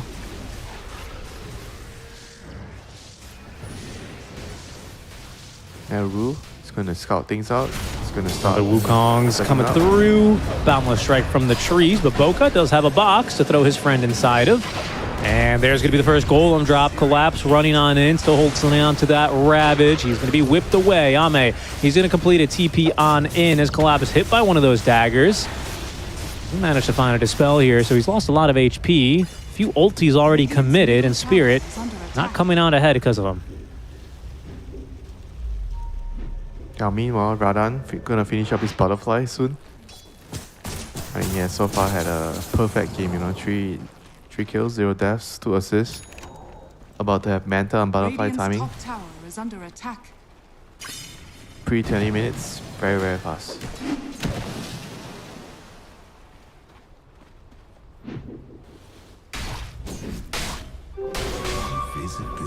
And let's check in on their neutral items. But meanwhile, Tianmin, he is caught. He is dead. Wow. Yeah, just killed off again. Interesting neutral items. The enchantments, you know. Collapse has Brawny health. Bounty Hunter has Brawny as well. Monkey King, Vampiric. Winter, how come earlier when we were talking about LeBron James, you didn't know who Brawny was, and now you keep saying his name? Shut the fuck up. Wow. Evo, he's gonna get caught in the trees here. He's got a remnant. Oh no, he doesn't. He doesn't have any mana. Oh, the diffusal blade catching him off guard. And Laurel will net himself a big kill. The beatdown from the landing stage continues. Laurel's back in business. Yeah, Primal Sping is online. Level 5. So, I should say Seaman Stride is online. Yeah, it's been online for a while now. He's got the Boundless Strike maxed out. Still just 2 points in that Jingu, but with this Diffusal Mage Slayer, my goodness, is he really mobile. Who needs this bonus river move speed when you can just take the real highway, the trees? Yeah, how's that fair, Richie? How? You're supposed to say life is... Yakult Bros trying to sneak a Roche here. I don't know how much they're really sneaking at, but we'll lose the tier 2 tower. Not bad. It's quite fast with the Juggernaut and Beast. Honestly, yeah. With the level 2 Helm.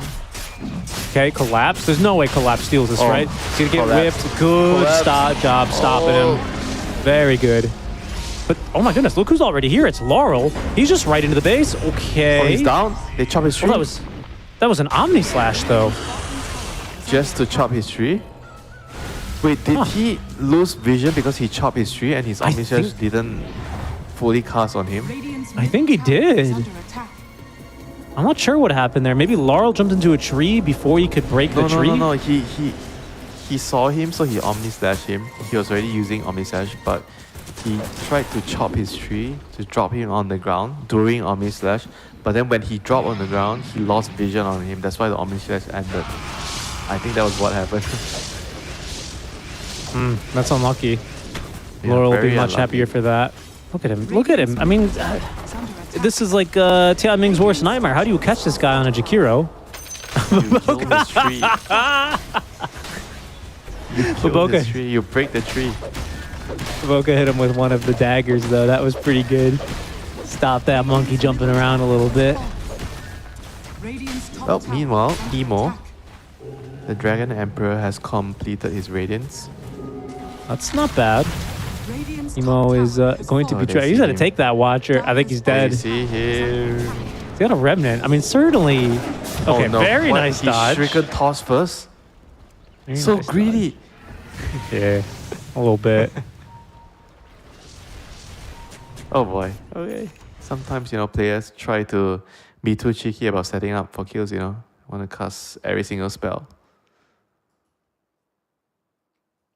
Did not work out this time. Are you glad Tumblr's Toy is back? Remember those moments with the I Earthshaker do. coming in, killing everyone? Yeah, Without with dagger. the Tumblr's toy. I don't know. I'm not sure how I really feel about it. I was shocked that they brought it back, considering like we would see like 6 Tumblr's toy, and it seems like we're immediately back. But they did put some other really strong tier 2 neutral items in there, like Essence Rings a tier 2.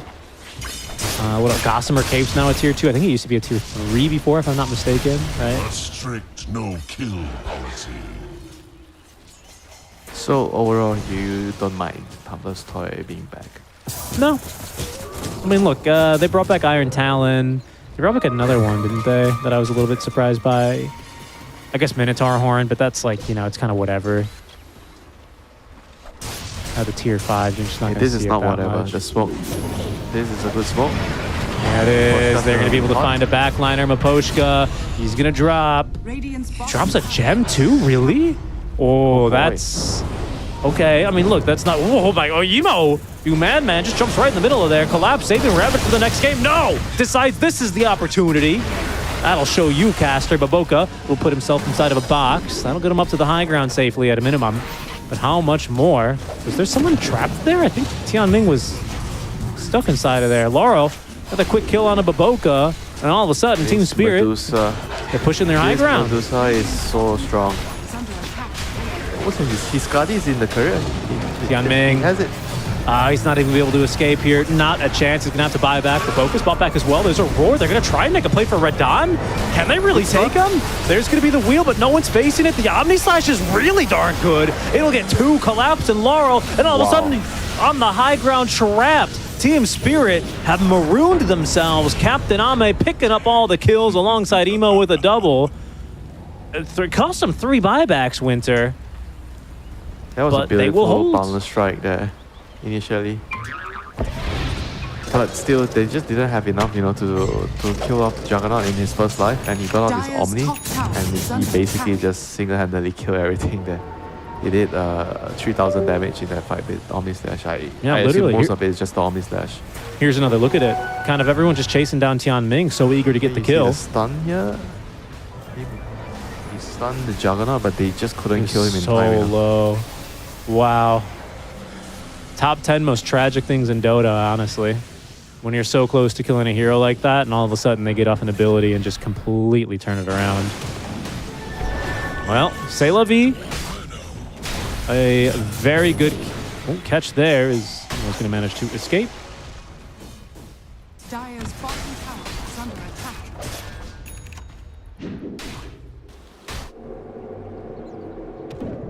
When he's showing signs of life, on the Jakub brothers' side, his Medusa I mean, the courier was sending his Skadi. Maybe if he had Skadi there, he would have been able to clean up that fight, Just unfortunate. Ooh. Good TP out just in the nick of time there. Yeah, don't forget about the small little quality of life change here with the courier sending items. If your item ends up in the backpack, when you just deliver the item, you can move it in right Just away swap with it no in. penalties. It's ready to go. I agree. I loved that one. I think I'm glad to hear that you're in favor of things like this, because sometimes you expected me to say, no, I hate it. Players should be better at managing their inventories. Yeah, because back in the day, you had to macro your items, right, for your orb effects. You had to put Deso first to get the minus armor, and then switch your Deso for your Scotty so that you would slow them with the right? That used to be a thing. You think I'm playing? What type of heroes you think I'm playing? That's true. juggle my orb effects. You think I'm playing carry? But that used to be a thing. No, but I'm glad to hear that you're a fan of them as well. Actually, I think in this kind of era, in this era of games, I think your game just has to be approachable like that. And I think it's just a nice buff. I think it's cool. Like, you know, imagine you get a BKB delivered by a courier mid-fight. All of a sudden, you BKB and you turn the fight from there. Like that's epic, honestly. I think that's really neat. Yeah, and but it also reduces the hype that sometimes players, you know, drop their items or they backpack their items quickly before the courier arrives. You know, so I think it would take away from some of those plays.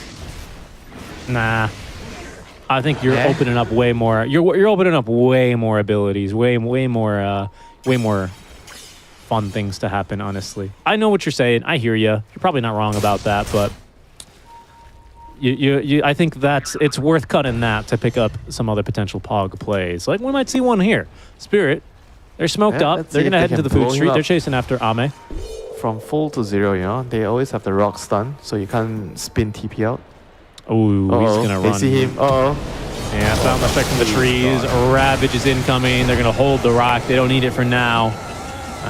Wow, 2 ultis here just to ensure the kill onto Ame. He's dead for an entire minute. That was the problem last time they went high ground. They decide as they'll go straight back up, deciding maybe that the mid lane is the best lane to push. No, it'll be bottom. Okay, Emo's got enough money for BKB, but not buyback. Lost 1 tier 3 tower. With a fortification used, they'll get another as soon as they destroy the melee racks. So it shouldn't be 2 lanes, but it'll be at least, well, it might be 2 lanes with Ame dead for so long. That's certainly troublesome. So at least Emo already cut the wave. No more creeps for Team Spirit. One lane is fine with this lineup. I mean, they can definitely defend against one lane. I mean, they just have to find a way. Once they have BKB on the Ember, they have to find a way to take the fights. I think ideally at the next rush. Next rush, how are they that's gonna true. do this? Beast has... Oh. You know what's interesting, Winter? It seems like with this new quality of life upgrade that they've given the players in the lobby, it's removed. Oh, is this the real timer? I don't know what the real timer is. We used to always know, but now we have no idea. I guess you the real timer. This is the timer. Yeah, no, this is the max guaranteed timer. to respawn within 2 minutes. Okay. Okay, so I guess it's going to be a surprise for us too. All right, teamfight breaking out before this Rosh has respawned. Collapse is going to try and tank the Omni Slash. Drops it on over to some of the supports. He's still alive for now. That's the Swift Slash. It puts Ame on the wrong side of the fight. He's going to get hexed up. Oh no, and all the stuns were there for him. Collapse drops the tip onto Ame just as hard as that rock was dropped onto him. That is unlucky for Yakult. It's even unluckier that they don't have buyback.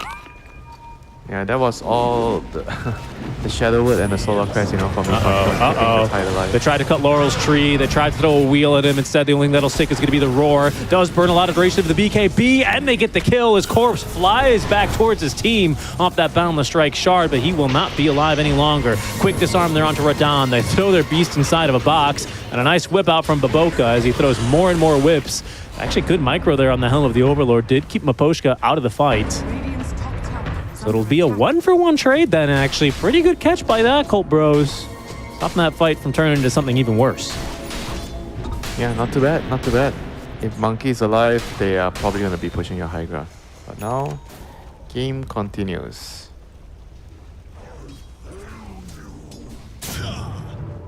I mean, Lau just got a little bit too ahead of himself there. It's a little bit too far. His team couldn't really follow up. Now, Roche still not up. Yeah, okay, so I guess now us casters, we have to do a better job of paying attention to the Roche timer. I got so used to just knowing, and I suppose that's been removed. So, very long Roche. Still not alive. Teams now both getting set up for it. Ravage is ready to go, but Rock still has a minute cooldown left. BKB ready to go for Emo. As Ame, he's going to lead him in yet again. Collapse, Invis just for a moment. Gets his Blink Dagger canceled. Radon getting ready to run on in. That's going to be a nice ice path. They did find a stun, and now a Hex onto Zeal. And he's going to be caught on the wrong side of that fight. Does have buyback at the very least, though. Roshan, he's just respawned now. And another ice path actually catches 2 heroes. There's going to be the ice break. Could work on the 2 of them. Oh, not good enough to get Tianming out. Yakult Bros, they decide they need to bail out from this fight and just hope for another high ground defense without their offlaner, and now without their 5, and now without the 4, Winter. Well, put himself into a box. Oh no, oh no, they found a Hex. They gotta save him. Emo, oh, he BKB'd and then exploded. Team Spirit, they might just do a quick little buyback poke here. I mean, and not a single hero has it. Is this just the game? I mean, you're gonna respect that. Just get mega creeps, but yeah, it's way too much damage from the Medusa. He's just way too strong. You know, Yatoro has close to perfect game. You know, just that one death earlier. Quick stun over. Zeal's going to avoid a death there at the hands of Laurel, but the barracks with no mid laner, no supports to defend him. They will go down. That is Megas in favor of Team Spirit.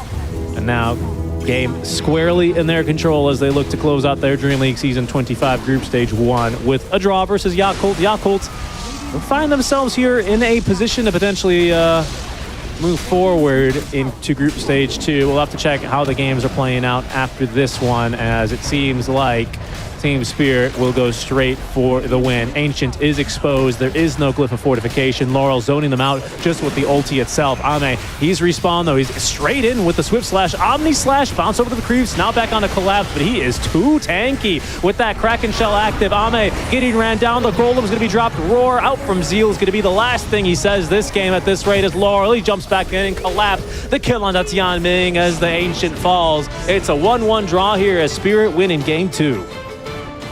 Yeah, what a game, you know. A little bit of like a fumble here and there, but overall, Team Spirit, they were kind of like in full control from the lanes. They had a good start on the Medusa, on the Monkey King. Tide kind of also had a pretty good start, you know, not as good as the Medusa and the Monkey King, but I think overall they really understood their assignment this game, how they set up the lanes with the supports, the Warlock with the Tide. I think that was a key factor in allowing them to succeed in all 3 lanes, and game was just pretty straightforward. You know, after the lanes for Spirit, they made a couple of mistakes here and there, but overall they had the room, you know, to make the mistakes because they were so far ahead. Yeah, and it ended up looking really good for them, like you said.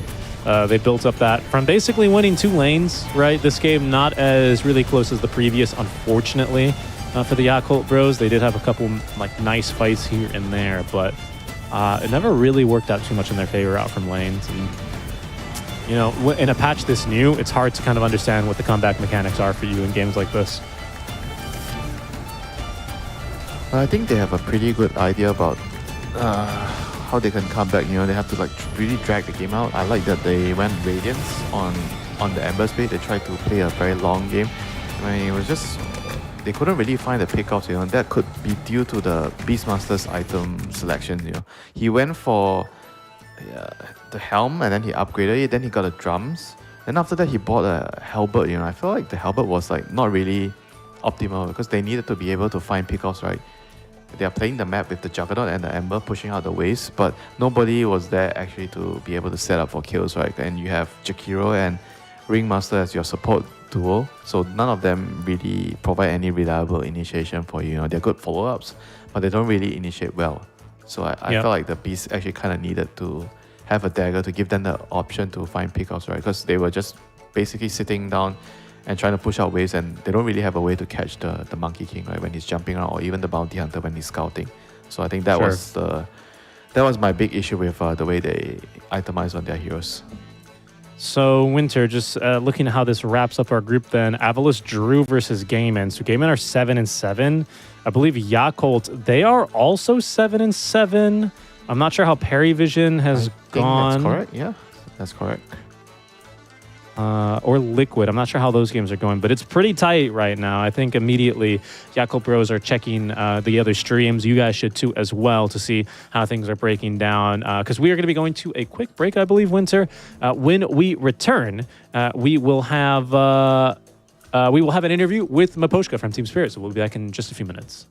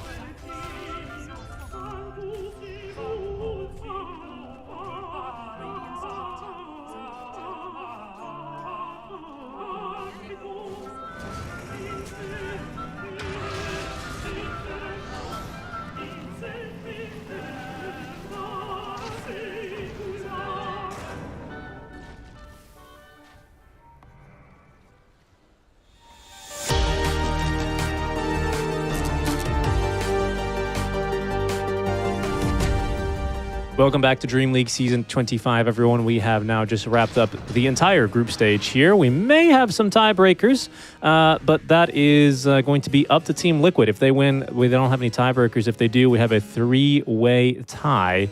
But over here on our stream, ladies and gentlemen, we just closed out a 1-1 draw between Team Spirit and Yakult Brothers. Winter, your thoughts on that series as a whole? Pretty interesting series, I think. I think in the first game we saw some, surprising, moves, that Jakob were able to pull off, with the Luna, and that kind of really explained a little bit of the discussion that we had since the Ancients have swapped places. So it's probably good for you to have a safe laner that can actually hit the Ancients. So the Luna was actually a hero that made a lot of sense there. And in the second game, it was just like Spirit really setting up their lanes really well with the Warlock and Bounty and just snowballed. Oh, indeed. And Winter, that call means that we are ready to welcome aboard our guests. Let's say hello to Maposhka, position 5 from Team Spirit. Hello, Maposhka. Can you hear us?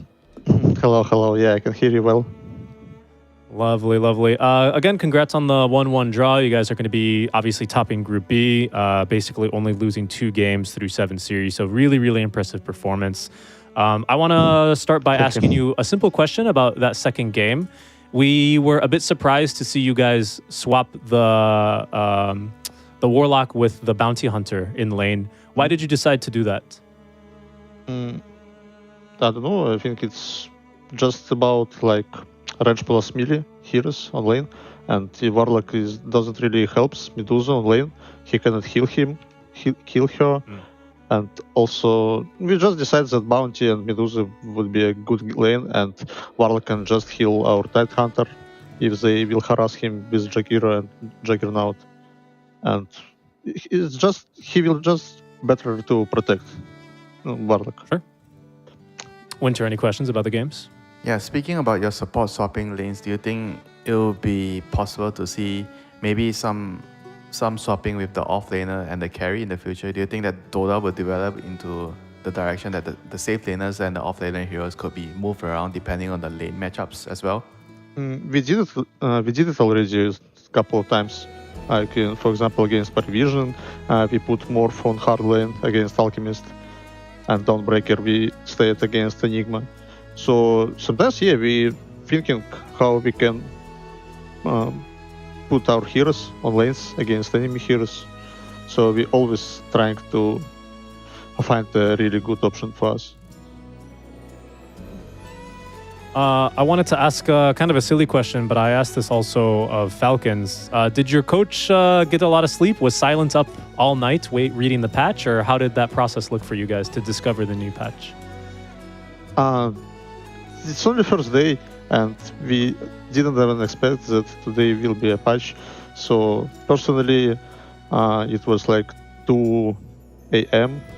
o'clock, I guess, and I was chilling, and I saw that patch was released, and I was okay. And I understand that he is really big, so we will need to spend a lot of time to understand how everything works now. But it's only first day, and today also was some official games. So, we didn't really spend much time to read patch, to try something. But now, I guess, we will try to play as much as possible, to learn as much as possible. Great. Winter, any other questions here? Just one more last question. Everyone wants to know, what is your favorite change of the patch, and what is your most upsetting change as well? Can you let us know what do you think about it? Most upsetting is FPS. I don't know why, but right now when you're playing, your FPS counter is always going down in some random moments of the game, so it's really annoying. But one of my favorite thing is you cannot refill bottle after you TP on any hero from base. I think it was too stupid in my opinion, and I thought about the change like 4 years ago already, because when I played, I remember that if you can kill enemy support post 4, And he could play bad or something, but he always could TP on mid lane, refill bottle, contest rune, and now he is already doing some impact when he even could play bad or something. So that doesn't matter you played better than your opponent when he could always TP mid, refill bottle, and start pressure your mid laner, but you cannot because you are alive. You have option only to fit to tower, tier 1 tower and do the same, but it's a little bit stupid. So this is one of my favorite change. Yeah, I think that makes a lot of sense. I think it gives the supports more things to do as well, right, than just fill bottle machine. So I think that's a good thing to point out. Well, Miposhka, we've taken enough of your time. Like you said, you guys had a very relaxing day. You know, you were already qualified going in, but you can take some time now and keep playing pubs, discover the patch, and get ready for the second group stage. Congratulations on getting first in Group B. Yeah, thanks so much. See you. Bye-bye. See you. Good to talk to that lad. Yeah, I think it's very candid, right? I think it's interesting. I'm surprised, but not that surprised, to hear that supports do not like bottle refilling. It makes sense when you think about it. Well, I'll tell you one secret. I love refilling my mid laner's bottle. Because I can't carry the game, so I need him to carry the game. Fair enough, Winter. Very honest and very humble, as always, as we will be closing out the group stage here. Liquid on the cusp of not only eliminating the Yakult brothers, but also Gaming Gladiators. If they win that second game, I believe that's going to be on the Storm stream, guys, if you want to go ahead and check that out. And they are playing their very last match now versus Boom Esports. So Boom with the opportunity to really get some upsets going. We'll see how they play that one out, considering that Boom, of course, already basically relegated down in 7th place. Kind of a rough tournament for them. Winter, we're already wrapping up our show. Any other really big surprises for you here as we do tap out of Group Stage 1? I mean, the patch kind of just took over, you know, like the patch on the last day. So my mind is just thinking about like the games today, you know. So I mean, overall, I'm quite surprised with some of the heroes. But the more I look at it, I think a lot of it makes sense. The players obviously, you know much more than me. They've already, you know, been really up to date. What's very good in the new patch. They've already broken down the numbers, and I think that's no surprise to me, you know. So I'm just looking forward to see even more great things in the new patch. Absolutely, guys. And just so you know, that Boom and Liquid game is currently ongoing. They're in the 35th minute of play when you hear this. So make sure you guys go over to the Storm stream or go to the main stream where I believe tiebreakers are going to be happening pretty soon. We may have some BO1s where the real cheese is going to come out here. And that is going to be very exciting. For us, though, we will be finishing on the Earth stream. Thank you guys so much for tuning in on behalf of everyone behind the scenes, our observers, admins, the production crew, and everyone else that has a hand in a mammoth project like this. Thanks so much for tuning in. And on behalf of Winter and myself, we hope you've enjoyed the coverage, as we've had a lot of fun bringing you the action through this group stage 1. That's going to do it for us, though, guys. Remember, all the action continues for, I think, another week, a week and a half. I mean, it's just begun here for DreamLeague Season 25. Make sure you're following all the socials and stay tuned to that main channel every day as DreamLeague Season 25 continues. Until next time, stay safe, and yeah, we'll catch you on the next one. Bye-bye.